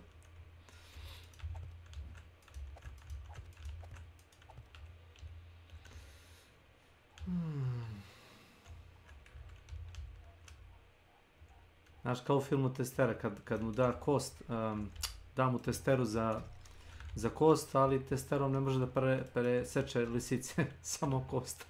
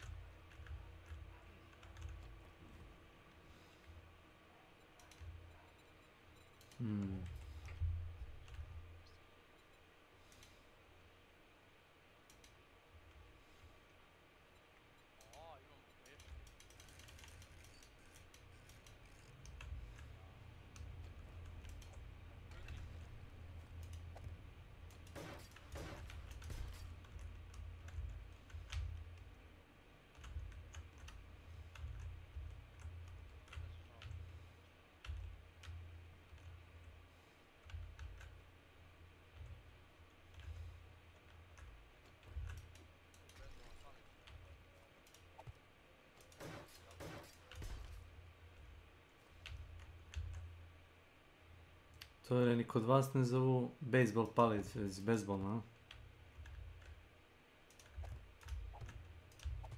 Koji deo nje ne boli?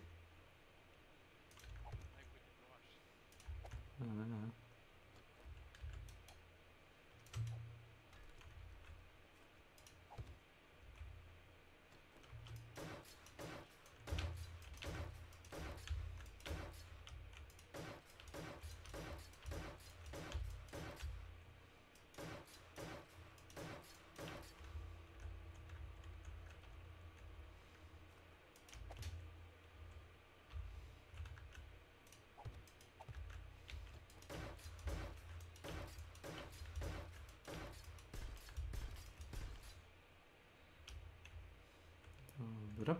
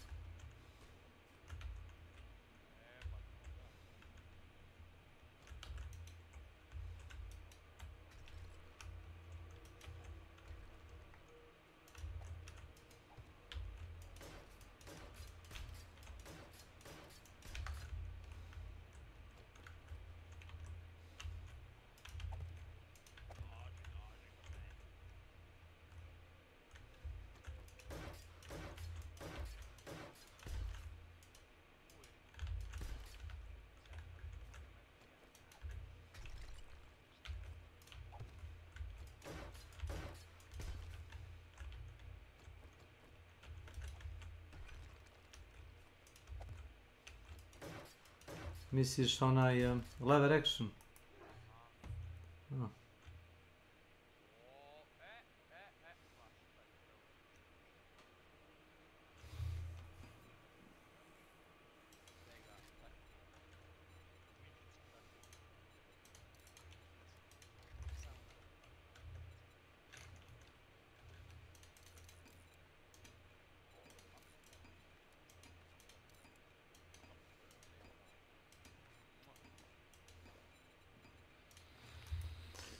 Jeli nije balistički možda slaba kad staviš na njom prigušivač? Samo oko pitam reda radi. Ono od konzerve za...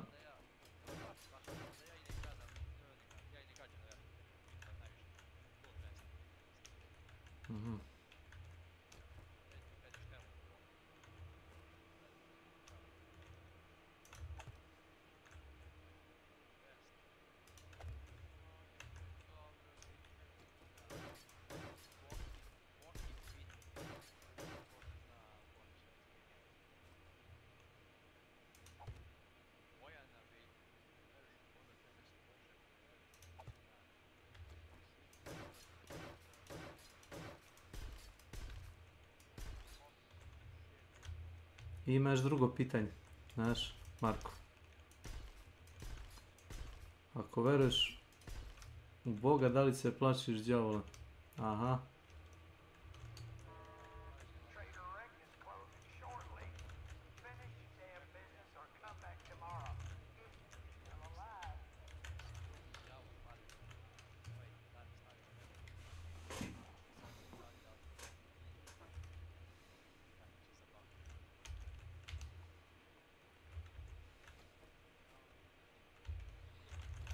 Ne moram ih staviti, ne moram. Možete li kako da se ne kladite? Sto te kažeš. Neka me zaobiđe. Ako možete kako da se ne kladite? Je to? Da. Very good.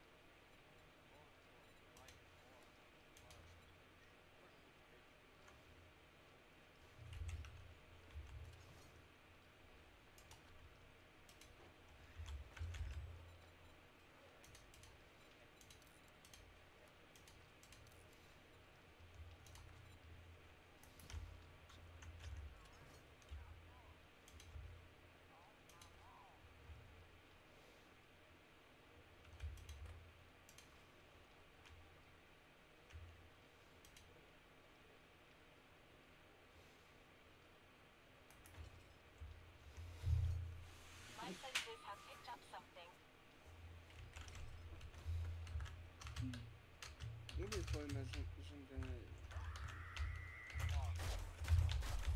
Ne verite 8.000 dinara.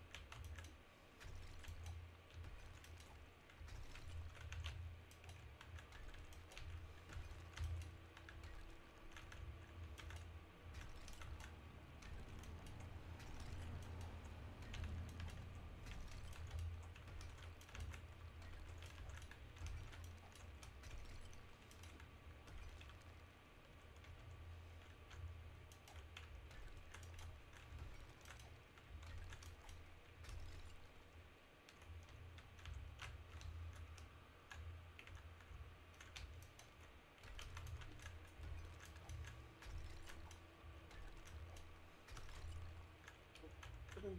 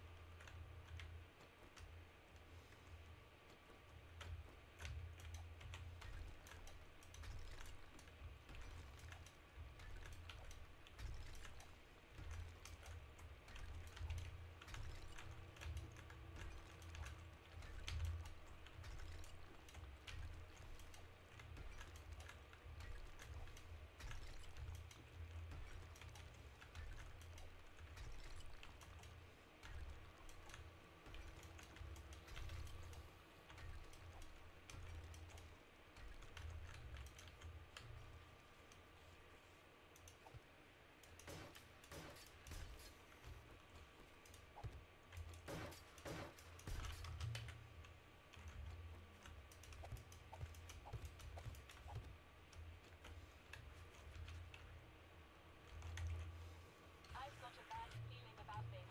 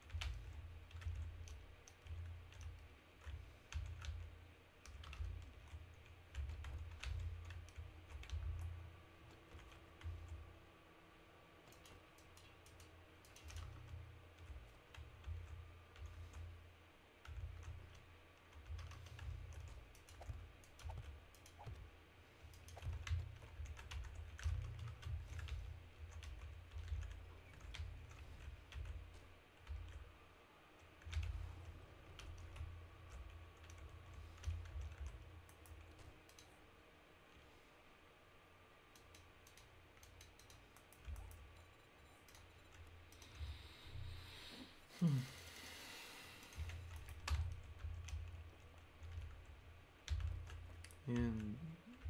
dva, tri, četiri, pet.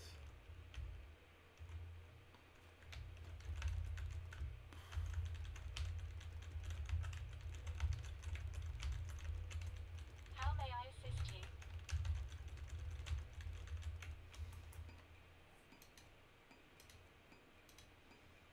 Srpski na žabarski.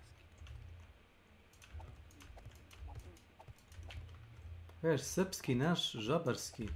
Da, kamenac.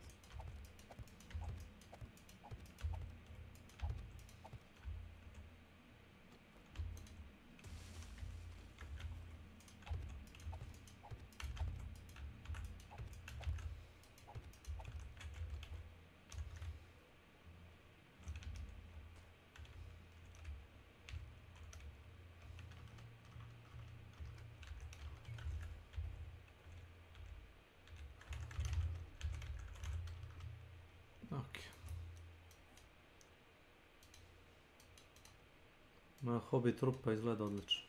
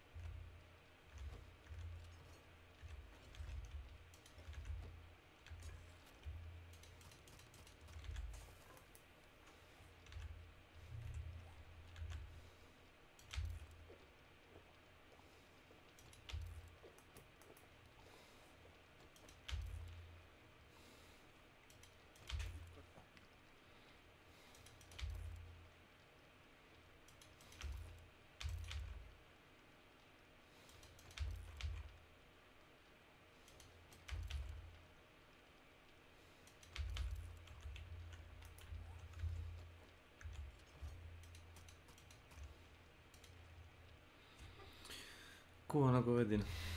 Što da ne.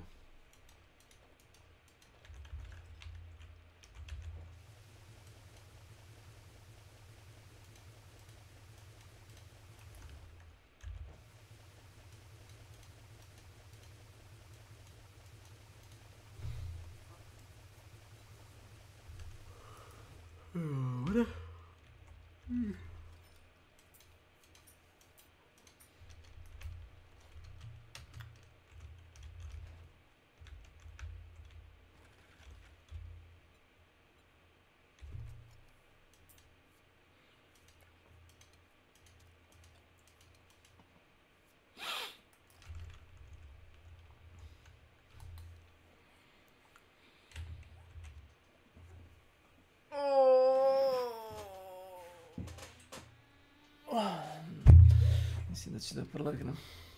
Verovatno ne.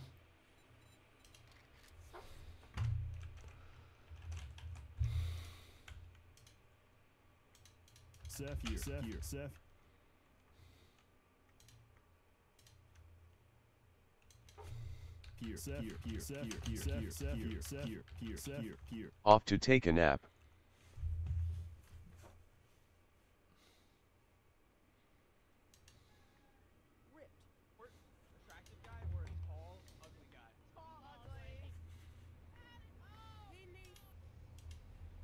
Brat.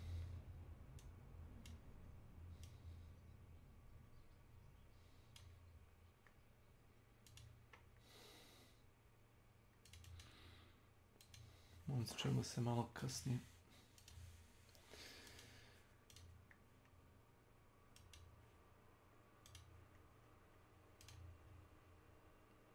Guys, see you in a bit.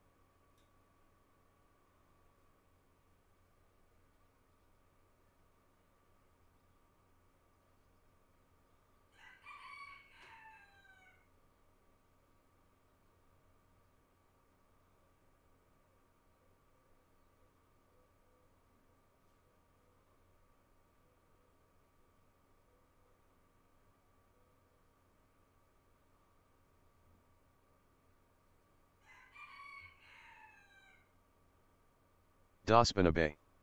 Welcome to my channel. Best viewers on IR top.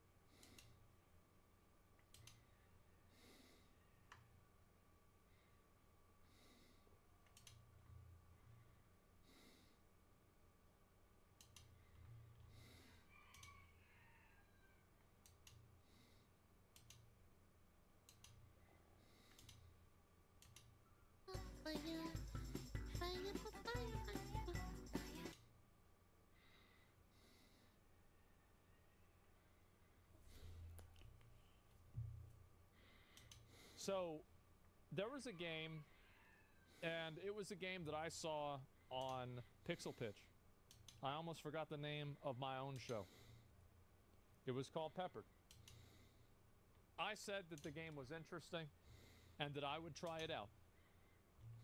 And today, I am going to try it out. It's a story-based game, I think.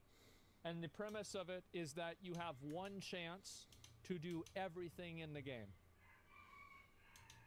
I think it's time. Oh, oh, oh, oh, oh.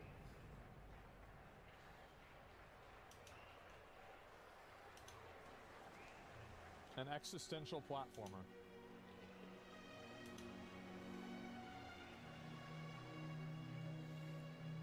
Alrighty. Is that Einstein? It says existential. It's fucking Nietzsche. What are you talking about? It's obvious. You're talking about it's fucking... you think it's fucking Einstein? Jesus. Alright. Let's get started.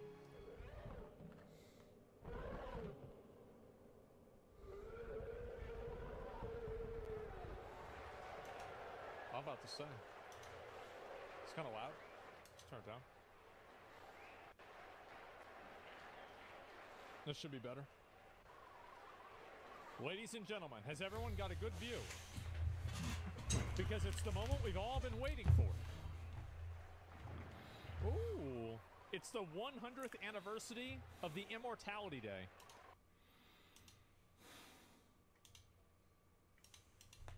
Seth. Once again, our hero will bring a new life star, and with it, the extended imprisonment of the god of death. Please welcome the hero of the evening and every other waking moment, Theodore Glasgliev.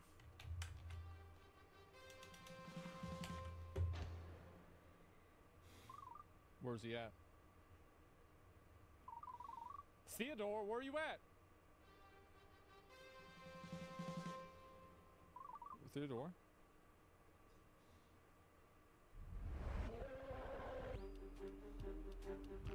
All hope is lost.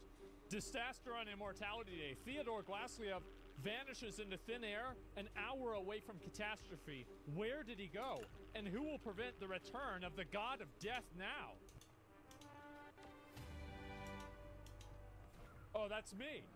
Excuse me, are you ready for your job interview? Yes. Follow me.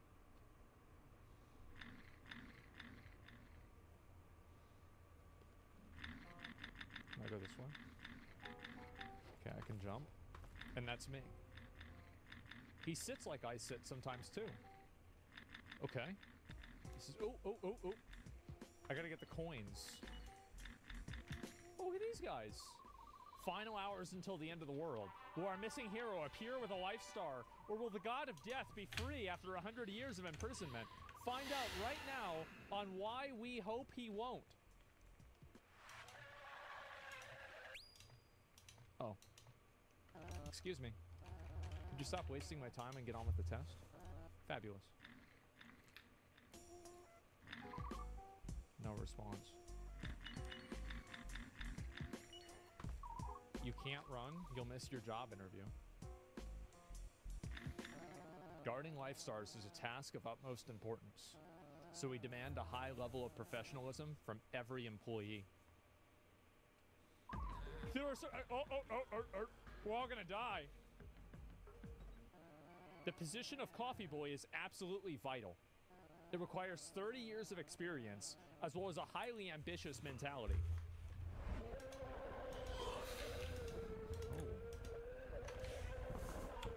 Oh.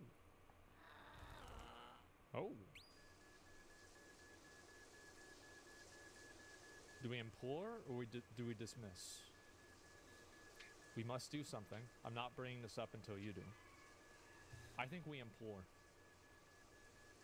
I will implore. Let's do something. Being Mr. Glasgliev isn't in my job description, and it won't be in yours either. We've prepared the star for him on the balcony. That's as much as we can do. Can I get the fabulous? Now put it in the coffee machine. We are ready to begin. Oh, and just a heads up. You have one shot at this? Wait, what? Either you pass this test flawlessly, or you lose this opportunity forever.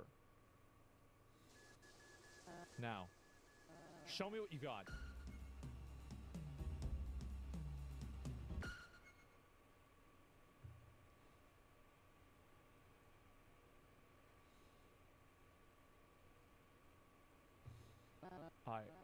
I can't.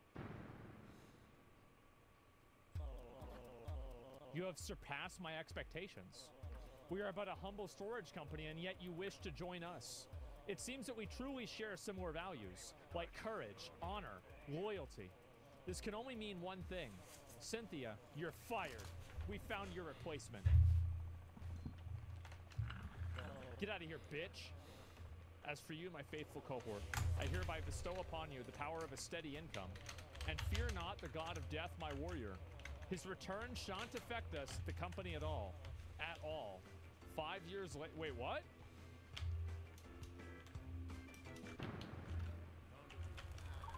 Boss wants to see you. What do you mean, why? Don't you hear the wait, what? Wait, 5 years. Okay. Move.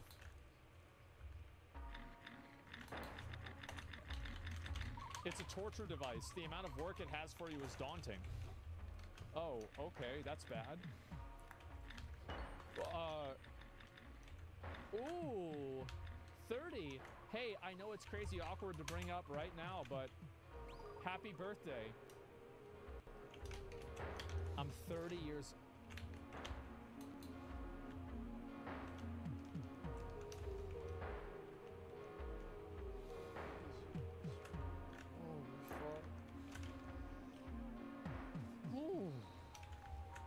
I wish you happiness and the knowledge that the E button skips dialogues. Also, I wish you stop being so distant. It isn't healthy. You can't run. This is your life now. You don't need coffee. Adrenaline is energizing enough. What are you doing? You're not allowed on the balcony anymore. The boss is in his office on the right. You should know by now you've been here for 5 years. Oh. Okay, it doesn't let me. Okay. Oh, everything's fine. Ah, my favorite warrior. We've reached trying times, my friend. No clients, bad publicity, debts. But worry not. I have a plan. Here, take a look. Our investors are coming. From the god of death himself, they'll be here for a meeting in 15 minutes. See this empty document? You now have the privilege of writing a presentation about why they shouldn't cancel our budget. The fate of this company is in your hands now, my warrior. Wait.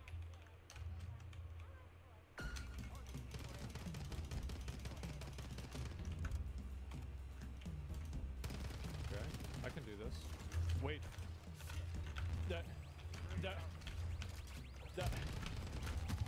Can I kill him, please? Thank you. Fucking, just a minute. I got.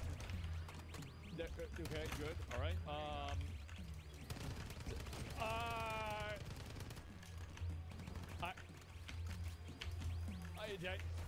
Did I get? Did I just get promoted? You did it. Wait. I did it. Why? You wrote the perfect pitch. That investor money is as good as yours. Here's what your presentation says. It says... Enjoy.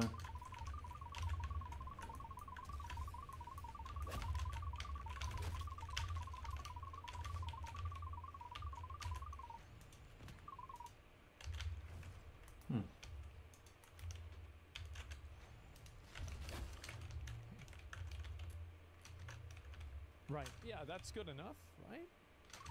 You have no idea what you're doing. Oh, it's the employee. Judging by the look on your face, it seems you're in charge now.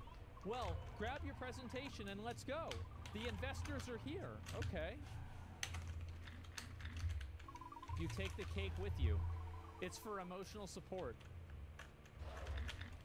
Okay, great. Oh. So these are the guys from the God of Death. So do you guys want some coffee or silence? Yes. Coffee would be most pleasing. Good. Wait, what do they have? What's... Good. The coffee machine is right behind you. Feel free to help yourself. Silence. So let's get started. I won't waste your time or mine. I know you're very busy with whatever it is that you do.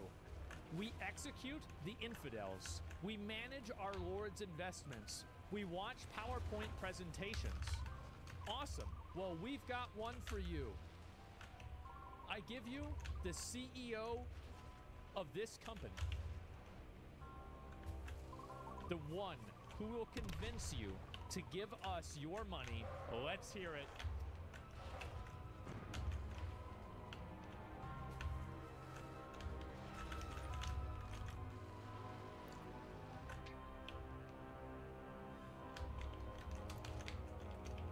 I think that we do it. Bro, I bullshitted my way this far. I'm gonna keep going. Yeah. I can do this. I'm a winner. Oh no.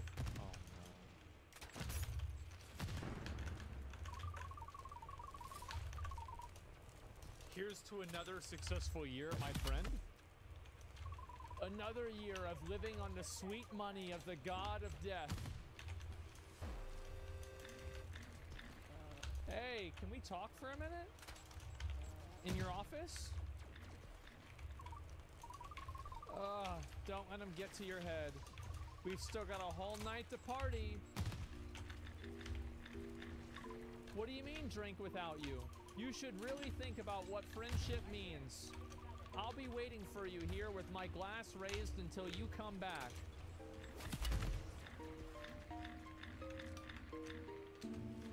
Oh my God. 50 years later, it's all the same. You're still in the office. Press left control to dash. Oh, wow. Wait, what happened to our elevator? They sold the TV. The broken one didn't do anything. Oh. It's just a view of the hellhole that is Abyss Town. Oh. What about the... It turns out that the elevator was just a picture glued to the wall. They sold it along with everything else in here. Oh. Out of sight, out of... Oh, what about the elevator? What about... Wait, what's this? There's a note attached to the balcony door. It says... You're still not allowed on the balcony. I'm sorry. Uh-huh. So listen. You know I like... Oh, fuck, I'm getting fired. You know I like you. But, as your accountant, I insist that we talk about the financial situation.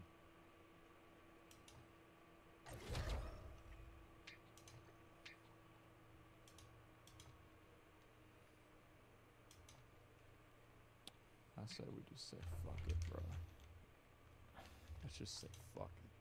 Like, I didn't get anywhere in this life by giving a fuck. Fuck this shit. We're gonna dismiss it. No, there's no later. We're in a complete hellhole of debt. Your business strategy literally says, and I quote,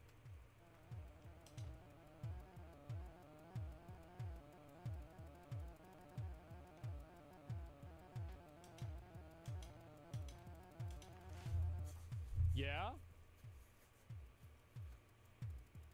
Yeah? What about it? How is that even a strategy? Who accepted this? I didn't. I thought it was convincing. Shut it. You operate guillotines for a living, Chad. I tried filing for bankruptcy, but our business practice is so stupid that the only forgiveness that the God of Death will give is, well,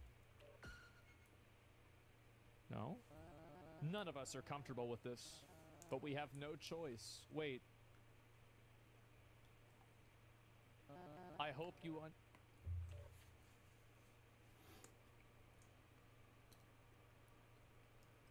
press. Shit! You should have run a long time ago. All hail the god of death.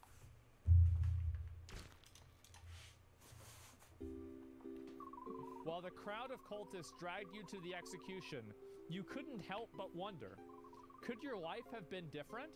Would things have been better if somebody had stopped the god of death all those years ago?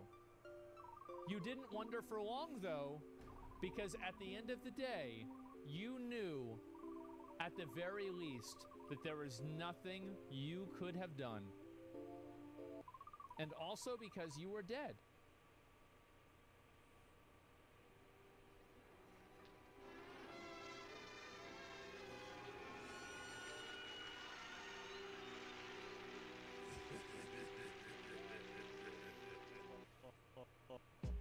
Okay.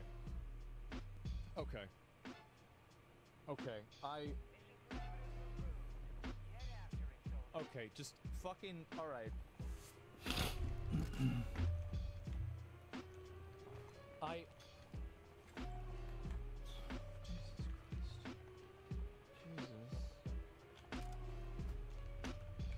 I got the office worker ending.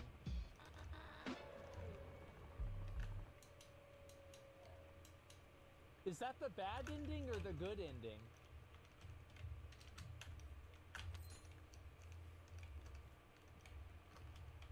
Wait, what? Could you stop watching the End of the World stream? It's time for your job interview. Wait, what? Wait, so now I have to... Okay, I'm not gonna... I don't listen to anything. I'm gonna do whatever the hell I want to do. You can't run. You tried, but the elevator isn't working. Perhaps there's another exit. Okay, I'm gonna go... I'm gonna go out through here. Yeah. Oh. Excuse me, the balcony's off limits. Shut up, bitch. I do what I want. I'm just gonna get the star myself, bro. It takes your brain some time to register. Šta je, ručak? Snacks is food. Dobro. I'm getting the star myself.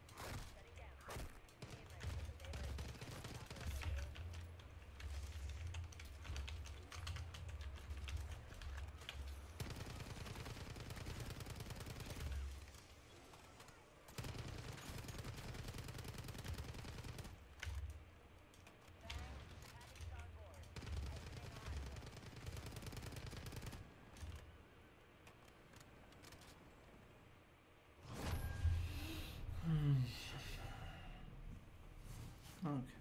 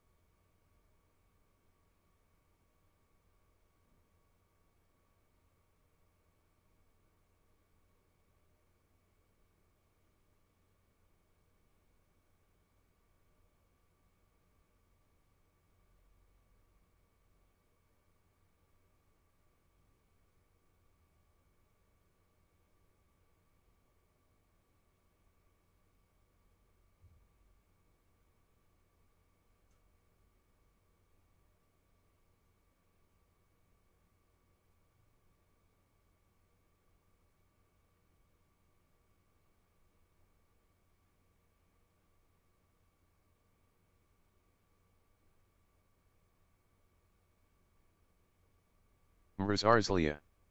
Welcome to my channel. Cheap viewers on Yendril Info EUAO.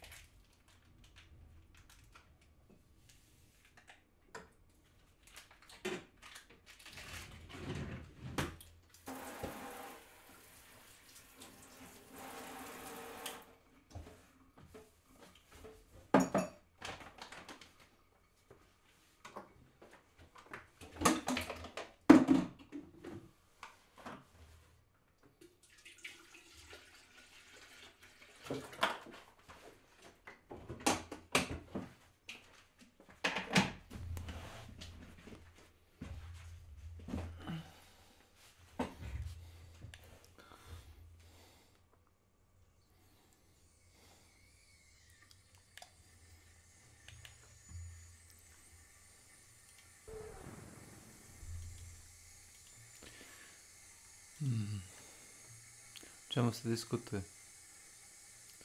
A? A dobro.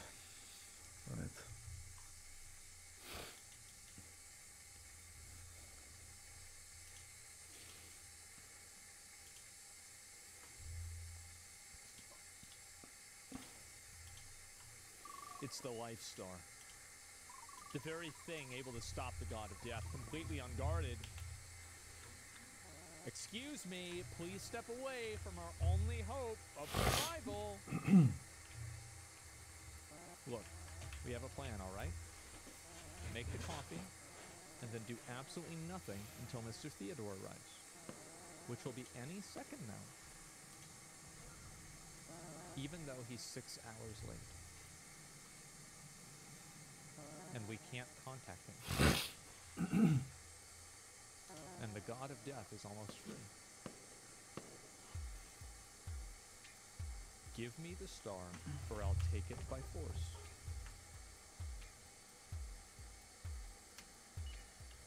That's right. Tell me, where do you see yourself in 10 minutes from now? Because I see you getting whooped out of here. Behold my stupendous technique.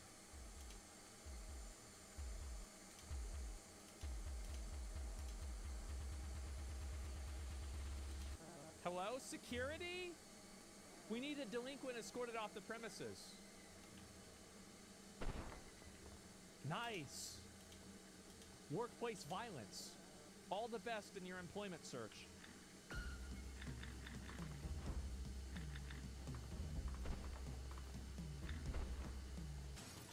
Get the fuck out of here.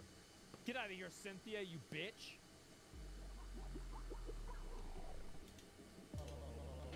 That was a stunning performance, my friend. Only 10 minutes in, and you're already achieving things I could have only dreamt of at your age. Come on. You're just the rebellious type I need at my office space. Get a job or save the world. No, I'm taking the star and I'm stopping the God of Death.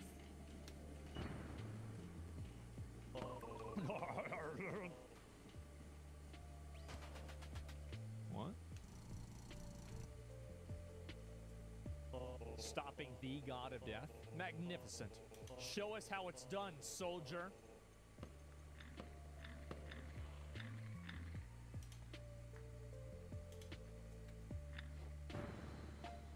Oh. Oh, shit. Oh, my. So that wasn't a joke? What an odd person. Very well, I'll call the police. Ooh. Does that mean the dead bodies in the garbage can with me?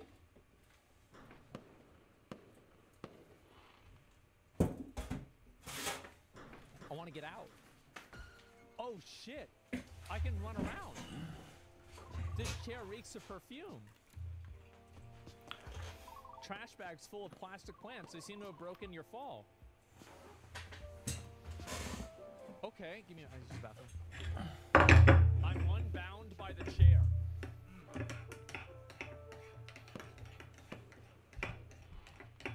I've been unburdened from what has been. True. Okay.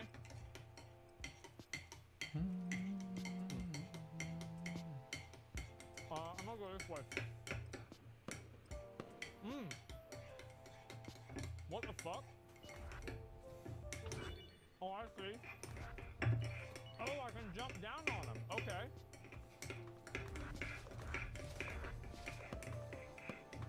Well, who's this guy? Hello? I'm gonna eat.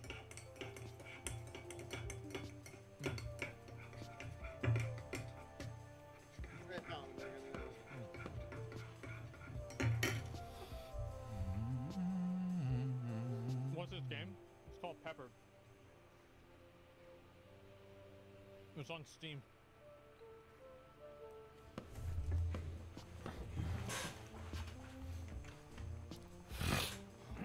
Was it a demo? Yeah.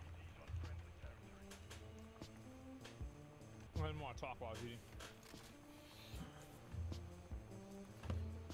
Let's get back to work. Sobbing deeply. Dear gods, have you heard the news? Oh, she's not happy at all. I can't believe it.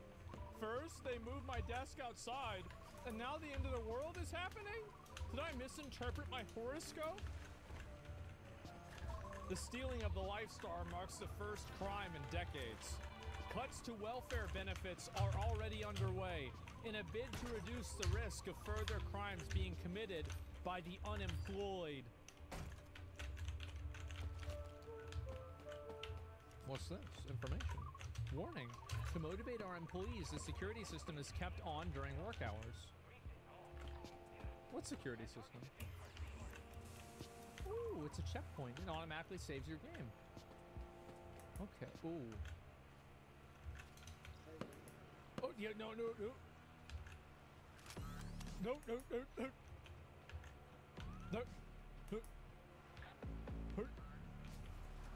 Chief, suspect located. Now what? Follow procedure? Yes. Evening, suspect. Officer Murta, Abyss Patrol. You matched the description of the Star Thief. We have to detain you for a search. Give your consent. You're refusing? Yeah, bitch! You're goddamn right! Chief, is an arrest possible without proof or a warrant? No. Rules are rules. You're free to go. But I know you stole that stuff. And once I find the evidence, I will be legally obligated to kick your ass.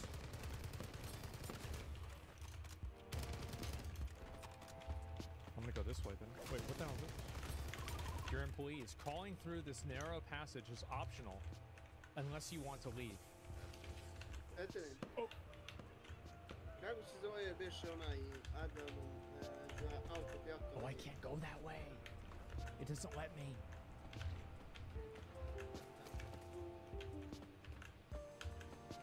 Crouch? I don't think I can. Oh, yes.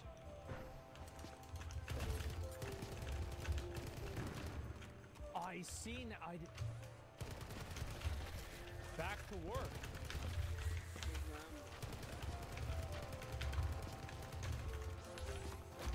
I made it.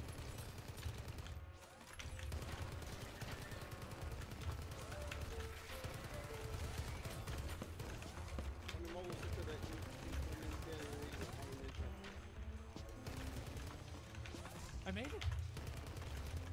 Holy shit. Get back to progress saved, okay?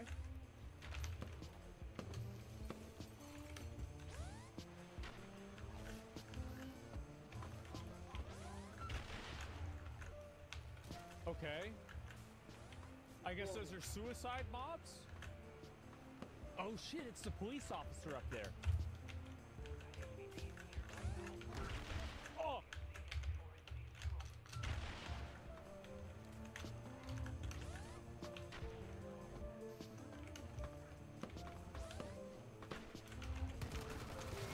I have all day, suspect. Chief, I do have all day for this case, right?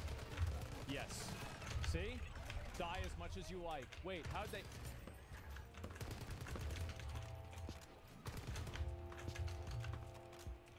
Stop!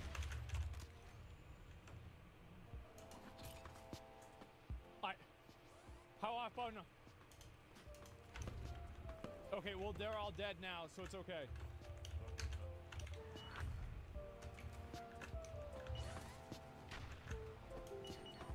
Okay, we're gonna run. We're gonna run. There we go. We're a team. Is it? All right. We're good. I got away from him. Okay. What are these?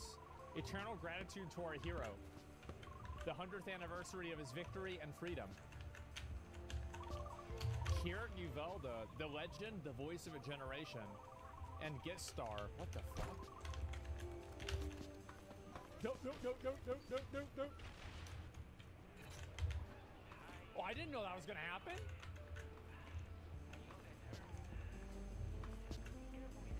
Okay, I made it.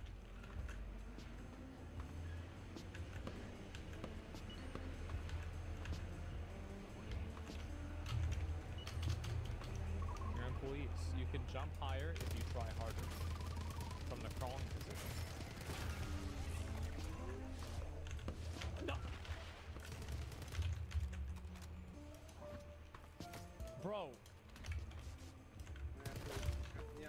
These suicide bombers are crazy. Ja koristim kamar. Mogu da igram kod što. Okay, alright, I made it. We're fine. Okay. We're good. Šta će ti? Can you believe it? Zar ne voliš da pamtiš stvari? Just like that, out of nowhere, they threatened me. Sjećaš se kada je bila zebancija na moj račun kao Frost čita. Da, čitam. Čitanje je zabranjeno. This perpetrator, did they look anything like, let's say, that person below us? Yeah, that's the one. You're mine, perp. Once I'm done with the paperwork. Right, Chief? Are you serious? They'll run away. Couldn't you catch them first? Plenty of things I could have done in life, but rules are rules.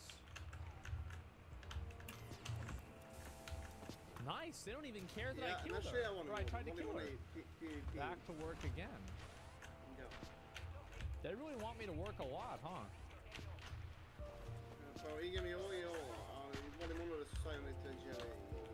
Okay, great. That's easy. I'm actually pretty good at this.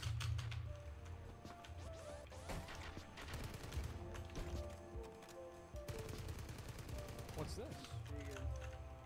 Nope. No? No, no, no. What's wrong? Oh, no, no. Well, I didn't know that was gonna happen.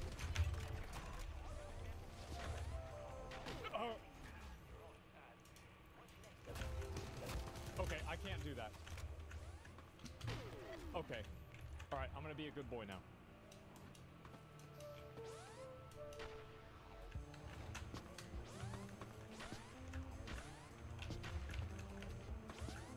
Okay, see?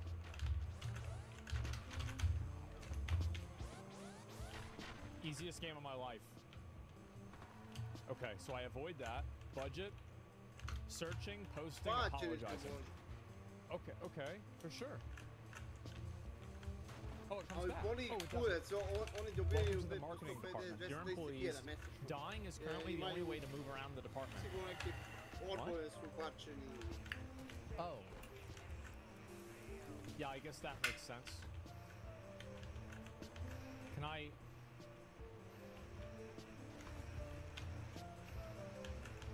What, do I have to kill myself?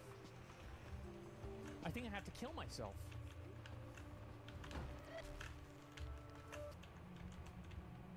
I do! I knew it! My KPI report, all gone. Didn't save? Oh no. No, colleagues, you should think about the meaning of work ethics. GG. It doesn't hurt, then it's a job. Hey, yo, behind you. If it doesn't hurt, then it's not a job, it's a hobby.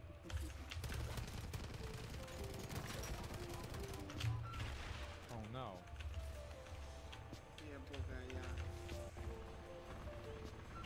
No. I tried, bro, I really tried.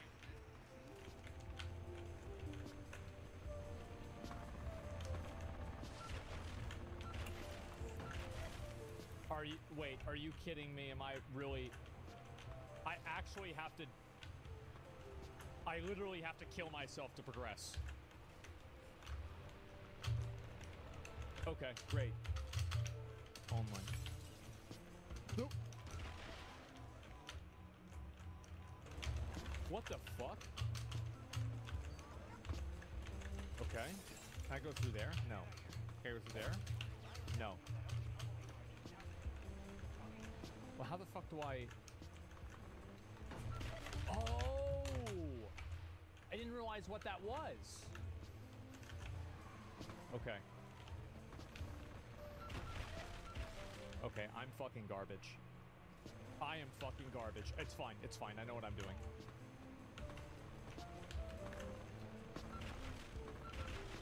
It's easy now. I knew exactly what to do. I was just confused. Here employees. No, we don't have the budget for an elevator, but we do have good news. Climbing is healthy. Please come with me. Yeah.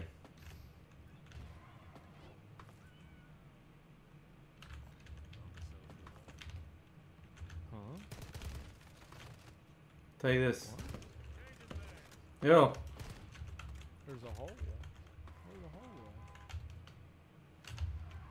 Get away. I'm a little bit Get. Oh. Who's this fat bitch on his phone? More developments in the search for the mysterious star thief. We've received new information about the person in question. Where are you going? We're on lockdown. And until they find out that star thief, nobody leaving this place. Without one of these. Apology letter for leave early. WASD to navigate the blocks, press space to use the blocks. Okay. You can't change the... Oh my god, so I have to do this. Okay.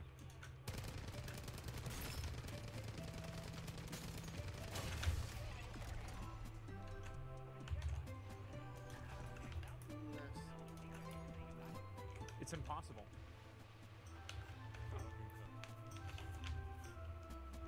I'm pretty sure it is. I'm not 100%, but I think it is.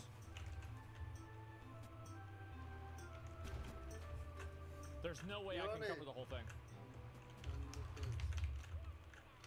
Da. Htio sam ga pitam šta on ima od toga. Ko zna šta ima od toga?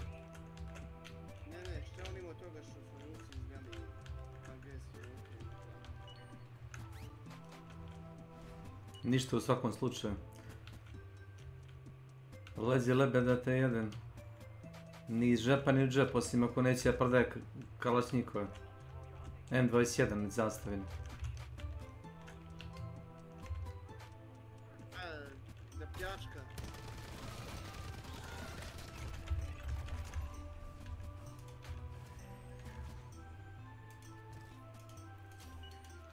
Pošto porušao ne mora, znači da nema svako para. Shut up!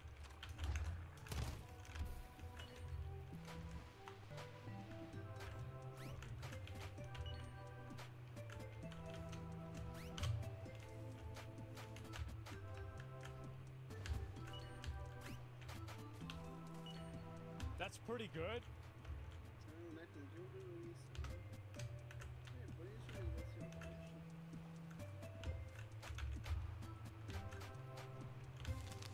Wait. To mislim da još uvijek igra S.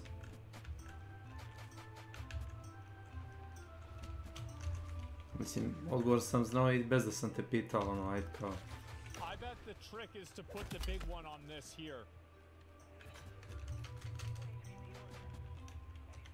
That's gotta be what it is, no? It's not? Okay. Corners first? Okay.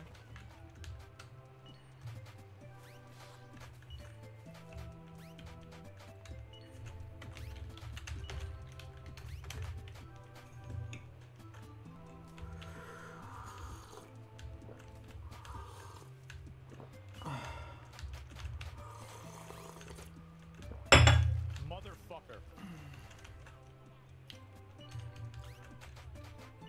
Motherfucker, piece of shit.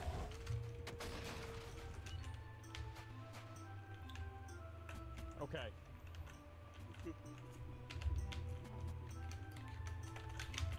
All the corners first? Okay.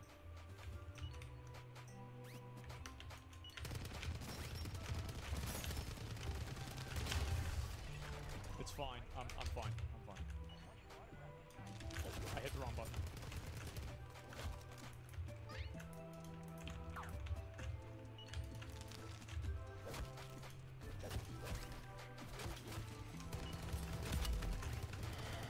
Okay.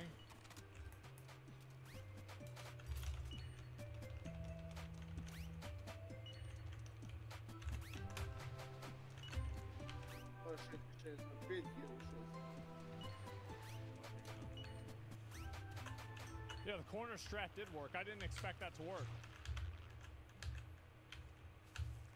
I would like to request the following early leave for the reasons.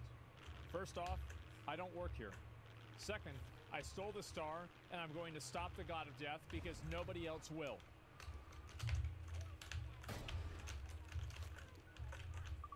Silence. Yo, holy crap, respect, dog. Here. Wait, what the hell is this?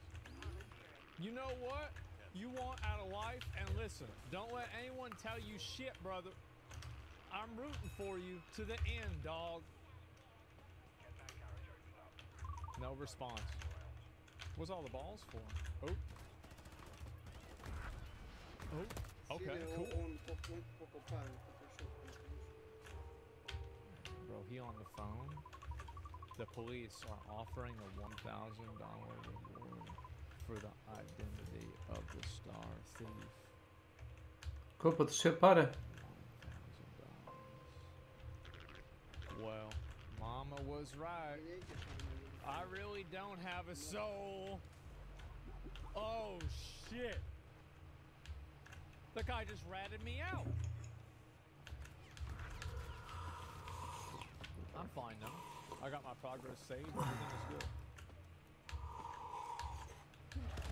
Okay. Chief, perpetrator located. Permission for dramatic entrance? Yes. Ooh, that's bad. If the God of Death breaks free, everybody will become mortal. Chaos will ensure. And worst of all, I will lose my job. Don't have a choice here, perp. She got a fucking gun. You have the right to stand there where bullets can hit you. Dodging bullets is a criminal offense. That's easy. Get the fuck out of here, bitch. Silence. Word of advice, perp. Do things the right way or do them in jail. What the fuck? The fuck out of here, okay? Lots of citizens are scared. No one wants the God of Death back. But do you see anybody pulling stunts like this? Exactly. Oh.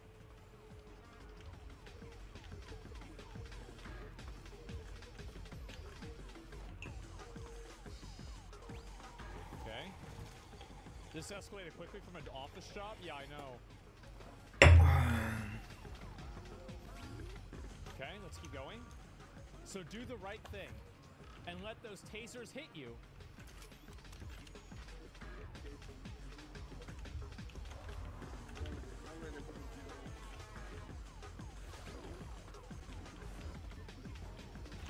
Chief, permission to activate gun mode that's usually useful?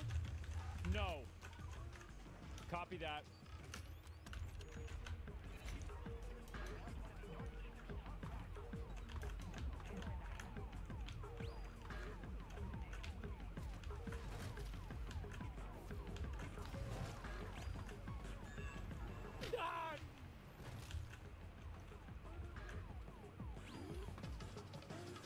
Okay, good.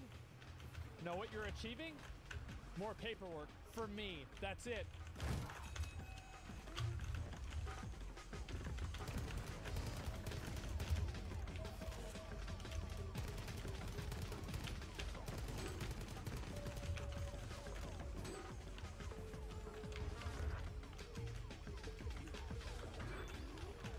Got it? I'm getting stressed. Look, perp. If you give up, I promise, the star will be in the right hands. I'll make sure. Everything's gonna be all right.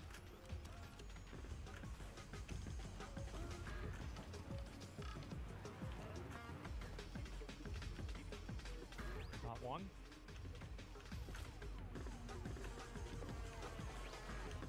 Not two. Three. Okay, all right, we're doing pretty well. Okay, tired sigh. I swear to the Constitution. I like that.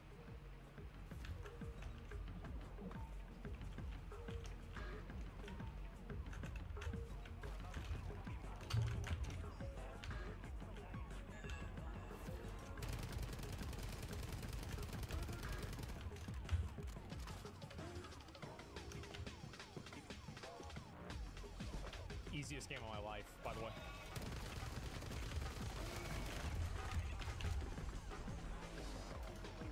So easy. Nope, nope. Why always me?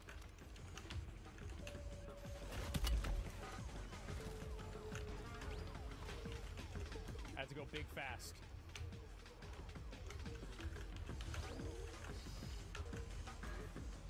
Okay, let's moving. Why is everything always so difficult?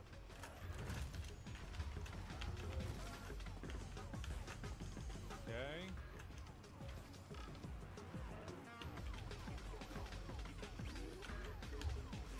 Jesus. Fuck. Okay. All right, we're good. Now what? I'm running. Oh, I got away. Nice. Who's this? Wait, what? Oh, hello there, sweetie pie. You're officially leaving Lifestar Storage Company.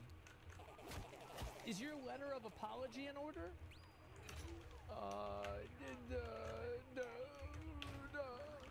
End of the line, wait, what? Don't rush me, honey. I'll let you out any moment now. That's really bad. It doesn't show, but... Ooh, ooh, ooh. Dear gods. Read the rules, will you? One at a time, please.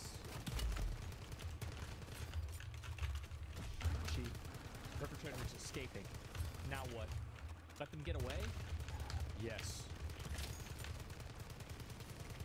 Damn. You win this round, Perk. Strabo, activate Protocol 22.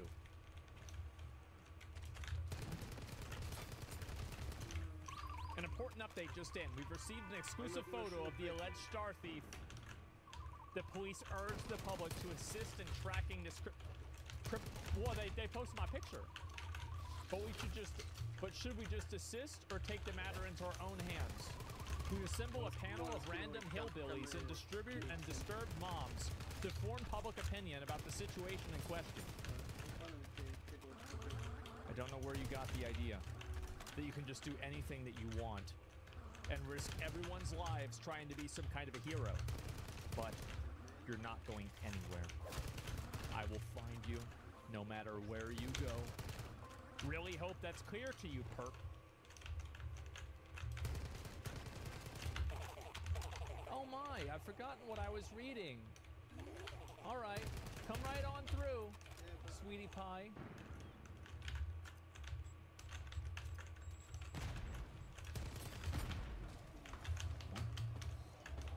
What?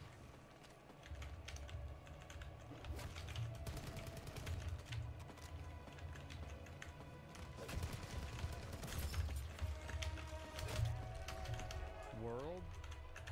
Question mark. Wait, who's this? Who's Mr. Cat? Ah, so nice of you to join me, Pumpkin. Yes, you've made it to the end of the demo. Come, sit with me. Welcome to the teaser zone. I want to talk about the full version of Pepper. Now that you have taken it upon yourself to save the world, I have a question. Can you actually do it? During one of your playthroughs, you wasted 55 years at a desk job. You died 13 times. You threw a lady off a rooftop. You could have avoided that. You managed to win your first boss fight, and now the whole world thinks you're a terrorist. From now on, the game will keep track of your every step. Every poor choice, every action, every failed boss fight or challenge will remain permanently and determine the ending that you will get. And how wrong things will go. How wrong can it go?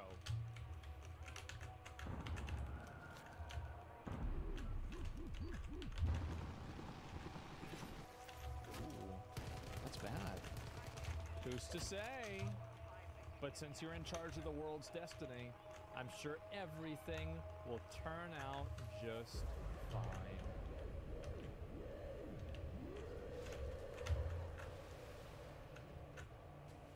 Oh, shit.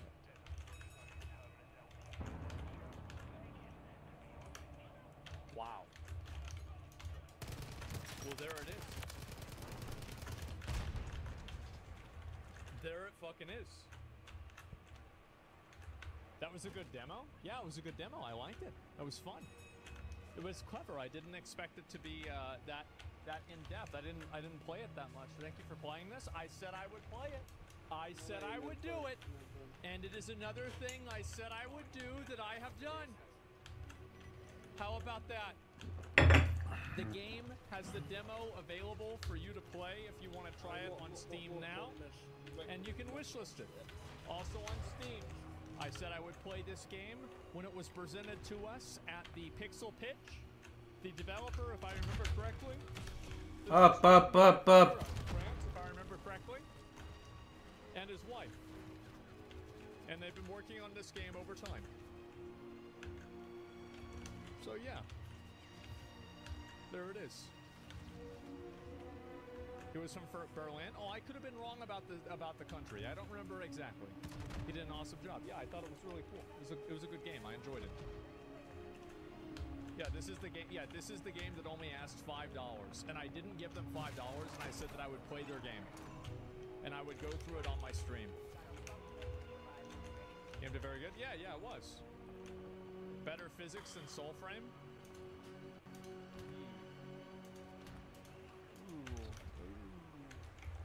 Not so good, huh? Not so good. Yeah, wife did all the art. Is that right? Interesting idea to make every choice wild. Yeah, I think so too.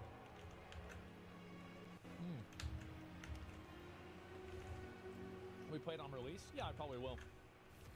Yeah, I think it was interesting and good enough for me to want to continue it. Absolutely. Yeah. There it is. When's the release date? I don't think they have one, to be honest with you guys. I'm not even sure. So yeah, I like the concept. I think a lot of people do. And yeah, games like this are always really interesting. I think story games that are like, story games that aren't afraid to take risks are extremely popular. And I think this is one of those games. Proves a good game doesn't have to be AAA. It never was. Yeah, it never did. It never was. But yeah, I had fun, man. It was. You ever playing with fun? Yeah. After watching, I know the fact that my wife will love this playing it. New gift. There it is. There it is. Oh, wow. How about that? Make sure to wishlist? Yeah. Wishlist does matter a lot. I know that the people in chat put it on there. And so there it is.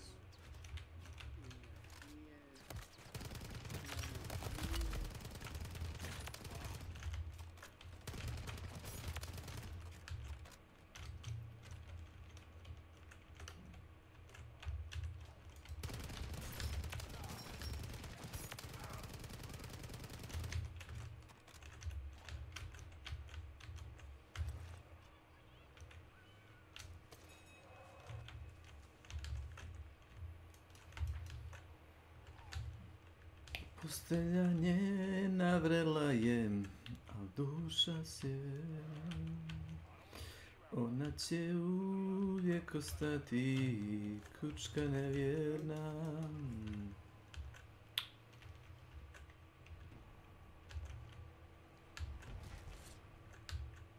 Dobro. Kako te vezim sa mnom?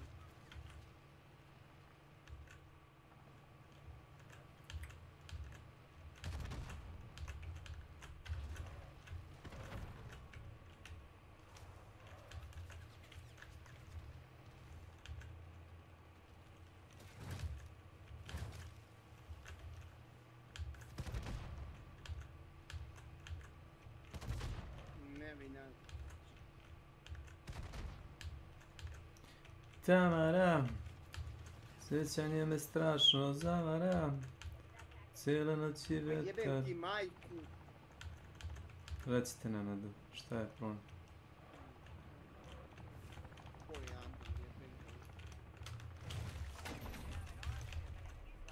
Šta imaš problem sa modovi, a?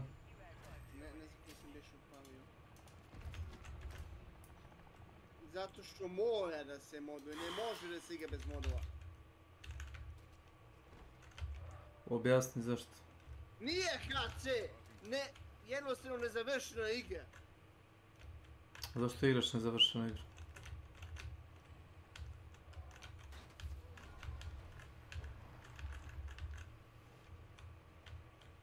ESO je hardcore igra.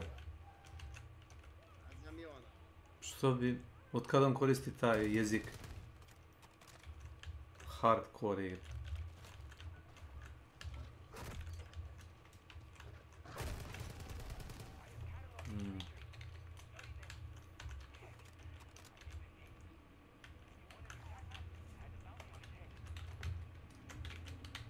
Nije to igra. Ma za tebe je Tetris.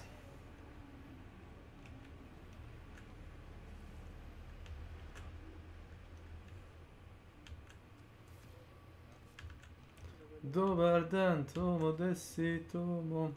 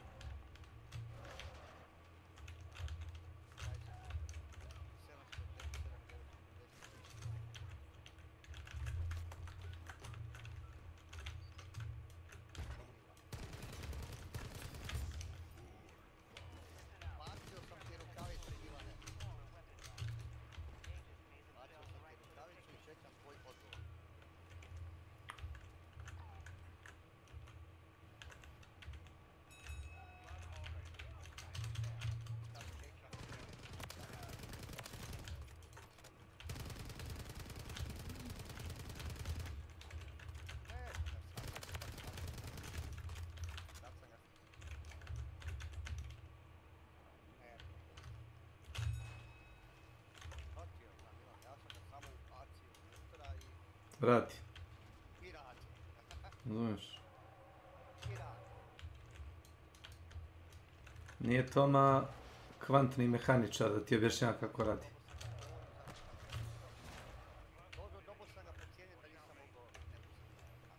Bez da ga ukrade. Za nov procesor nije puno. Da oprostiš. 450 plus 250. Ne, nije menjao ploču. Zašto bi menjao ploču? Oprosti. Već ima nov chipset. Nije to Intel da svaki procesor menja ploču.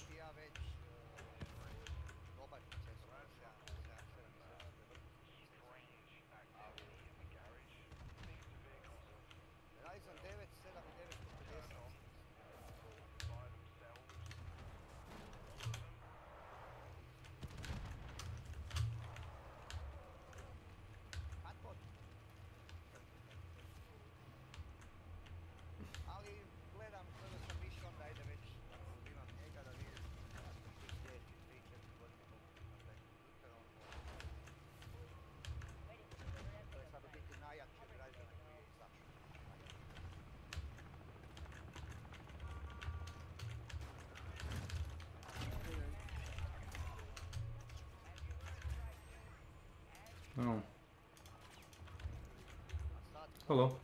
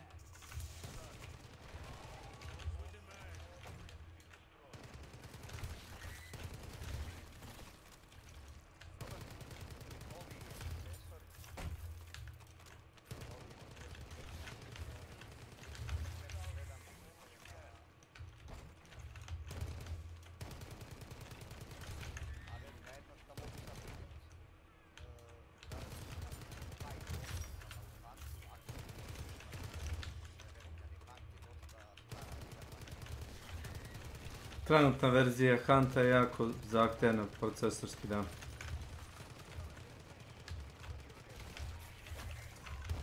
GG. A dobro, tamo sam imao prosjek 150, 160. Hmm. Sam meni ovako onak monitor ne može pokazati.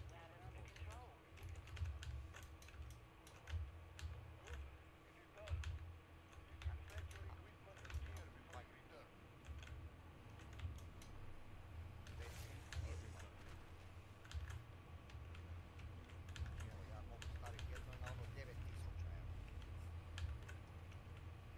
Šta, 9999 frame-a?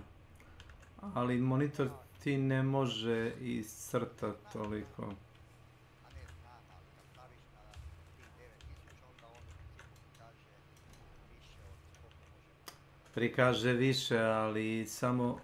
Zapravo ako ti grafička izbaci više frame-a nego što procesor možda pogura, onda bottleneckuješ CPU. To stoji tako.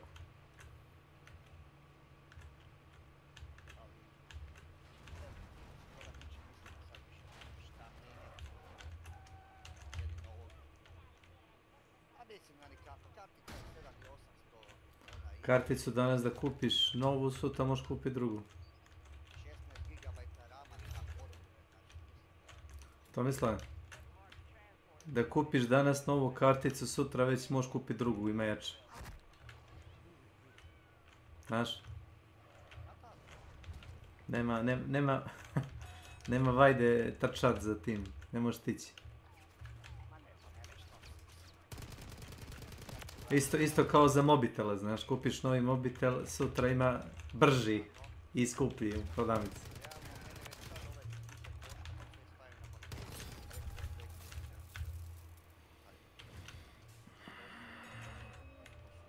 Ozbiljne pare. Ete gospođo čuma? Ne, nema ti... Kod njega tajne. Nema ti tu tajne. Ja znam, pa ova gospođa je bila spremna kad sam ja kupovao. Čekaj. Što sam ti već pričao, ja i ona nemamo djece, oba dvoje imamo dobre plaće i mogu se te neke stvari. Ovaj veliki taj Ryzen 9 koji sam uzeo sam ga totalno bez veze, jer je bila stvarno dobra cijena, onda kad sam se kalkulirao, ajde za svojega ću dobiti uredno prodati, znači taj Ryzen 7 što ima 16 GB rama i imam nekakve godine baterije. To sam rekao da ću lakoće dati za 280 € sve skupa i tako da sam ajde dao sam nekakvih 100 € više.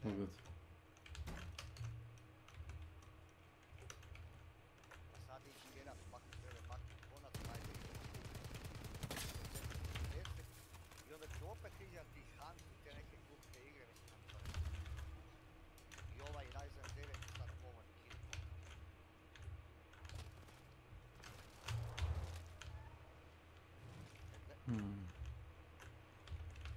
To sam i gledao, ja sljedeći recimo 3 godine. You can drive. All good.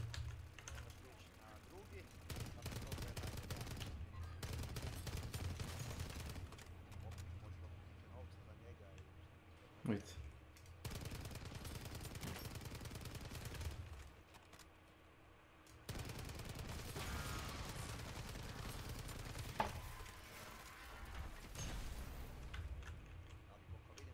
Oh wow.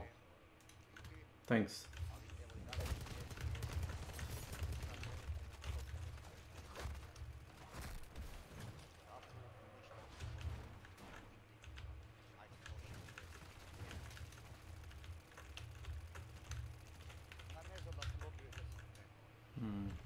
I guess.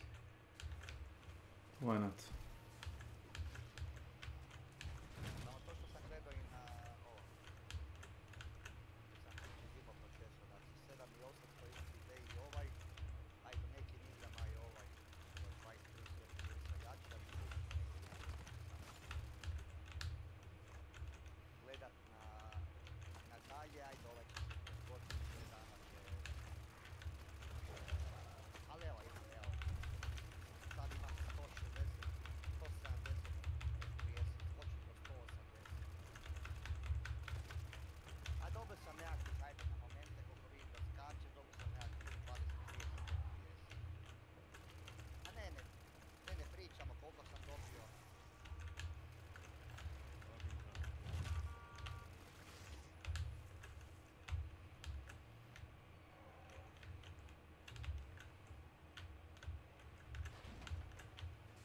Watch your head.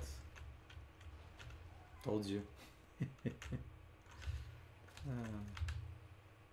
A dobro, ali evo sad mi je veliki. Sad mi se vrti do 180 FPS-a na istu točku.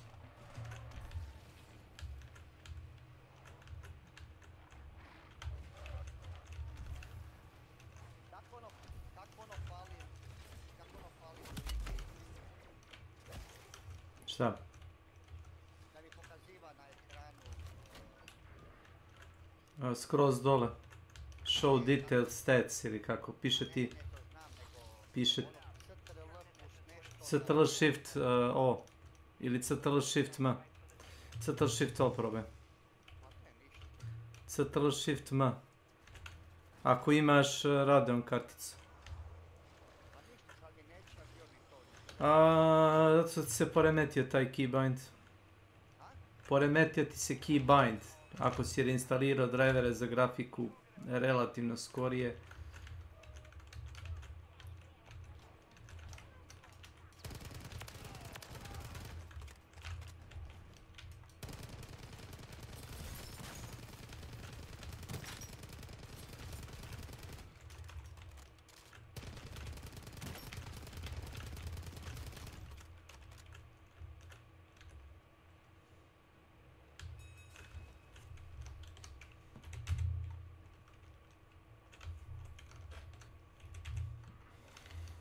Moram da provjerim meni kako to stoji.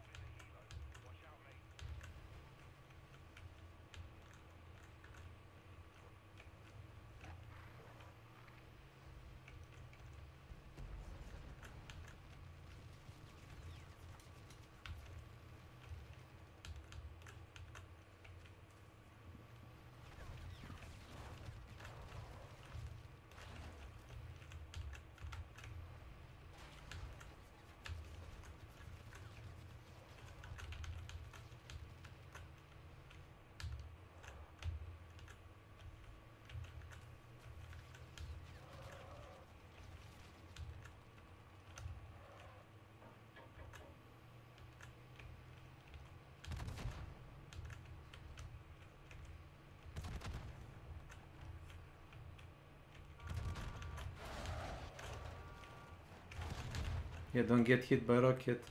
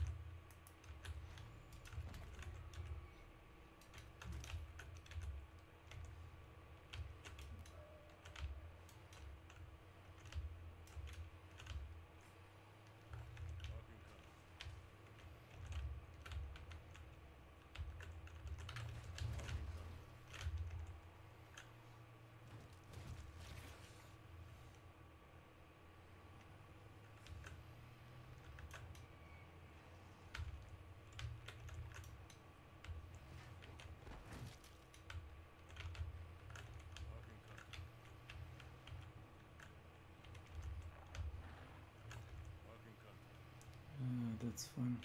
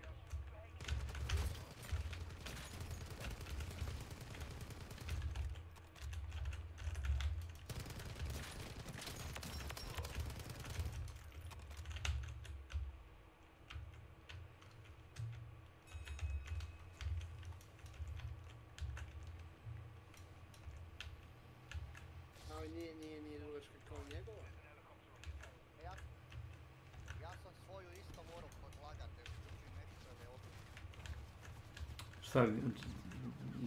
Grafička karta, pretpostavljam. Ne, nisam dobio. Nisam dobio, nego ja sam si napravio sam.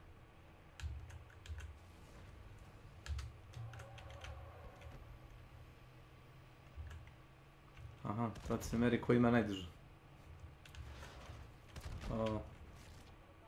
Jesam pogodio, Nenade? Ko ima dužu grafičku kartu? Da, nije bilo teško.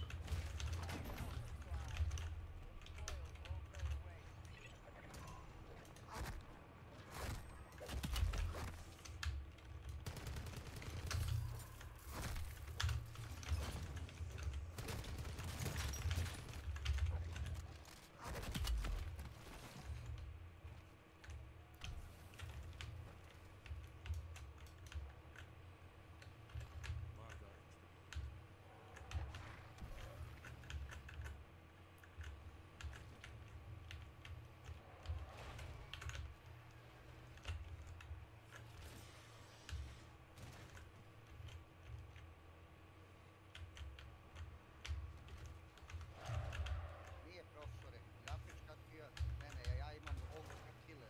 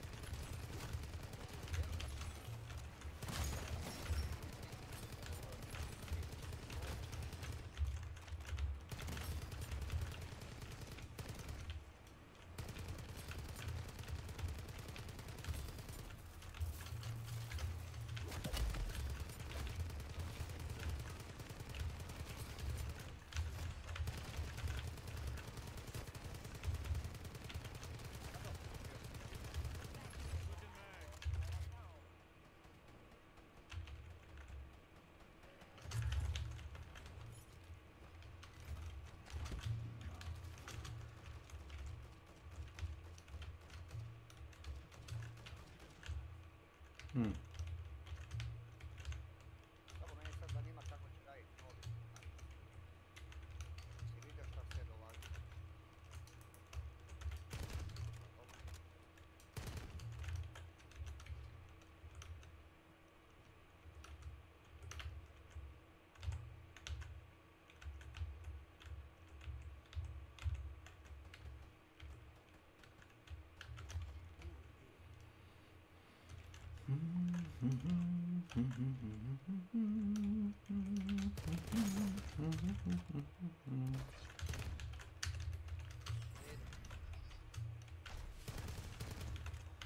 Mjesec dana ćeš igrat samo novu mapu, čini mi se, ništa drugo.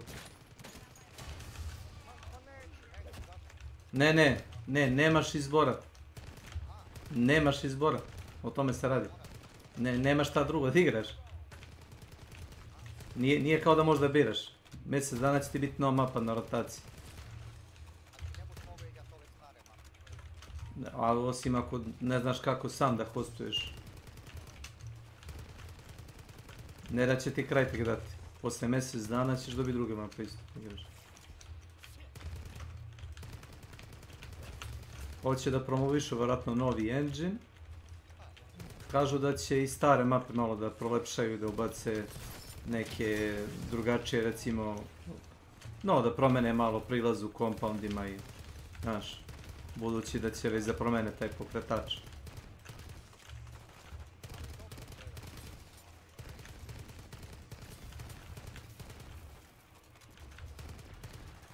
Krajtek tvrdi da im je to do sad kao najkompletnija mapa koja je izašla. GG.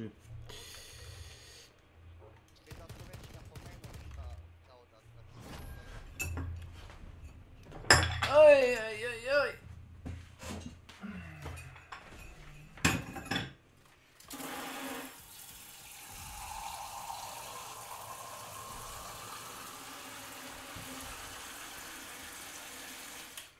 Aj, aj, aj, aj, aj, aj.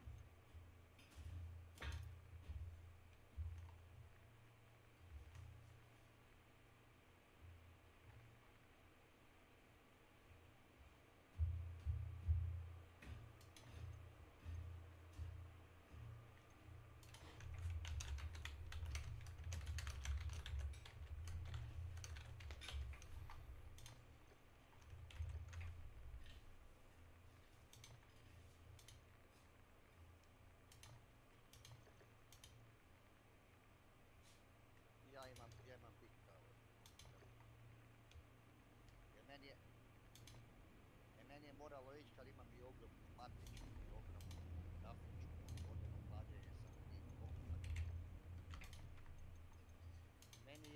Meni ti je hlađenje, pa neću sad, ali jedno pola metra sigurno. A ja imam 3 ventilatora isto.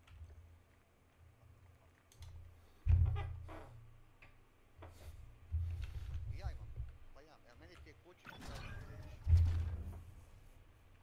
Nisam, meni ti je širina... Ja slušaš, Milane? Širina 32, visina...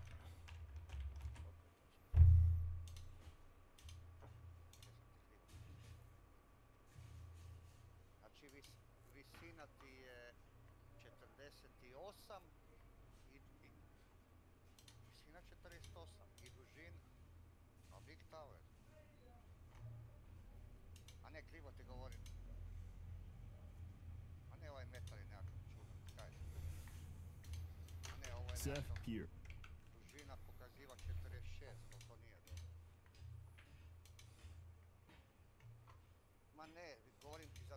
Ma uzeo sam ovaj metar za krojačice, moram te drugi metar.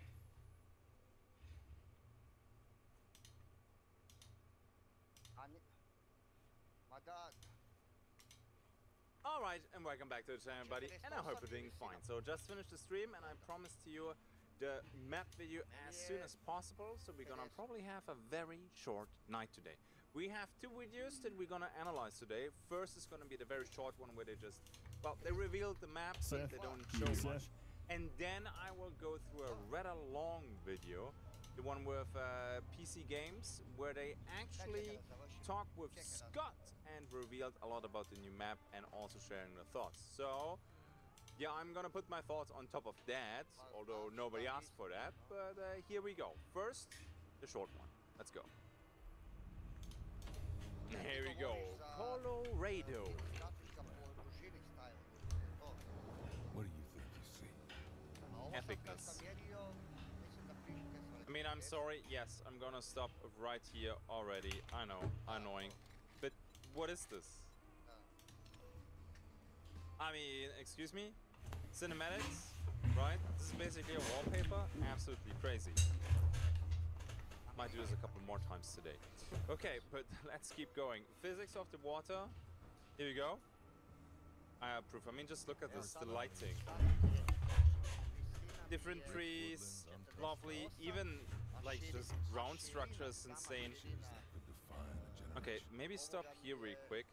So, what can we see here? So, I'm gonna spoiler already a little bit the other video. So, there will be a mine system connecting compounds and going through the mountains. And I think we see a part of that. Again, I like the little details with the grunt at the end of the letter there. So we will have actually some cave/fighting in mines, which is pretty crazy in my opinion. Let's see what else they're gonna show us. That might have been true once.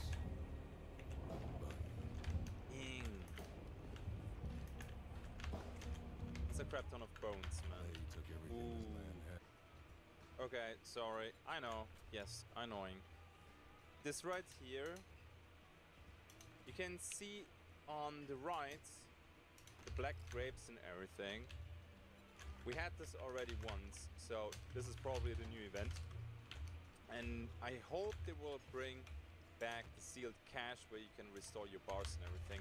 I'm crying like a little baby every stream right now when I'm losing bars and everything is banished. Feels bad, man. I don't see new AI, but again, this cave seems to be a little bit bigger with a lot of this, yeah, molten rock. Okay. More. The wells ran dry, so they... Okay, oh, Jesus. Okay. Right here. Now, keep in mind, every video that I'm using today, link in the description. Okay, so if you want to see it without me interrupting it, then yeah, go ahead. Now, the cool thing about this is if you check the tower, seems to be, there are even two letters in there. The first one at the bottom, you look at it from the side, and then you have another one 90 degrees to that, and you can go all the way up. So you will have a nice scouting position there for sniping. Sure drawback, you will be trapped up there like a rat. It looks very high, so I don't think you can just jump out of that. Did anything they could to bring them back. Oh yeah, terrible thing. Dark. There's a mom joke in there, but consumes the living. The only thing that blooms is rot and corruption. Mine. Auto mine. Yield only darkness and suffering. Okay, I'm gonna stop here another time. This is one of the concerns that I do have though. Fighting in these tunnels, I hope they will be a little bit bigger, because otherwise this is going to be a shotgun party. Beetles might be actually pretty good, because people might sit around the corner, and you might want to know that they are there, and you can do some scouting with the beetle. On the other hand, always complaining about long ammo solo snipers. Now we have this. Might be a way to cross the map without getting sniped from somebody. Could be an option. Let's see. Oh baby. Let's see, Vedali. You're the only ones who can prosper here. My dear lords. Breathe deep. Take your fill. Welcome to Mammon's Gulch. Welcome to 1896. Nice. Okay, then this is the end of the video. A quick screenshot right here. Yeah, new legendary hunter. Fitting. I like it. Same with the one that I showed you in the last analysis video 2 days ago. I hope 2 days ago. Hope I can be fast with the editing. Looking forward to that. You know what? Second video is way more interesting because we will be joining our discussion between PC Games, I think, and Scott. And Scott is working for Crytek and explaining basically the thoughts and everything behind the decision making, how they designed the map. So let's jump to that real quick. Glad to be with you guys. Thanks so much for talking with me about this. So that's Scott and that's PC Games.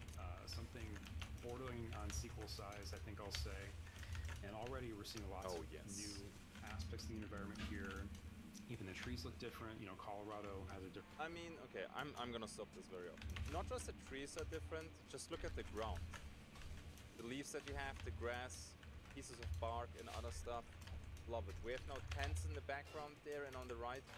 Completely new structures, so this will just be a fucking joy, man. I'm sorry. Different kind of forestry around it. That makes a lot of sense. So, you know, what informed the direction to kind of take the game here as a location? What does this do for Hunt? Yeah, so really with the clue inside the tent. What's the next expansion outside of the Bayou that kind of fits the core theme of what our game is? And we knew throughout all of our player feedback and as well as internally, what we really wanted was to really push the boundaries of what we're capable of doing. Okay, so fair point here. I agree with this because a lot of people were like, oh my god, but this is not the Bayou anymore. You're fighting a plague. DTD cooldown commands are now active. And this is apparently what happened, and now the hunters of course come to, well, put an end to this or to help. And why not, honestly? You could do another map like the Cell, which is basically in the same biome, more or less, and it would get boring. I'm happy that they're going this direction, out of the Bayou, to something completely different. In my opinion, it could have been even a little bit more daring than, quote-unquote, just Colorado. Looks great, absolutely amazing. Especially verticality, you saw already multiple levels. Bottom of the canyon, then the bridge, and you can go up here, and you're not even in a compound right now. Or at least it looks like you're not in a compound. Right, and so what I mean by that is we had player feedback that said, hey, we really like the verticality in a lot of the compounds, right? Like, Evan, as you've played this game, you're familiar. Wow. Okay, then let me just jump back real quick a couple seconds to this right here. Yeah, okay, I might edit it so you don't see me scroll back or rewind. The density of this forest is a little bit bonkers. Is it not? So, I think this is a map border in all honesty, because if that's a forest, good luck with sniping, actually.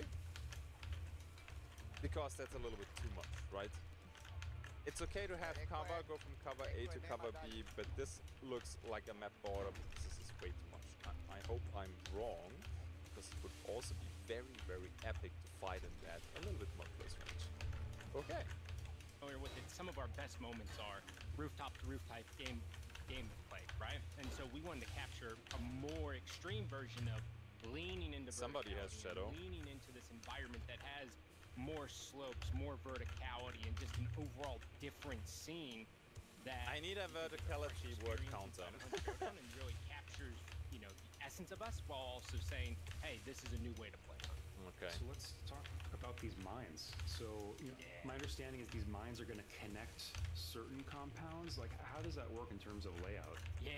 So in the center, a big focal point for us was in the center of our maps. We know that that's where all of our players funnel into.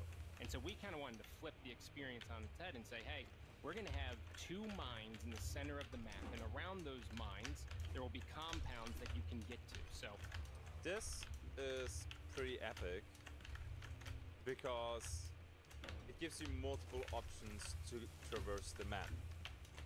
And sometimes you know there are long ammo snipers, or you know the other guys play shotguns, and then you can adjust your gameplay. You know, you go up against long ammo dudes, no close range loadouts, you go through the mines. You know, somebody might play a little bit more aggressively and you need to get some space and distance against them and then fight at, I don't know, 100 meter plus. Then you go outside. This is great. Again, the tunnel system, it looks very narrow. Let's see, I hope they show a little bit more. We have a north mine and a south mine. The north Yeah, mine okay, this is already a little bit bigger. Certain compounds inside of there, and then there is a gap between the 2 mines, which also has 2 connecting compounds as well that lead you to the south mine, which then leads you to another compound. So think of the heart of the Look map. at the amount of entry of the and mines, and then you have exit a connecting route points. through the mines, which gives you a little bit more safe traversal, but at the same time, you're losing the information that you would normally get in Give you our map, bets. Stillwater, or any of the first 3 maps. Because when you're in the middle of the map, you normally have more information. Yeah, I mean, okay, give me a second here. Alright, just check this out. Wow. I mean, this is a huge building, right? You have like multiple levels in that. You're coming out of the mine, multiple entry and exit points. There's a lot of pathing that you will need to cover. This is pretty crazy, I have to say. So first impression is very solid. I don't see any moving trains though. Yet. And you have crows, and you have all these elements that kind of inform you where you're at. But when you're in the mines, you're taking the chance of saying, hey, I'm getting less information, but I'm more safe to travel. Yeah, really interesting. I mean, there are, of course, some underground environments in certain compounds. In Hunt, you know, King Snake Mine is sort of a much smaller version of this. It's much more spacious than I expected, and I guess, like, so can you, how many compounds can you reach through the mines, if that makes sense? Like, do they spit out to, like, 3 or 4 of them, or more than that? You will be more safe in the mines. Debatable, because I can see a lot of people sit with shotguns or close range loadouts, doesn't even matter, doesn't have to be shotguns, and just wait for people. Especially with the new trap system, I can see that the mines become a death trap very, very quickly. It really depends on who you go up against, and it makes it way more important to get information about the enemy loadout and then adapt your playstyle.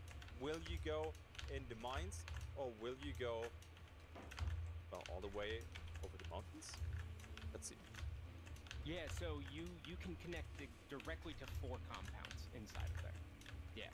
And so 2 of them kind of back up directly into the mine, and then there's some that are a little bit more on the outskirts, but when you're going through these mines, you'll see signage for like... Yo, that cave is huge. That is cool. And that's pointing you... Okay, you can have like your regular compound gunfight in there. But like La Plata Mine is one that's right on the outskirts, whereas O'Donovan Mine is right there. And so you get a full connection. So you get to be sneaky, you get to go through the mines, and then boom, you're right at the compound looking at the boss there. And what sort of combat encounters are you anticipating in the mine specifically? Like, looking at it, it seems like a great opportunity to stage ambushes. What we originally thought was, okay, well, how many people are actually going to use the mines early on in playtests, right? Because, you know, you want to be able to get into the combat, and people really like the gunfights in our game. What we see from our playtests and how everyone seems to be enjoying it is a little bit of a hide-and-go-seek kind of experience where you go into the mine, and you can set up some traps, and you can really catch people off guard, but it's very safe. Again, safe for who? Like, if somebody's in there with a close-range ambush loadout, setting up traps, you go in there, this is not going to be safe. So, realistically, I don't think it will happen too much. Because there are so many mine paths, and maybe people will not go in the mine at all. So spending their time with your traps will be a huge gamble, honestly. So maybe we will have some highways in the mines where we know, okay, everybody's using these paths, so maybe you wait over there. There are some highways that you know, on the old maps where people very often engage each other. So, on the other hand, somebody with a sniper scope will most likely not go in there at all, so all the people with close to mid-range loadouts will meet in there, and then the chances will most likely be fair. As long as you don't step on a shotgun from around the corner. Inside of there, so you can peek out, look at a compound, get an understanding of if any threats are there, and then go back in and then reposition to get a different angle. So it's a little bit of hide and go seek, lots of trap gameplay. But the most important part of the mine, and all of our hunt players know this, is normally when you get caught in a position in hunt, it's very hard to get away from your opponents. You're normally like kind of a sitting duck, but in the mines, because there's a lot of different routes and it can lead to a lot of different areas on the map. Okay, before he continues, this is something that is great. So you can retreat from there, and I told it already earlier, and they showed it already. So many entry and exit points, different paths in there. Maybe you will even have different levels in the mines. So if you're not feeling the fight, or the moment you think you're losing and you're running out of mats and whatever, it might be not too difficult to get some distance between your enemies and reposition, as Scott mentions it actually. You're actually able to reposition and flip the experience, so you have more time to heal. Okay, sorry, but right there, the hell? Can we use this? I mean, I see letters there on the left. Maybe Hey! I mean, I'm just dreaming here a little bit, okay, because I don't think we will. Stani! Na. To je sad urlikanje okolo.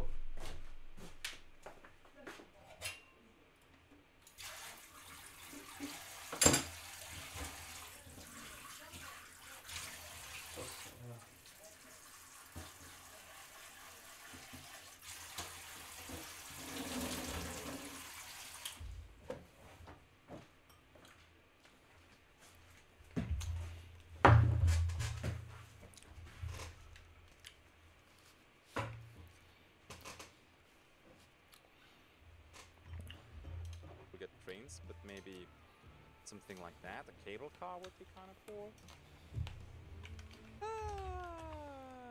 One and You have different advantage points, and you can kind of turn the tide on the enemy team if you get caught. Can you say anything about the updates that the existing maps will get, you know, after the fact? This is our most polished map we've ever shipped, and it's a big leap forward for us on visual fidelity, both on general consoles, but also on PC as well.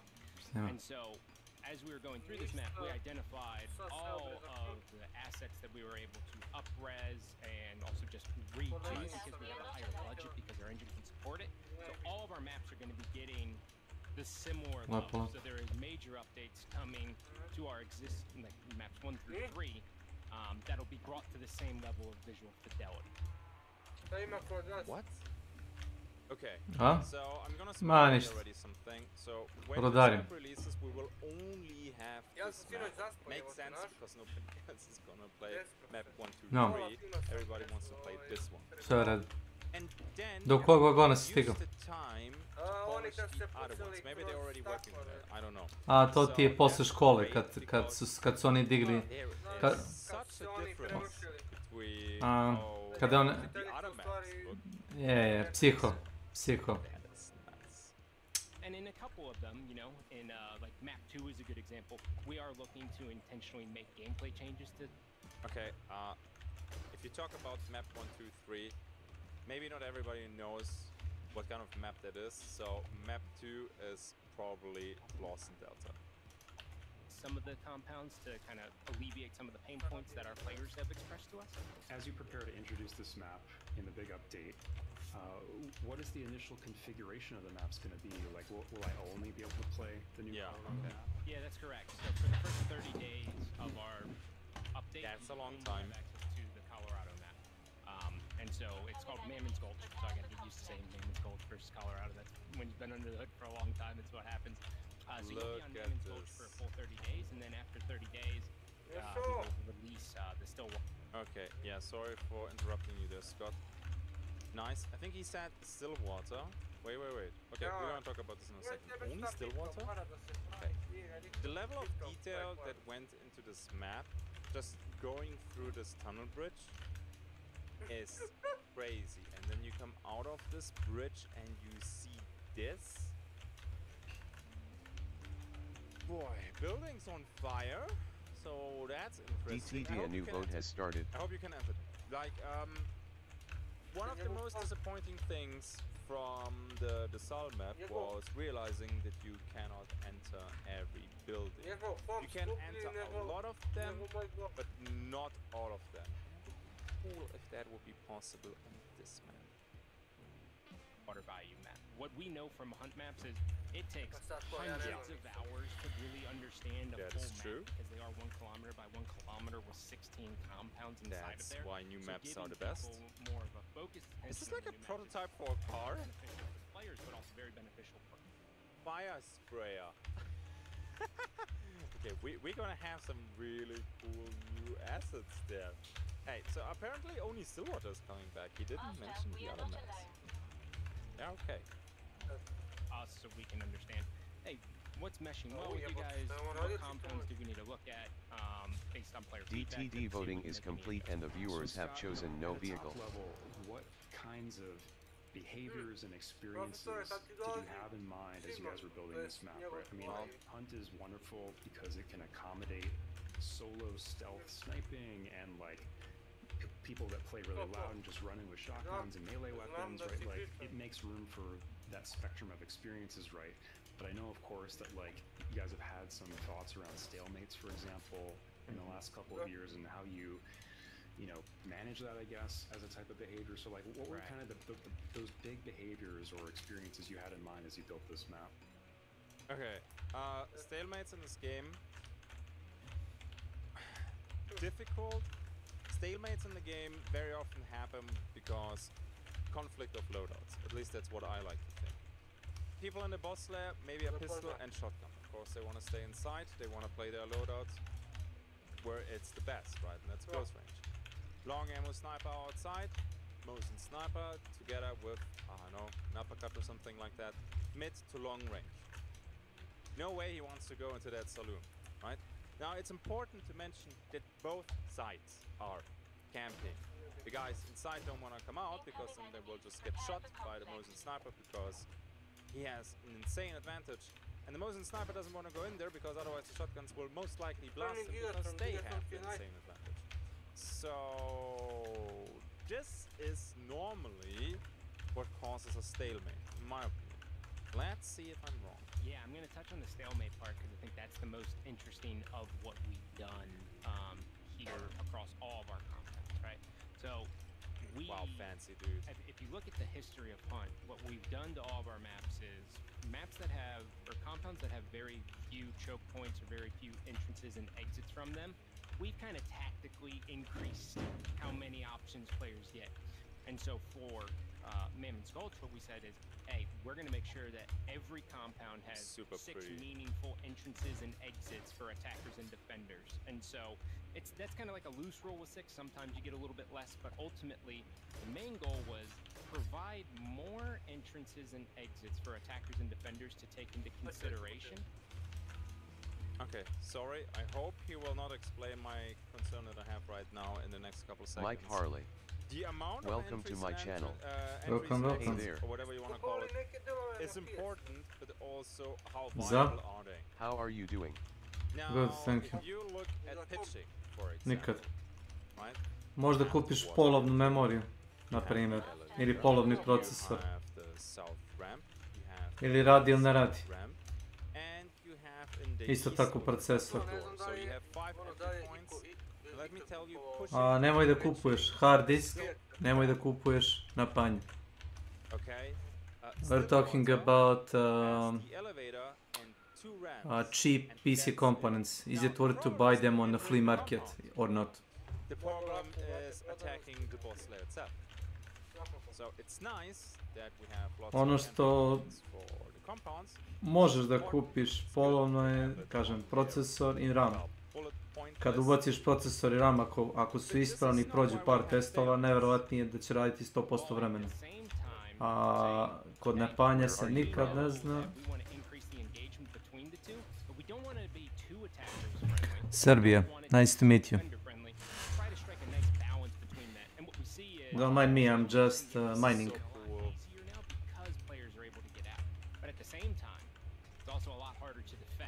Oh my god. Oh my god. So we are seeing more traps get used across the board. It's also important okay. the trap change decision with how players can actually place traps. It seems really exciting that like that system in particular is going to be pretty flexible. It seems like, but are there like particular limitations around it? So how is your stream going? Players doing something truly good until the guys that sell either viewers, bot viewers, or the guys selling digital art show up, and then I get really annoyed. I hope they have this on their to-do list. But you know, right now, thanks for asking. Compounds, or not compounds, wrong word. So what do you do for a living? Is where it's getting tricky. And again, if you want to defend, you have to fortify. Oh fuck. But when you fortify again, then you will create maybe another stalemate. We need to play this, and I need to see it for myself. They have the right ideas, and right now it's just, you know, speculations. Case traps, you know what I mean? Brutality and hunt are pretty synonymous, so we leave it up to the player's creativity as to how far. So how often you stream? Now we do have every day, thank you. And what about my sticky bomb? If possible. Electrifying combo in the water? That was creative. You got rid of that. That's okay. The constraints as to, you know, which way, how the trap placement does work. What we feel really good about is them being able to go across windows, across the board. So if you go through the window, you trigger the trap. That feels really good. But we haven't seen anything too game-breaking or punishing inside. Interesting. Internally, we have a lot of trap placers. Every single one of them when I'm on his team, and it always gets me. And he's like, how is your family? I'm like, I know, but I missed it. Will you play any other games or just this one? How is why? We're all the same. COD MW. Or Elden Ring. Yeah, I think we saw it already earlier. Even Helldivers. Yep. Something like that. When you're on the mountain, we want you to feel like you are on the mountain. Now, you still have places that you can find. This should be... all those elements, but what you're seeing right here, this should be probably enough. To our forest is that they're dense forests, right? Wait, when you see not map border? All these like needles, right? These needle trees.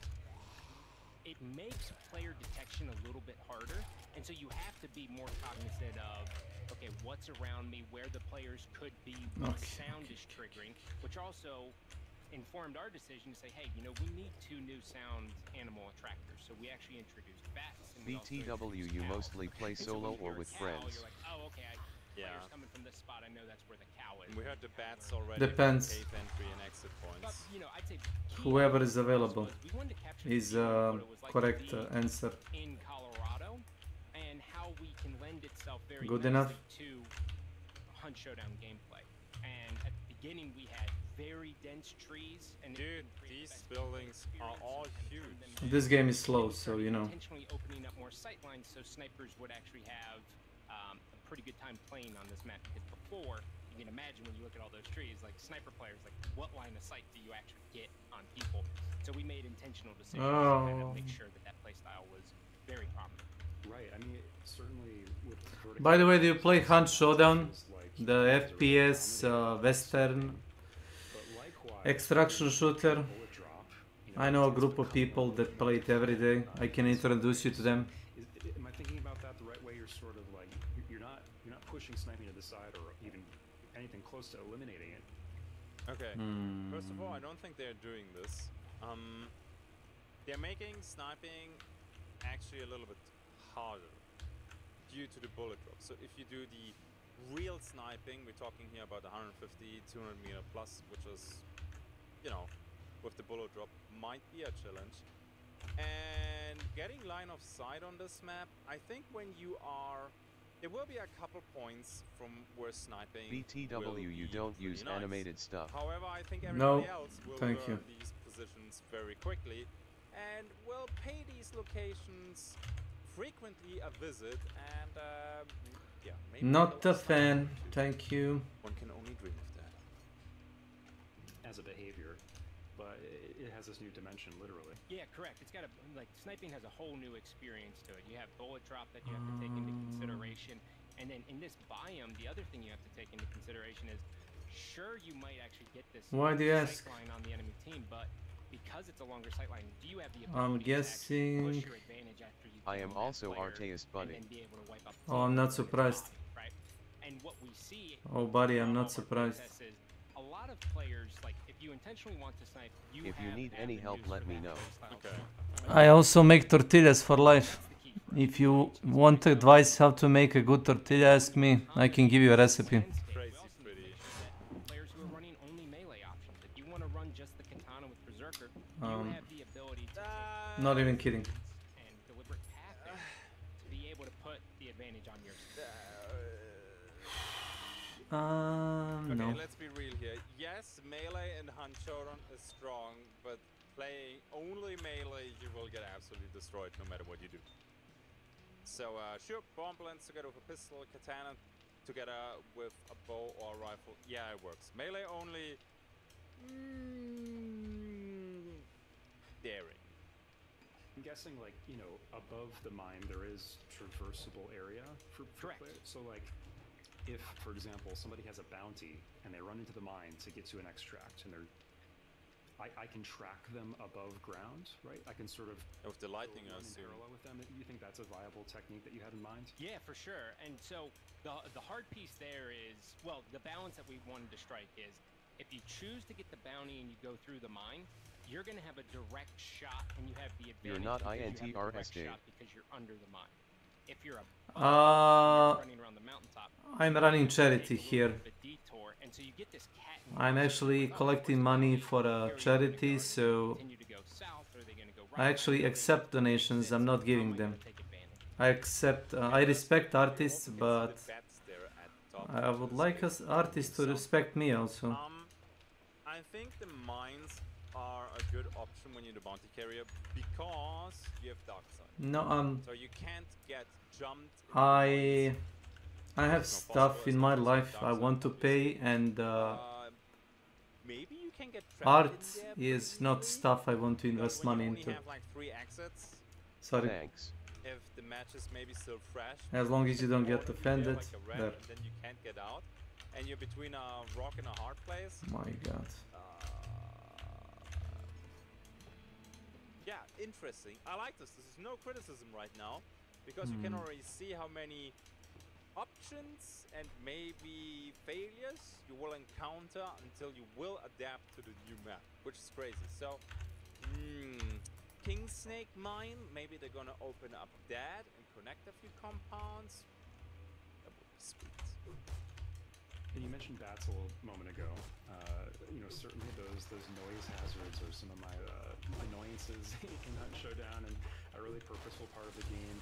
Do bats only appear in the caves or the mines? Right now, that is correct. We have aspirations to put them in more places, you know, like inside of certain buildings to give you additional sounds. That would be cool. The bats in the mines just feels like... When you learn this then, the bats outside, you can collect a lot of info. Candidly, you need a little bit more distinct audible call-outs when people are leaving the mines because you have that cover. How would you compare this map to the other wow, maps? look at the trees. That verticality, but in other Look at the trees. aspects, it's more what and less what, might you say? I'd say map 4 feels completely different than any map that you've ever played inside of Hunt Showdown. And so, when you take into consideration We have another loop here. and all the verticality... How far up can you go? Wait. I mean, just look at this. Sorry, Scott. Here. There's a building all the way up there. Is this just for the scenery? Or can you actually go up there and snipe down on the town? Huh. Because very often, the big mountains, big ones, there will just be map border. But that one right there, maybe there on the right we can go up. Boy. Then a lot of our compounds we've actually built fundamentally different. We actually changed the DNA. Keep an eye out for sands. Before, you have a traditional compound, right? You'd have an outside perimeter that would have intentional holes, and then inside of there you'd have the boss building, and then you'd have some satellite buildings inside of there. What you see in this one is we actually have what's called internally kind of like no kidding. A couple of them, where you have to commit to the area to then be a part of it. So I'd say this map more than ever is your loadout determines how you're going to play the map very intentionally. Whereas, you know, if you play in the other maps, if you take a sniper, you have a lot of different angles that you get to take, and you can put to use generally anywhere. On this map, I want this very now. intentional. Oh, the piano still works. It's great. So if you take a sniper, you're going to choose different routes than if you what? take a shotgun or even a long ammo weapon in general, right? Without a scope, you have a little bit more verticality, and you have a little bit more, and you have the mines in the middle. But you have these routes that you can take that are a little bit more covered than what you're used to in our existing maps. You have more. Can't wait to fight there. Right, so you have a lot of more emergent fights that happen in areas that previously would be underutilized in our other maps. So it's really, you're kind of always, it's pulling a lever almost as to when you're going to get into engagement and how it's going to work. So more surprises, more intentionality in your loadout, more intentionality on audio and how you approach any one decision. And then for, you know, the verticality piece, this is one of the coolest compounds that we did. It's Quarry, so it's our take on a pit map. So very similar to any of the undergrounds that we've ever done, but we intentionally built it to say, okay, what are the problems that we have with our underground layers, and how can we what is build a pit around map? that and really fix it? And so this one, you know, you have a lot of options. And so you have a building on top of you that you're able to fortify. You can also leave the compound, but because it's more tight and constricted and it's in this quarry, you can also fortify this better than almost any other compound on this map. Now, so much for breaking up stalemates. Nah, don't get me wrong. I'm surprised that they're talking so much about traps and everything. Because wasn't there a time where they said they want less traps and now it's easier to place them and they're mentioning traps like crazy? I'm confused. I don't mind. I love traps. Yes, I'm one of the trap enjoyers. With Constantina Poison, alert trip mines everywhere. Already took away my alert trip mine sticky bomb combo, but tame. Yeah, let's see what else they have to say. Yeah, I mean, looking at this footage here, it just seems very big. I mean, like I've of course I put hundreds of hours into different areas already in the hunt, but like I don't know, somehow this seems larger. It's way more grand, and I'd say, you know, Stefan Heinrich and the entire art team on this map have done such an incredible job of capturing how big this world is and how far we can push it, and that's a big shout out to our engine team. Just compare this to the quarry that we actually have on the south. We want it to feel bigger than what it is. Yeah. Even though the dimensions of the map are the same, we want crazy good to job, feel man. this sense of verticality and this intentionality behind it to drive all of their decisions. How is performance so far in this map been for you guys from a technical perspective? DLSS, man. DLSS, for example. Yeah, so you know, I can just say, like, DTD, a new vote has started. All of our expectations as to what we thought we would be able to get on this map, and that's mostly shout out to the new engine for us, empowering us to be able to do that. But performance is as good, if not way better, than our existing maps. So right here, we're seeing what looks like a mining facility, or is this an example? Okay, do you of one see of the this? structures you talked about? Okay, first of all, yeah, that looks absolutely amazing. Oro Gordo mine. On top of that, talking about the performance, I mean, what is Crytek about to say, right? Hey, how Sarah good is the Taylor. performance? Well, actually, it's Welcome trash. to my Of course channel. they say it's good, right? For me, and I said it already in previous video, whenever you have these map transitions, Hello, like here, hello. for example, going to Oro Gordo mine, Welcome currently digital you have artists frame drops. and slave owners.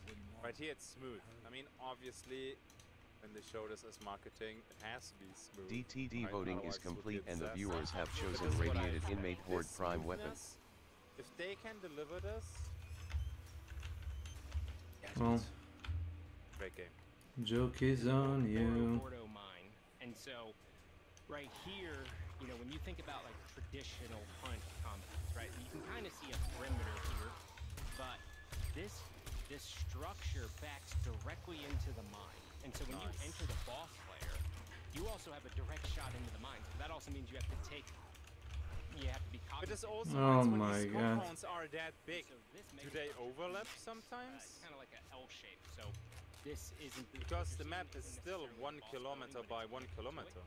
And so inside of here, you can take a lift to go across, or you have to choose a route that's a little bit more risky and puts you exposed. At a top level, it feels like this isn't like too out of line. It's obviously like 16 compounds, which I think is the same as the other Hunt Showdown maps.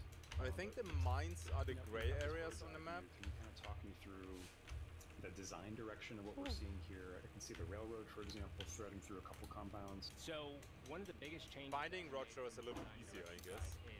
In maps 1 through 3, we have this terminology called POIs, and POIs are compounds which always give 2 clues, essentially. And in our existing maps, what we would do is we would say, hey, the two clue, like the POIs would always be in central locations, right? Yeah. But you want to, and so we do that because everyone has a fair opportunity in order to get there. We flipped that on its head for Colorado, and we said, hey, we're actually going to put the POIs on the outskirts. So Preston Oil is a POI that features 2 clues, as well as Gasworks and Miner's Folly. Those 3 all have 2 clues. Right. So those are POIs. And what that's done is that's kind of... Give me a second. But that also means that people spawning there have a head start. Doesn't it? Like, don't get me wrong, because sometimes when you spawn northeast of Lawson Station, north of Golden Acres, you skip Golden Acres and you beeline Lawson Station because you get the double clue. So that's why you have very often a lot of action very quickly at Lawson Station. You might not have to do that anymore, and you're not skipping actually the first compound. Well, let's see what they have to say. It changed how players play. Because in our existing maps, you know, you have that moment where you're like, oh, okay, well, I can skip this first compound, go to the second one and get 2 clues, and then that changes the way that you play. Whereas in this one, if you spawn at Kingfisher Foundry in the bottom middle, you might actually just go left to Preston Oil to go ahead and get 2 clues, and that changes your pathing, and it changes your decision making as to how you want to approach any one decision. So that was a big part of it. But from there, I don't know if I would skip it though. Anchoring statement of we wanted to have mountains in the middle, and those mountains need to have mines. And so we started with, okay, let's create 2 mines. We're going to create these 2 mines and these mountain ranges in the middle, and how can we mold everything else around that, and does it play well? I guess I'm also wondering, are there any compounds that have, or maybe you can just sort of talk about one as an example, like where the adjacent compound has an interesting relationship to another compound beside it? Really a big focal point of the engagements happening Lower and upper between the south. Donovan Stone, La Plata Mine, Oro Gordo Mine, and Split River. Okay, so those are the 4 in the middle. Okay, now Montero's Malt has a line of sight on O'Donovan Stone, but O'Donovan Stone can see Gasworks, for example, and they can also see the crossing of people going into Montero's Malt. So if you spawn Grizzly Lodge, you're like, cool, I go to O'Donovan Stone. Now if I'm playing a sniper, I'm watching that cross, and that's intentional for me to be able to do that. But really the whole core of fast rotations and being able to get good lines of sight on players ends up being between the 2 mines, because that is an elevated position. And so you can very quickly move from Split River to La Plata Mine. It will be really chaotic over there.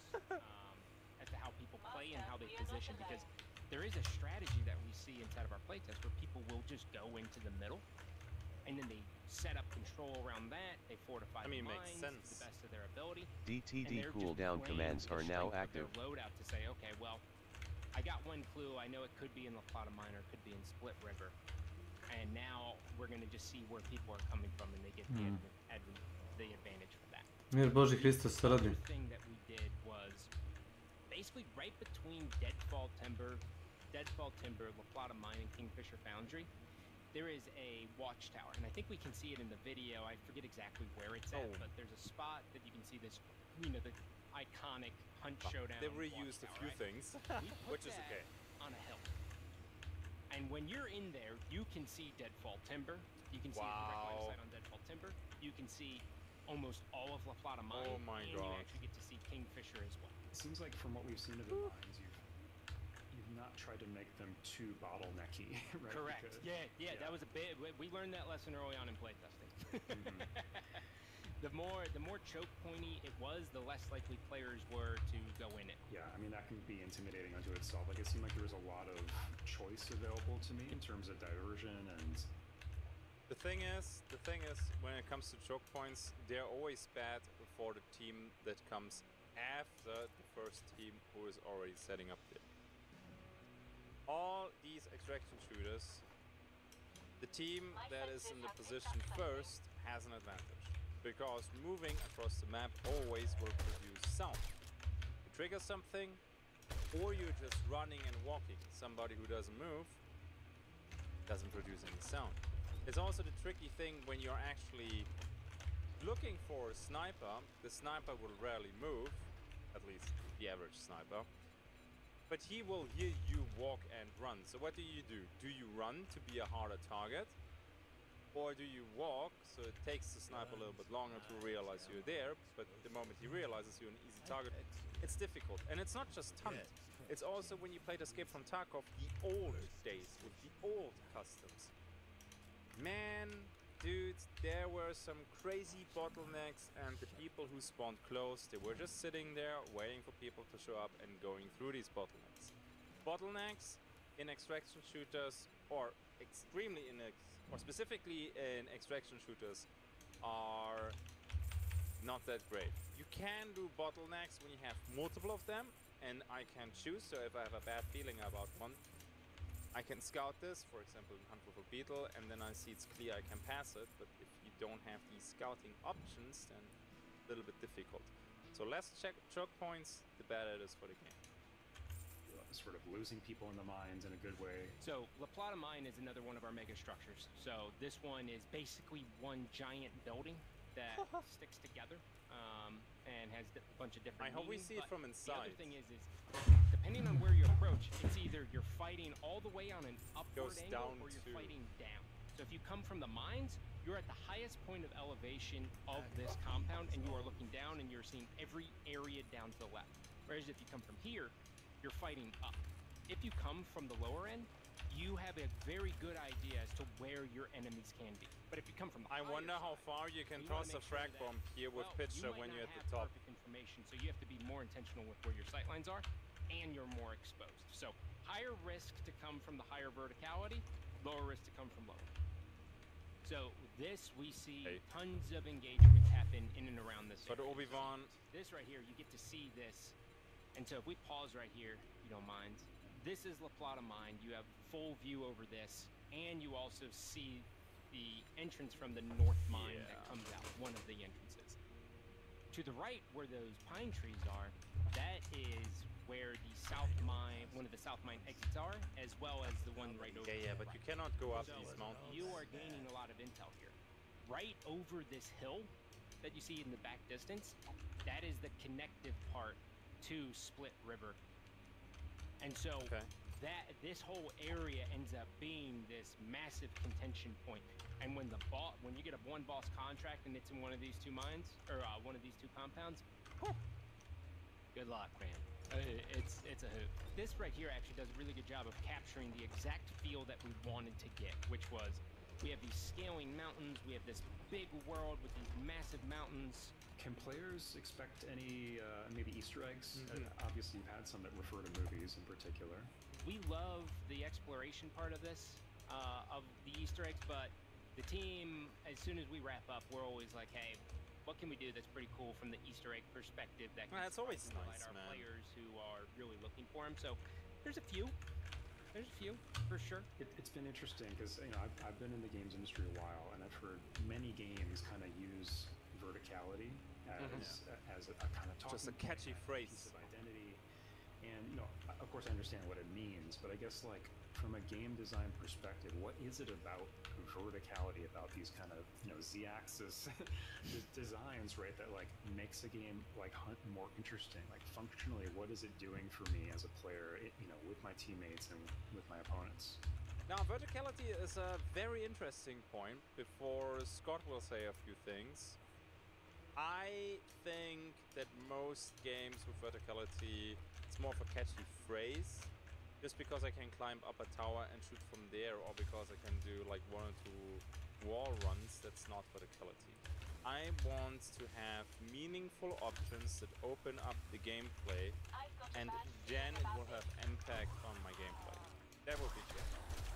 That would be the fucking dream. What I see right here is underground or above ground, different options, different paths. That's great. These mega compounds are... Yeah, I don't know. This will be a totally different experience, which is great. Verticality is good when it's intentional. And by being intentional, I mean, if your game design lends itself well to it, you can lean into it a little bit more. And for Hunt, you know, Hunt is a sandbox, right? We want players to bring whatever tools and weapons that they want to bring into the map, and they have to solve the puzzle of how they kill the boss and get out their own way, right? And so, for us, more options that we give the players that are meaningful, the better. And what we want to do in Hunt is make sure that, okay, verticality. Obviously, if you have the higher position, by default, we learned this from Star Wars, you have the advantage, right?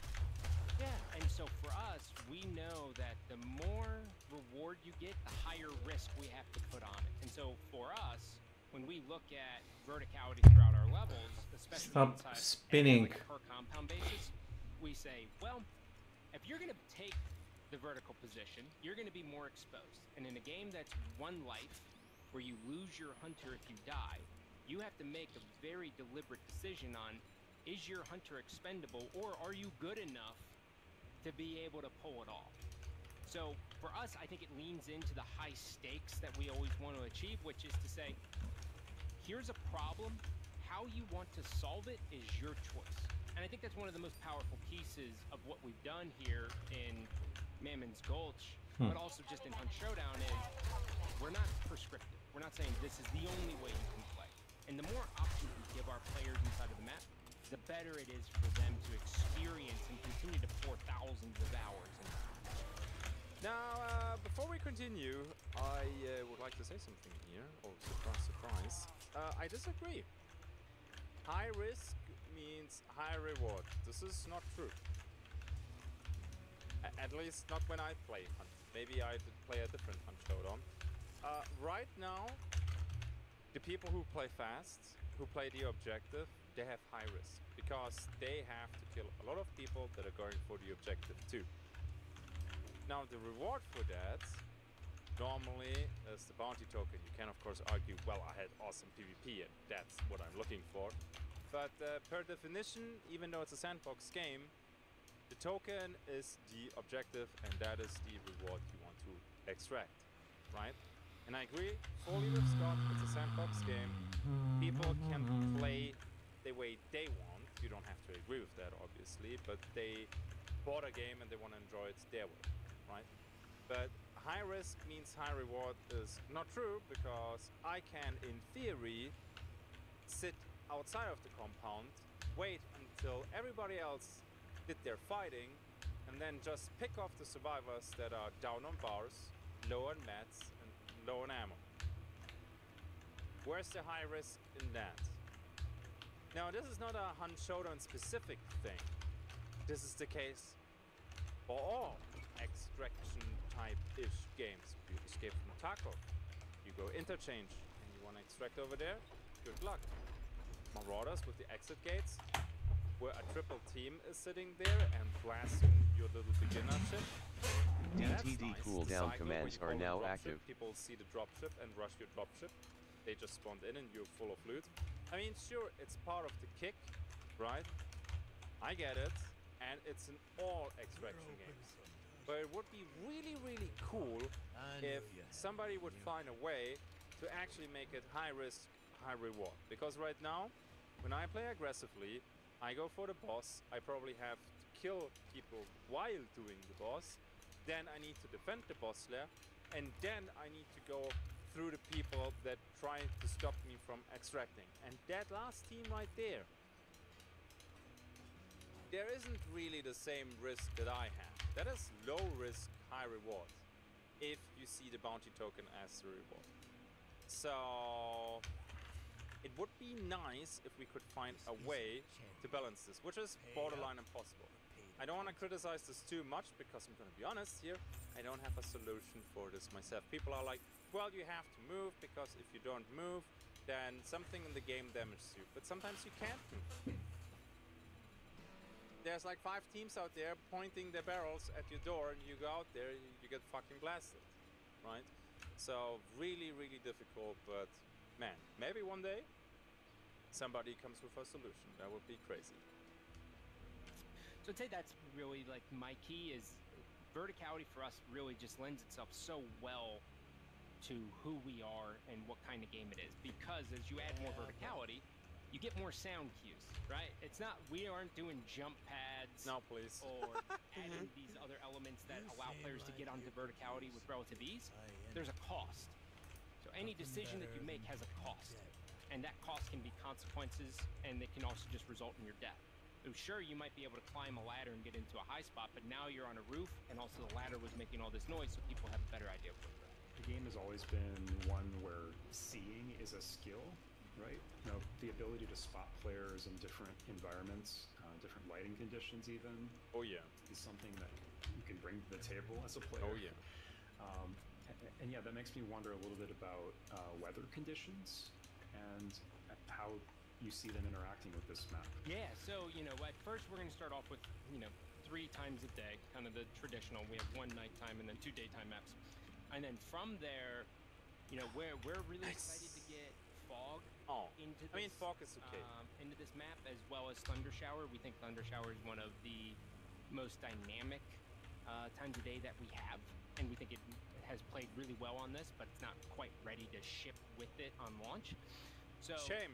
True shame. What we don't know, and I'm excited about, is which ones we want to try on this, Okay, what about this, Crazy Mike? How about we have some dynamic weather, where it changes?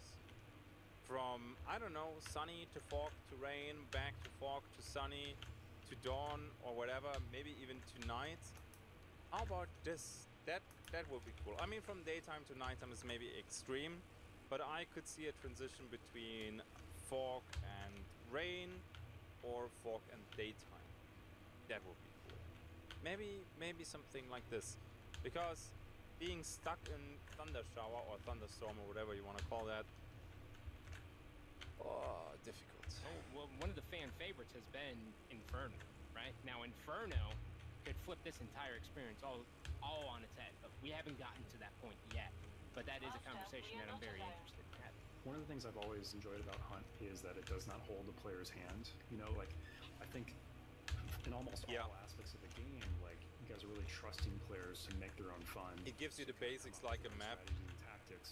But of course, there are aspects of the level design that are subtly conveying certain ideas or approaches. Can you maybe name some of those that players may not realize? I mean, obviously, when you put a light on something or something is bright compared to what's around it, that is drawing your eye toward it, I think, in most situations. Yeah, so, obviously lighting is a big piece. Pathways that are on the floor, like dirt paths. The lighting looks really good, though. Clearings inside of a forest, those things all kind not of too dark, not too bright. Into it. But the other thing is... Playing that during nighttime, though? One of the things that we try to achieve is, as you're just walking, really good level design ends up feeling like a flowing river, right? Which means, when you watch a river kind of flow, that's true. You watch it kind of move around the rocks and kind of form to it, and it's very smooth and intentional. We always are looking at, hey, how do we stick together these two pieces in a way that makes sense for the player? And when you see here, right, just in that moment as you were walking down, you can chart 2 direct paths around this individual mountain pass, right, or this little rock formation, right? You can either choose to go over to the right because you saw that there was a path over there, or you can go to the left. And these tiny little decisions. I like that you don't have a lot of open space. And we want to reveal them at the moment. You find cover very quickly. Because if you reveal it too early, it's kind of information overload, you know? But when you reveal it at the right time, you're making the player say, okay, I can make a choice. When you enter a compound, we want players to be able to make a decision of, I've committed to breaking into this perimeter. There's a pit. Where's my next move? What's the next tactical decision? And some of that can just be a building. Some of that can be. Okay, I want to play. That's the key for us, is trying to figure the torture. out. Hey, what can lead the player to make more informed decisions on? I think it's insanely difficult to make really good maps that flow. Each approach, we call them approaches, right? So each approach needs to be able to fit, like kind of like a specific weapon in mind. So we try to make sure that all of our compounds have at least a 360 degree, sometimes 270 degree approach points. But those approach points are intentionally designed where we're like, hey, this is where snipers are going to kind of come from, we believe, because of these reasons. Here's an area where it has more dense forest, so shotgun players can go through there. But then you hit a choke point. And so you're going from the perimeter into the compound, right? Each of those choke points are built in such a way where you're dealing with A, animal attractors that you have to deal with. B, you might have to deal with meatheads, right? And then if a meathead's in front of a gate that you already have to open because that comes at a cost, now you have to change your strategy. Or you're like, well, I guess I'm gonna kill this meathead quickly with like a dynamite, give my position away and break in, or I'm gonna reposition myself. So all of those things add to the mix, and what AI spawns inside of there, you know, it could be an armored with chains, like a wired. It could be a wired. It could be an immolator. All those things are random, and so you always have a different experience every time you go into these compounds, which really changes the dynamic. We don't want you to have one way to solve the puzzle. We want you to be able to always solve the puzzle different ways because we present a different challenge. Well, Scott, you know, thanks so much for talking to us, bringing us through all these details. I think there's surely a lot more here we could spend time talking about. So, you know, looking forward to discovering this map for myself. And thanks again. Okay. Well, nothing more to add here, honestly. There is a very long video. It's gonna be a long night. I hope you enjoyed this video. I shared my thoughts, my concerns, but overall, this looks great. Mid of August.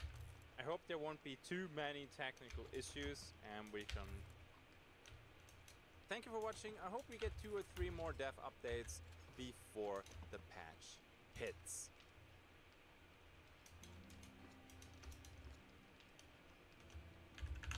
It will actually turn out at the end.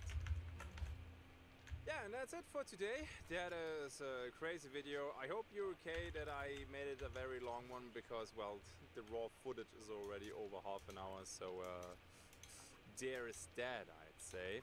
Now, big shout out for Legends right here, my patrons. Thank you very much for supporting me over on Patreon. As always, you are greatest. Thank you for watching. I hope we get 2 or 3 more dev updates before the patch hits. If you feel like it, like and subscribe, that would be much appreciated. I'll see you in the next one. Until then, have a good day and bye-bye.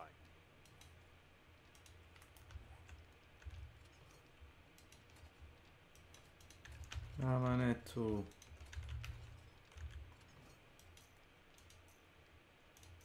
DTD, a new vote has started.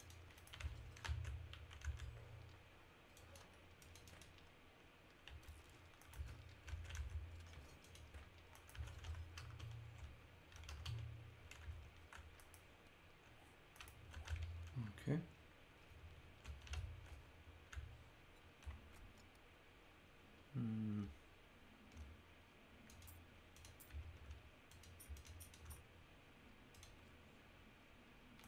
Dobro.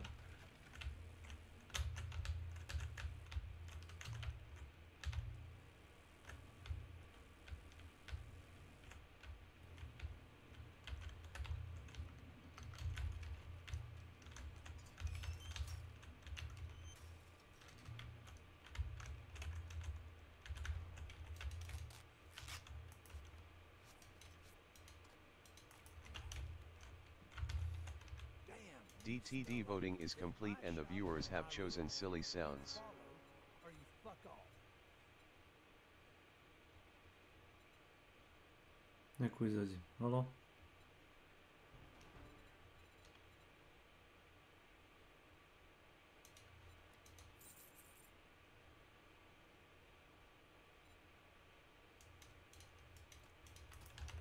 Now that we're done doing business, get out of my store.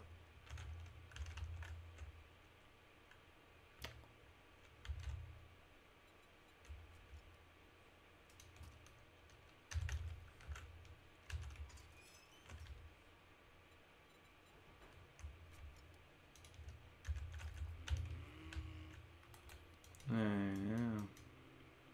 Brum brum brum brum.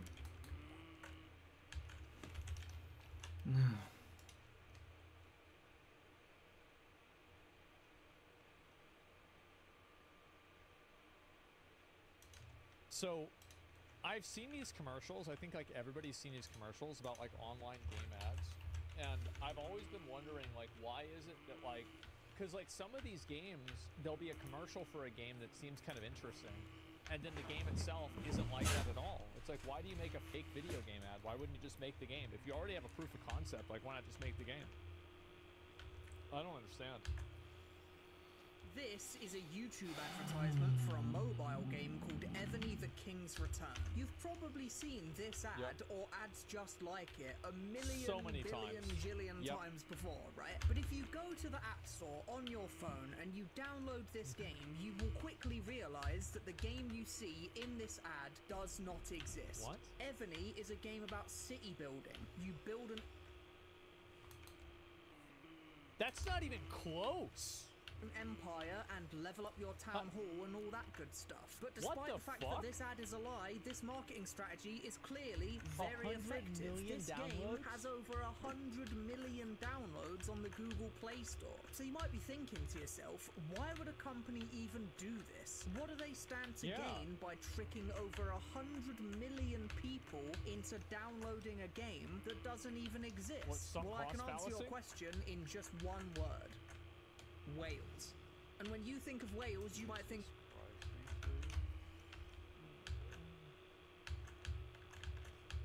of, you know, big giant creatures swimming through the Yeah. sea, or maybe, you know, the country with hills and sheep and stuff. But a mobile game developer, when they think of a whale, they think of this guy. His name is Daigo, and he is completely and utterly addicted to a mobile game called Fate Grand Order. He spends That is, it's crazy to see people do this.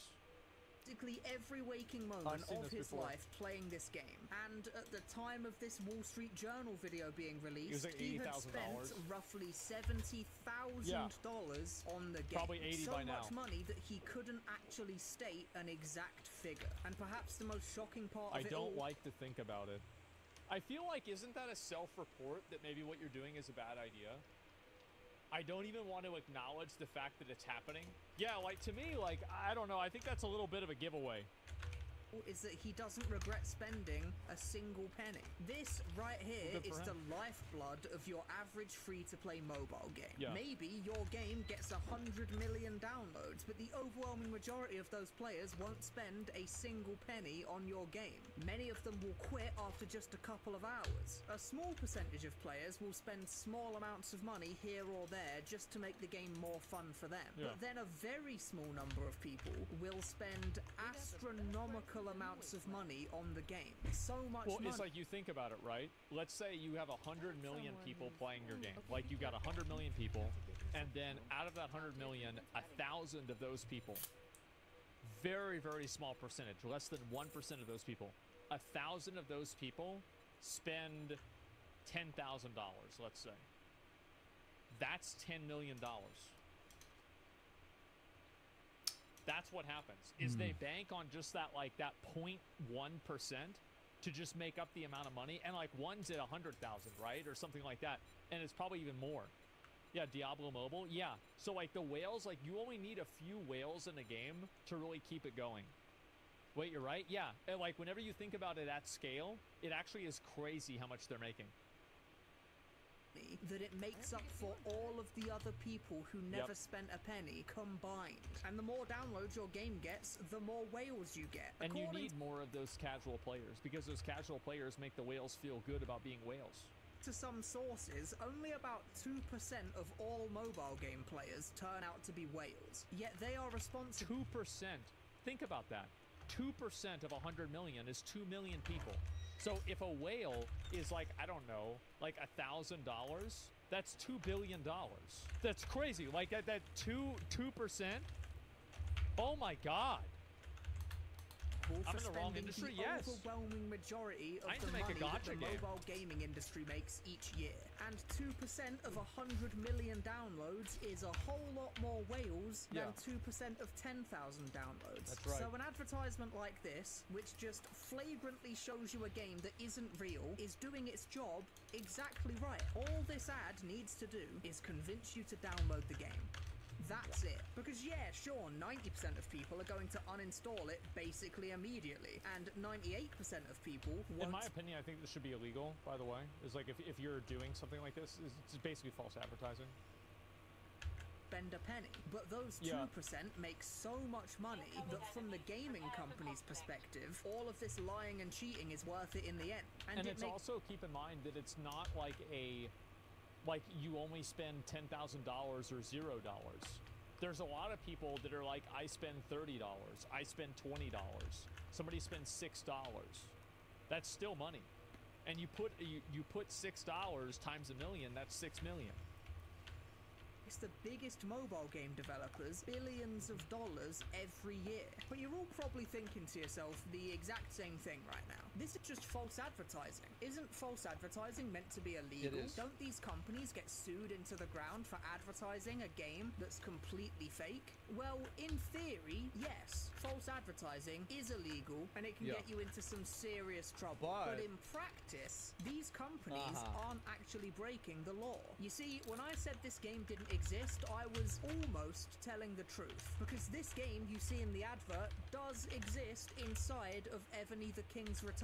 See, it's a mini game. This looks like shit. This looks like the PlayStation 2 version. That you can play inside of Ebony. You can play it for free for about half an hour before the levels run dry and you have to start engaging with the base building mechanics that most of the game is centered around. So to any government agency looking in, you didn't technically falsely advertise your product. This game is inside the mobile app that it's advertising. It's not false advertising, it's just disingenuous advertising. And disingenuous, in my opinion, I think that it's still false advertising. I do. And the reason why is, like, if you look at this here, this is not the same as this. It's not. It's not the same game, period. Like, it's undeniable that it's not the same game. So what are we talking about? Advertising. And disingenuous isn't illegal, so they get away with it. Now, there are some games that do a much, much worse job of pretending to be the game from the ad. Like, whilst I was researching this video, I played a game called Top War Battle Game that, as far as I could tell, wasn't even trying to pretend to be the game from the ad. So I have no idea how companies like these get away with it. But generally, the game in the ad will be somewhere inside the app at some... Well, the way they get away with it is because Google doesn't do any quality control for their ads. That's the reason why they get away with it, is because Google doesn't care. And that's why, like, so many people, like, everybody talks about, oh, it's like bad to, it's like unethical to like ad block. It's like, you know what, like, you're right, but like Google's also behaving unethically by just letting ads that are blatant scams be published on their platform. Like, there's like the Mr. Beast scams, the Joe Rogan like deep fake scams for supplements. Like, this stuff is really bad. They run an ad that shows a game that looks kind of fun, so it convinces you to download the game. You play this little mini game for half an hour before quickly realizing that the bulk of the game is not really what you signed up for. And Yeah. this is where most people just uninstall the game and never think about it again. But for Right. that tiny 2% of players, they get hooked on what the rest of the game contains, and they spend money again and again, and they single-handedly bankroll the entire company that makes the game for years to come. And this is why games keep appealing to whales, is because their vote matters more than yours does. Because whenever you vote with $1, they vote with $1,000. That's it. And so whenever you're not voting at all, that's another factor. It's that simple. Because no court wants to continually try to prosecute false advertising games. Maybe, I mean, I don't know. I'm just saying, like, in general, right? Like, this is why these games keep happening. Developers take the tactic of fake ads to make a lower cost per install to implement it. Yeah, you could be right. Now, if you've been on the internet for a while and have a relatively good memory, you might also remember these adverts. Yeah. These ones are similarly infamous for being completely fake and not representing the game at all. In fact, these ones are so infamous that they Yeah. actually made an entire ad campaign that literally commented on how their ads are fake. Guys, didn't y'all believe that all those puzzle ads were fake? There's no such game, but today I finally found the game. Ebony the King's Return. Honestly, this one is... Wait, so they're talking and complaining about fake games while they're advertising the game that people are complaining about to be fake, and it is in fact fake?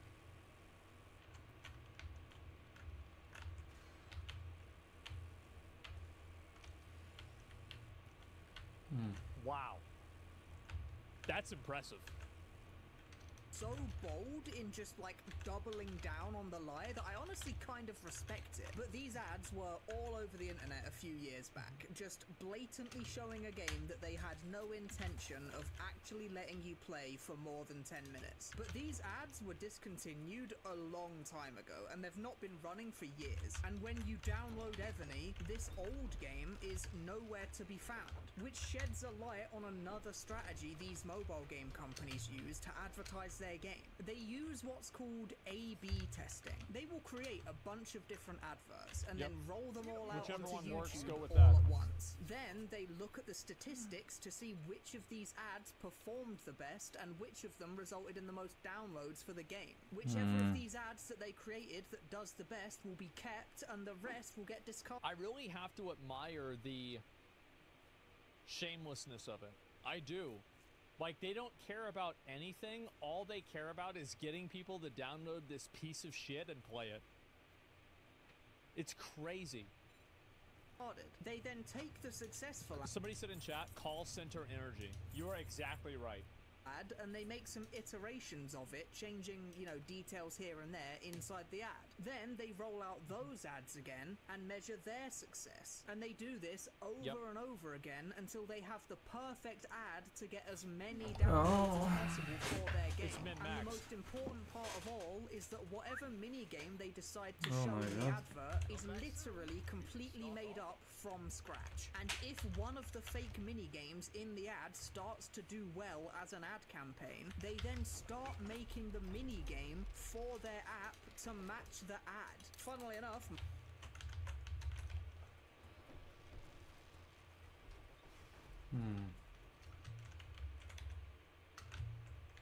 Man.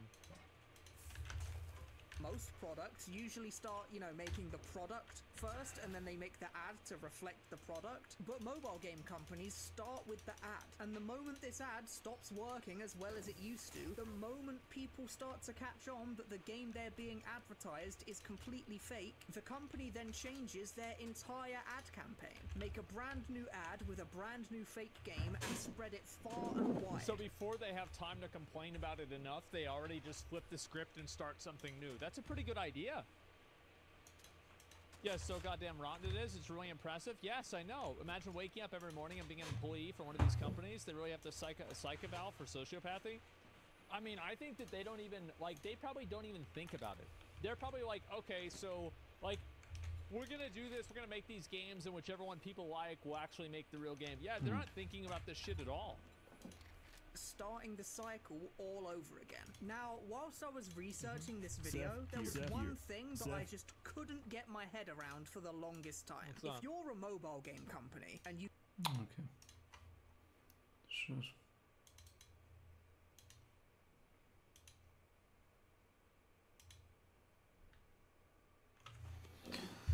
Oh.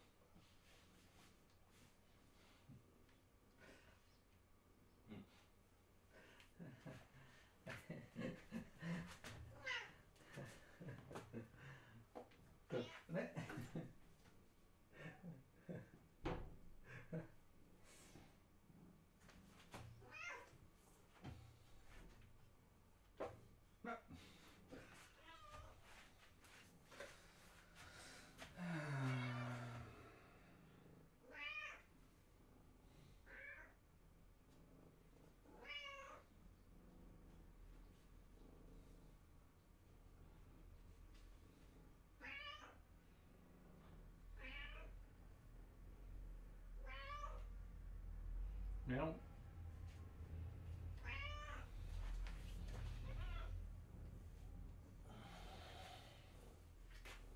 Dosanjakoviću, mlađi.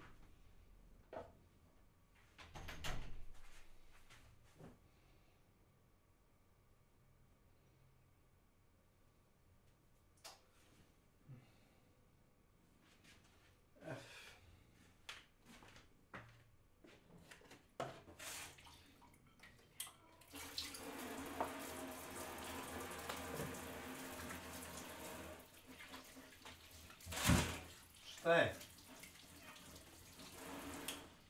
Lepar.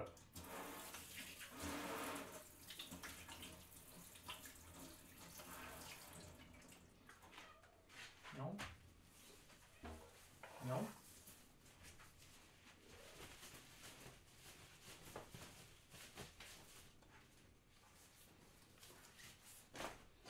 Oh. Hey. No. No.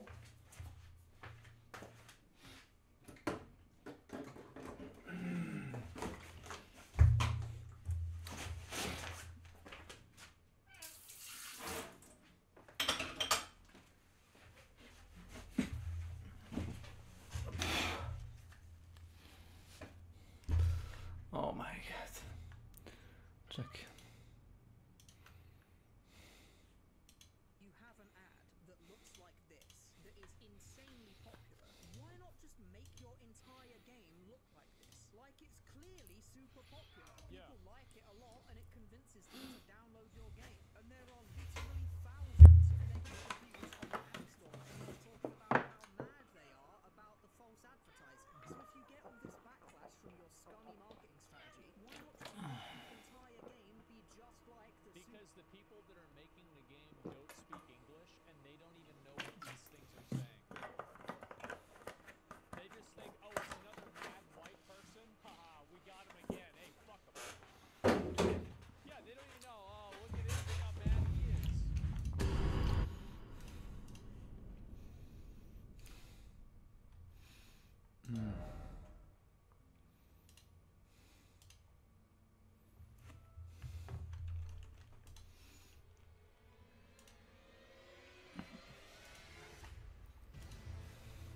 To izgleda dobro.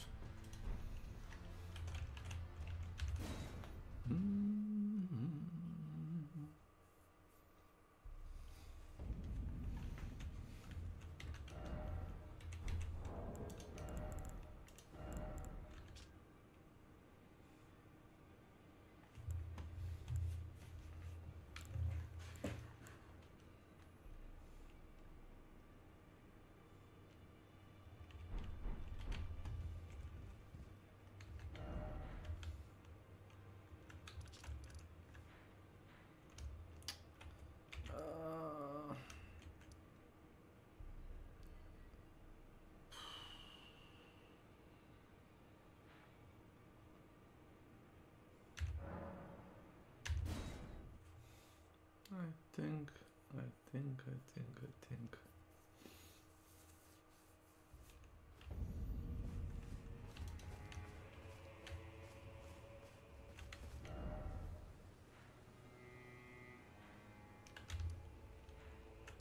Aha, okej.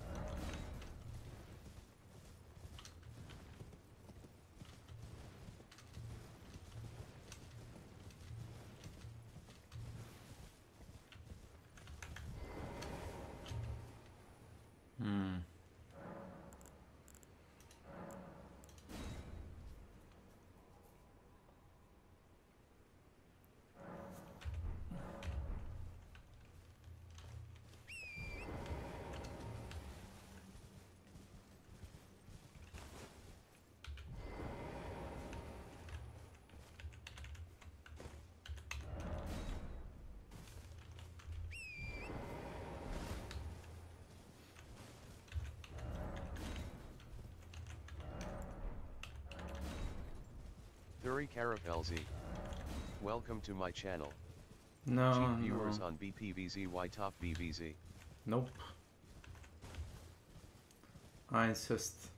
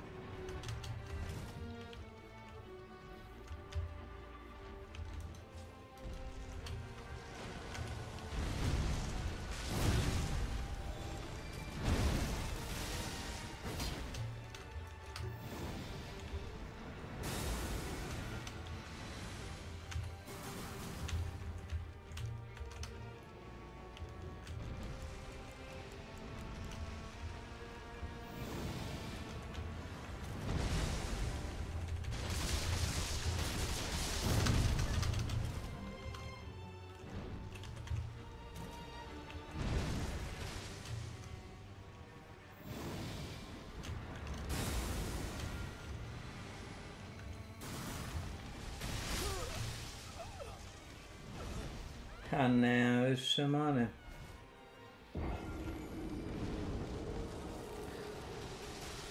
Ovo drvo je prvi put bilo naporno, drugi put nije ni zabavno. Na kamoli naporno. Drvo. Hvala. Ako pitate.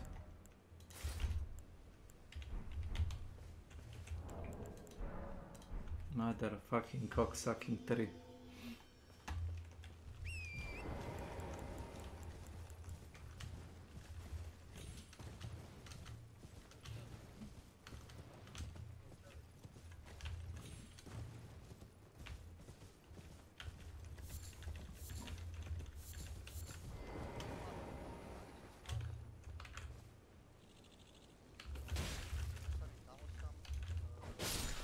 Baš.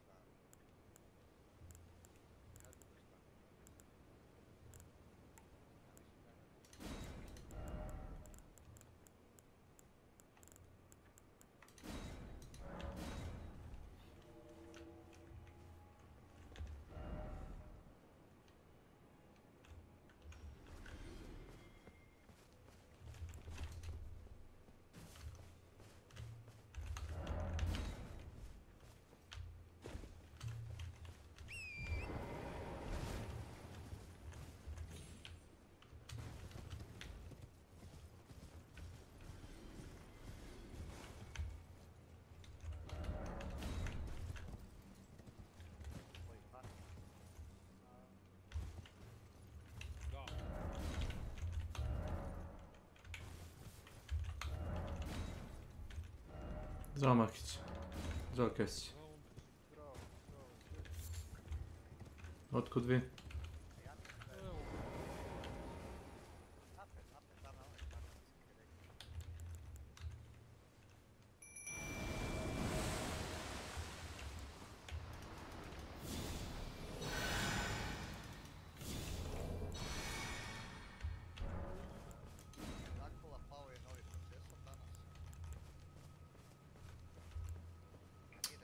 Nije Drakula, Makić i Kesić.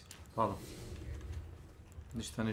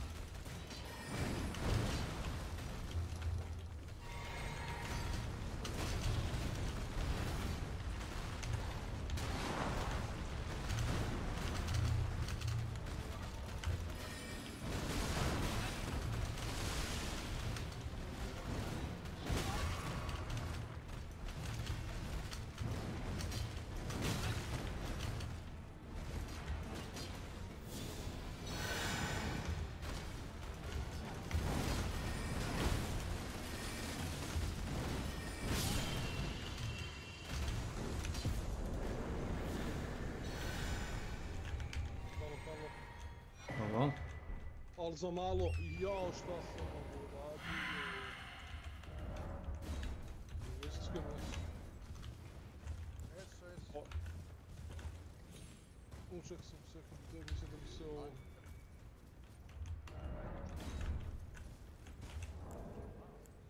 Eto, to sam dobro.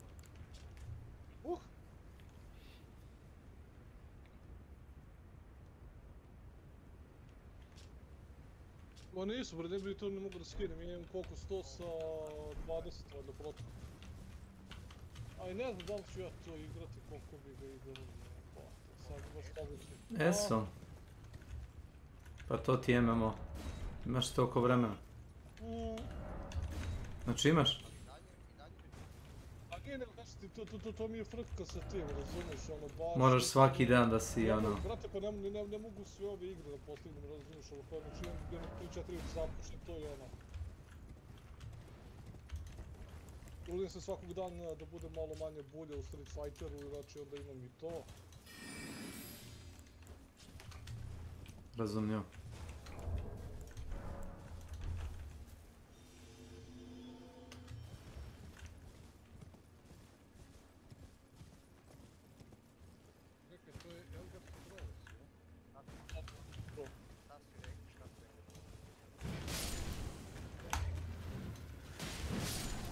A jel imaš gigabajta da je staviš gdje?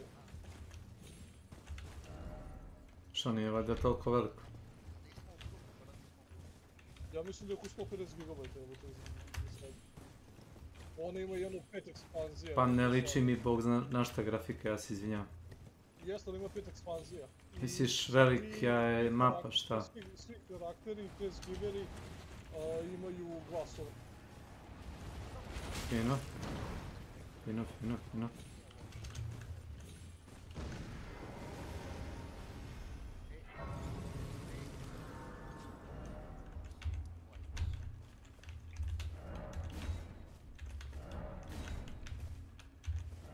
Hoćeš da pričamo o tom izgledu, ili ja? Odličan, jel da? Voliš ga? Da. Mislim da ti je ovo, to je najbolji za to. Boga mi, zaslužio sam ga. Da znaš šta sam ubio, da to dobijem. Jesi gledao na YouTube-u ti izbacio onaj veliki jahač onog praseta? Aha.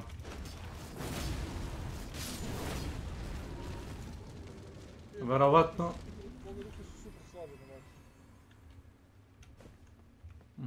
Ruke. A ove ruke daju materijal za upgrade. Sada si mi ono baš lovio.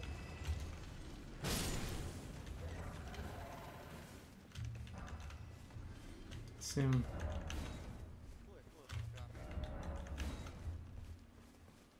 Vidio? Ejde bre, lezi dole. Lezi dole. Bilo 3 komada ili šta? Ne znam. Znam samo da je ovo verovatno znači mačak dvoručni koji možda imaš. To je 100%. Ali je kolosal, brate. Nema veze. Jesi sisa ili šta? Možeš da nosiš dvoručni mač. Makar go. Ne, ja mogu da ga podobno kažem ti, ja imam ono... A jako, treba dosta stvari... Ja mogu jednu ruku da ga koristim. A dobro, ali... Ajde, razmisli malo. Mislim, nema veze, igra nema veze s stralnošću, ali... Da, ja sam ti lepo rekao, taj mač da imam, brate, da uzeti taj mač i onaj short ton. Da budu u istom tonu. Dobro, ali kao što je full je ono fire damage, onda si baš ono... posvećen tome, da kažem. To ti kažem. Ne možeš da ideš ono na pola.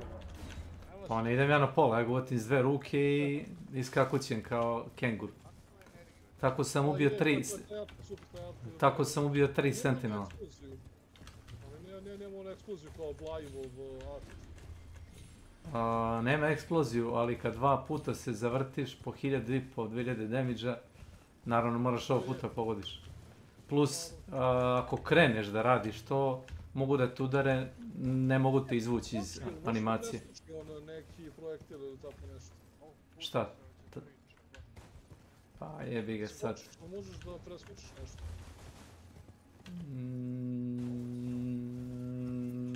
Možeš ponešto. Zavisi od bossa do bossa.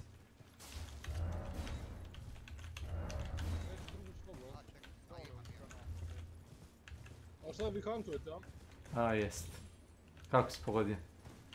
What gave them away? To što traži samoću. Zašto hoćeš samoću? Ja samo želim da kažem jednu stvar, jeste primetili kako je postalo tiše kad su njih dvojica otišli? Pa niko nije tera nikoga, ali...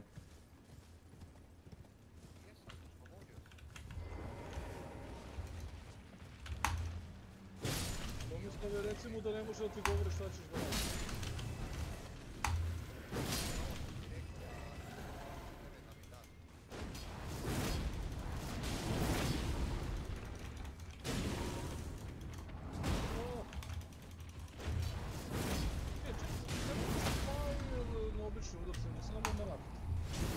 Kako? Jel radiš taj flame damage kad radiš normalne napade? Sve. Sve. O tome se radi. O tome je poenta infuzije.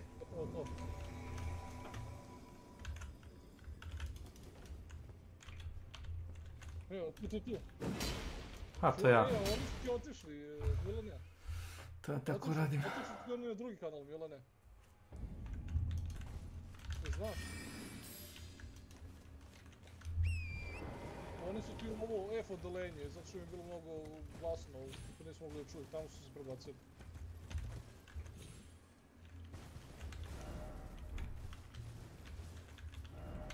Mist or Beast, Seek Tunnel, Cave Ahead, Seek Underground.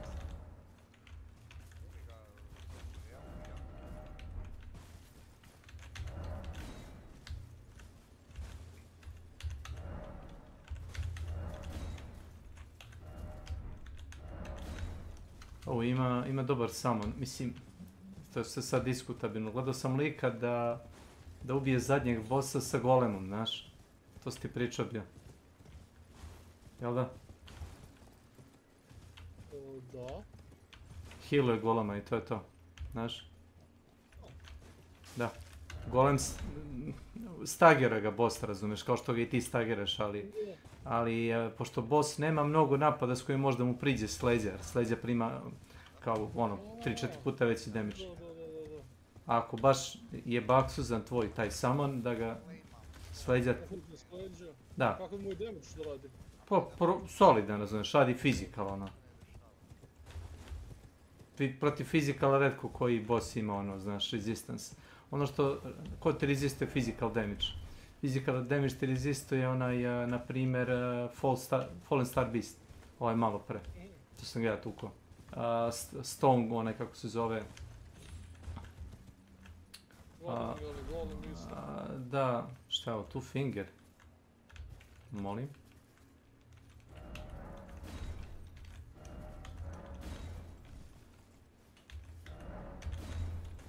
Two Finger, a?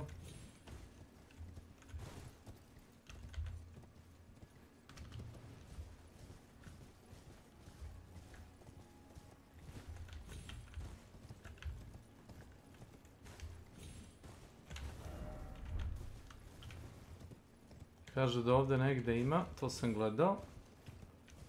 Ima neka pećina u koju džipiš. I tu možeš pokupiti veliku šaku kao summon.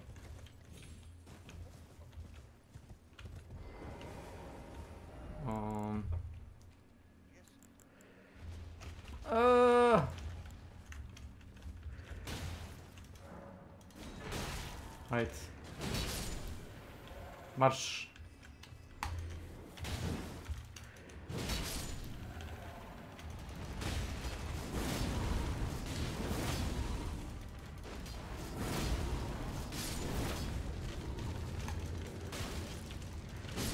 Kad radiš heavy atake, ove gluposti, tu te uvijek mogu prekinuti, ali kad radiš ovakve stvari, kad već počneš da radiš animaciju, nema trka da te mogu ćušnut. Pa. Ne pomaže tu ni 130 pojze. Ako ne pretrima do... Ja mislim da poise uopšte ne radi. Ne radi. Hyper Armor radi. Poise ne radi.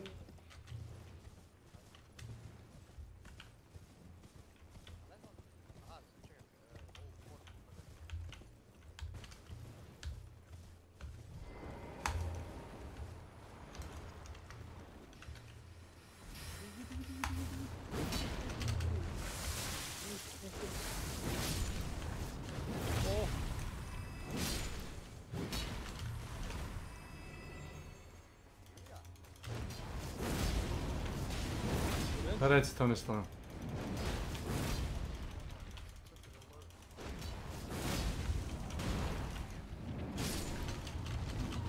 Šta crtalo?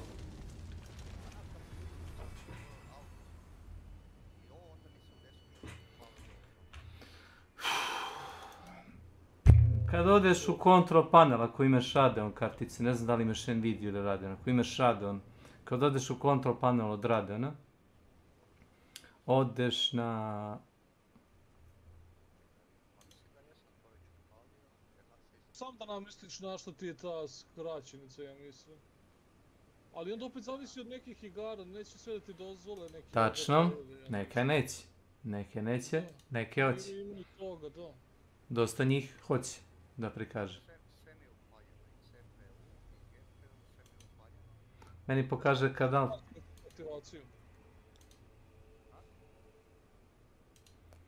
Na primjer, šta je meni? CTRL, Alt i koje dugme? Meni je CTRL Shift L. Nije L. A kako biš imao ono Alt Z je da dobiš onaj... da, Alt Z je za onaj overlay, da. Pa nemam, imam ti ja, profesore, 90 FPS-a, 100, 60 i 100. Ali sve mi je dignuto na U. Ništa.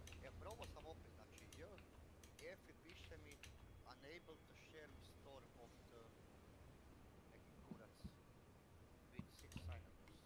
Ne znam da.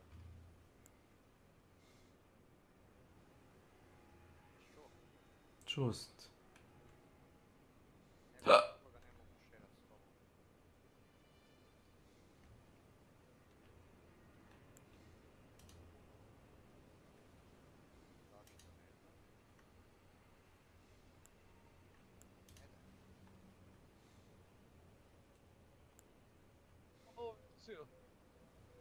Drivera.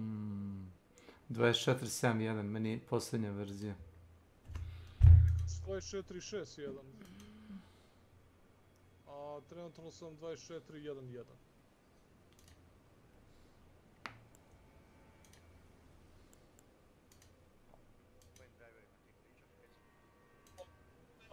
Uvijek nisam baš ono aktivno skidao. Ne znam da li skinem sada, onda ću morati da se resetim. Aha, prvo moraš da odeš... Da, prvo moraš da odeš u... Gde je ovo? Performance? Nije performance, gde je to? Vidi ti mi kažu, mislim, ali samo ono ne želim da se resetuju.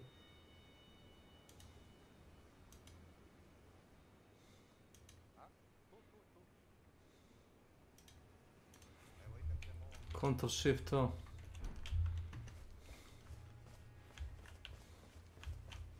Sad su ubacili, AMD izbacio džabe alat za ATI i za AMD grafičke.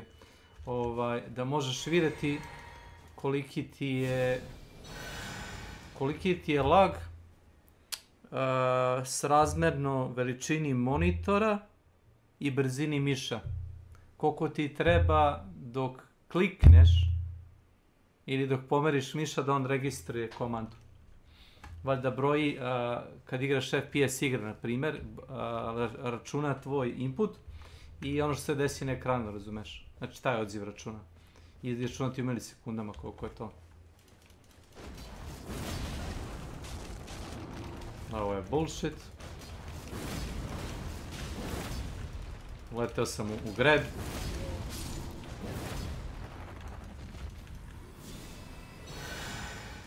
I will use my bullshit attack versus your bullshit attack. I tako. Ja zato volim onu sleđu, da kažem, da im dođem i tu čaržujem ovaj heavy attack.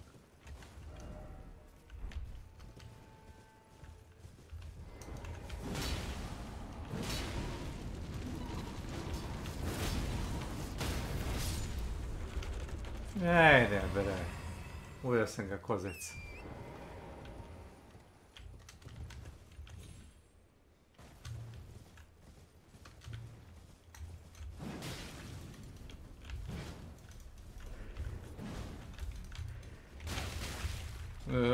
Oj!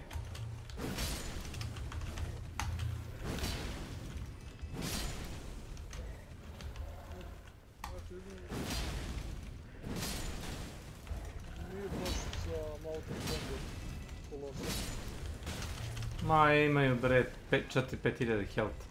Ovi veliki imaju 12, ovi imaju 4000 mali.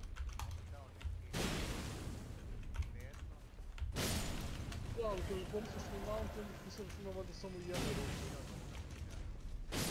ruka. Ali zašto radi... Zašto radi combustion? Viš da gore? Vidiš? Sam te pitao, da li radiš na ono... Ne znam. Da radiš, sam mi rekao da radiš, što se sam nađu što rekao da radiš.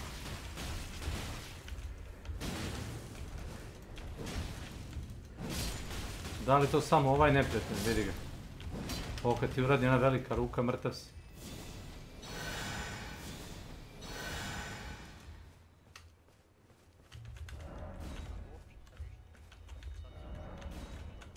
Evo ga ovdje. O mamu ti jebem.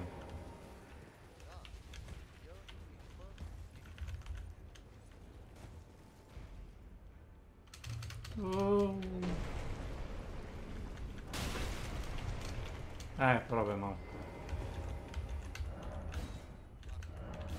To se ga kažem, beži. Što da bežim?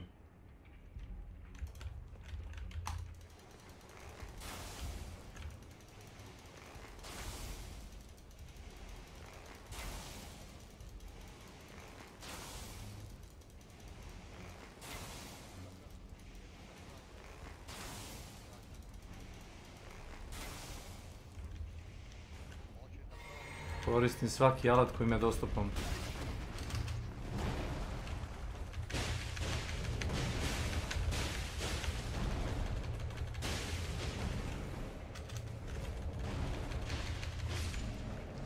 Budi siguran.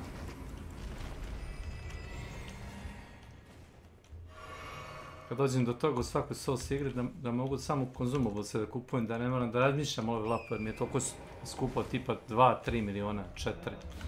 Samo konzumables.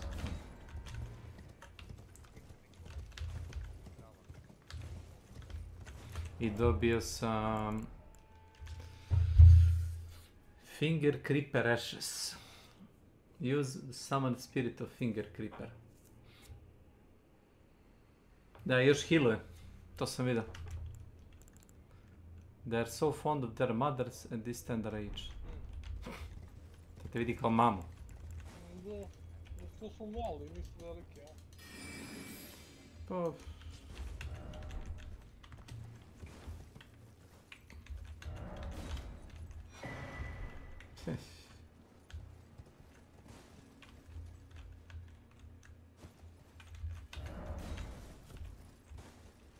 Tunnel ahead and then try hole.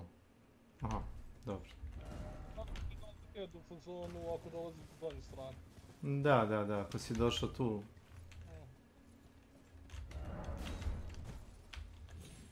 Viš ovaj oblačak koji mi iza glave malo se jebe ovo osvjetljenje.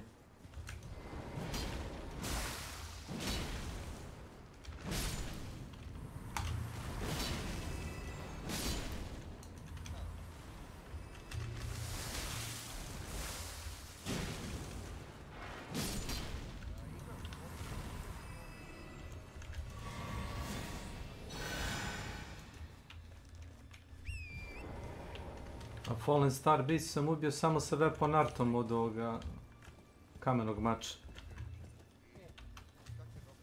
Ima onaj Carian Pebble. Kako se zove? Glintstone Pebble. Ovo. Tamo, pap. Pap. A imaš ovo? To ti je combo extender kao. Znači po hiljadarku. A nemam puno health, ali ima resist dobar. Međutim, nema resist na magiju. Ja sam ga skembao.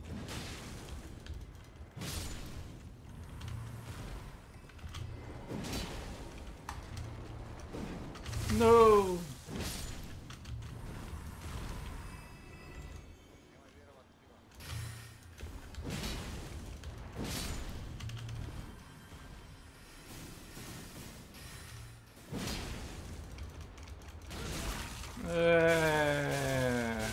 Šta je? Ne možeš da progutaš bundevu, a?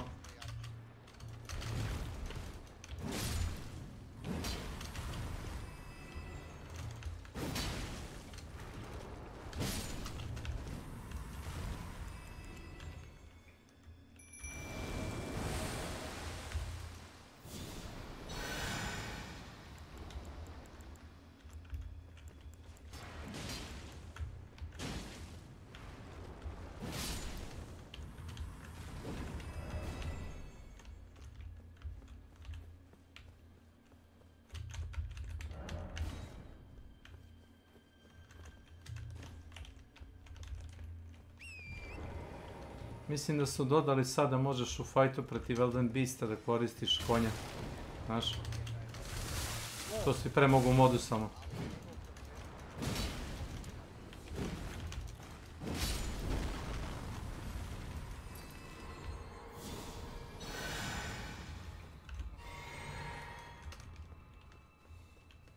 Gledao sam, nisam mogao da verujem. Znam da sam s bratom kad sam igrao, sjećam se da sam protiv Elden Beasta jako konja, ali u regularnoj igri se ne sjećam uopšte.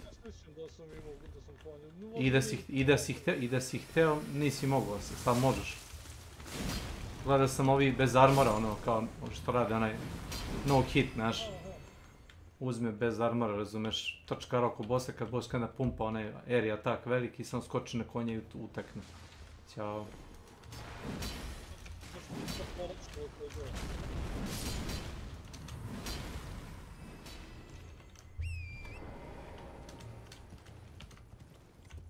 Dakle, ne razume niko, znači, ali dobro. A, i meni. Mene je bilo sramota.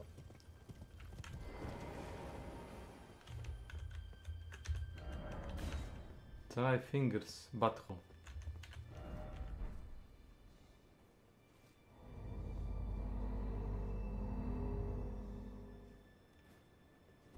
Odlično Ilija.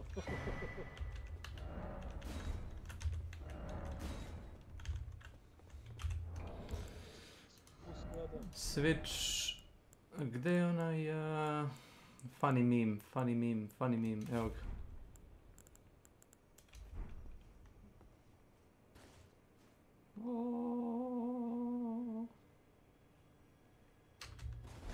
Jaguar. Jaguar poz. Ovo ti daje više FP. A pošto ja imam 200 i nešto, meni to ne znači puno.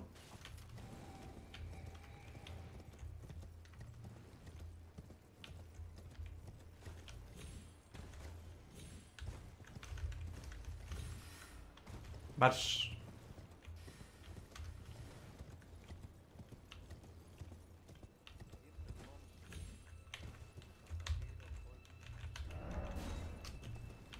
Bow required ahead.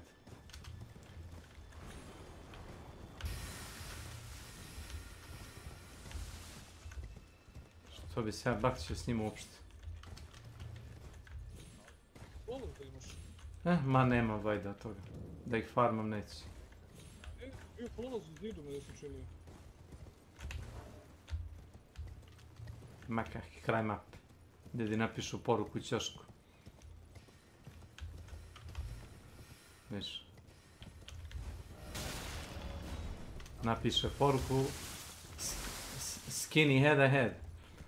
Imaš rupu u zidu, nekad ono između dva zida piše is this a house? Ili comfy place.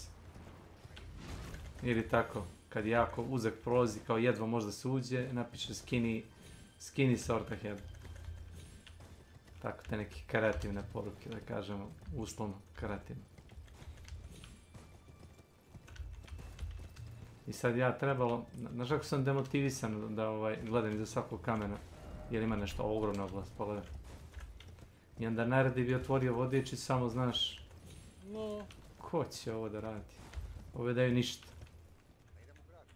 Mislim, nije da ne volim da istražujem, volim da istražujem. Ali kontam, ovo je više lore oblast, razumeš, kao vidiš, tu su kao ti neki prstići koji su pali iz svemira pičke materine. Ja sam skapirao da ti prstići odatle potiču. Pa, iz te kao oblasti, to su ti kao delovi toga božanstva, toga Outer Gods, koje kao spustilo se na planetu. I njihov uticaj se kao osjeća, imaš u onome, kako se zove, u hubu, u onome round table-u, imaš kao manifestaciju toga Two Fingera koji se mrda, jer koliko toliko, jel da, kad ti prvi put dođeš. Da bi kasnije prestao da mrda, jel da?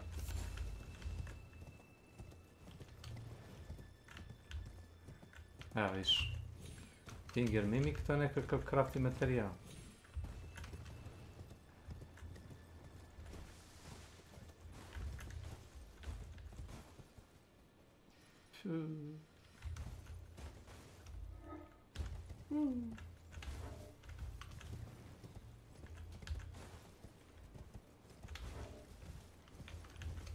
Amo, kanine. Au. Tačno znam šta je ovo. Ovo sam gledao. Ovo je neki bullshit potez. Ovo sam gledao, ne znam, neku streamera sam gledao, jaše konja. Baš on challenge runner, nemaš proći pored njih. Ako te targetuju tim mobili, tim skinute, gde god da se skinute s konja.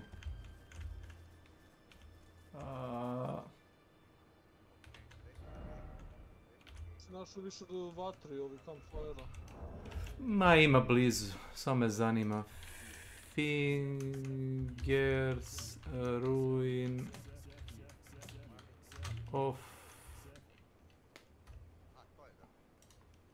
Će me nešto šutnu s litice, oći. Šta ima od itema? Ima Finger Creeper Ashes i Cerulean Sea Talisman.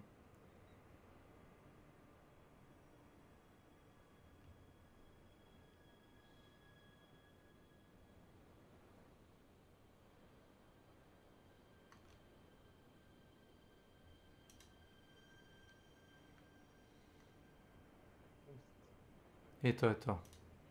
I sad bi trebao da odem da završim quest do kraja. Dobro. Šta je ovo? Šta mi je Drakula poslao?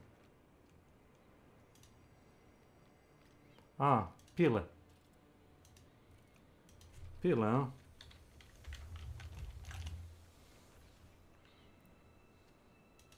Ovo ti je pravi američki skin. Si vidio? Za ovaj Call of Duty.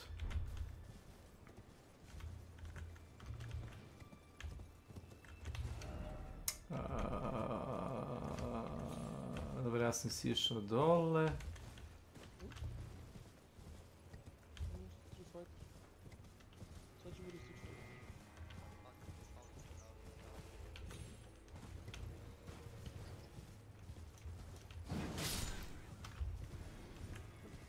Jedina vajda čitavog oko beljanja s ovim prstima i glupostima je to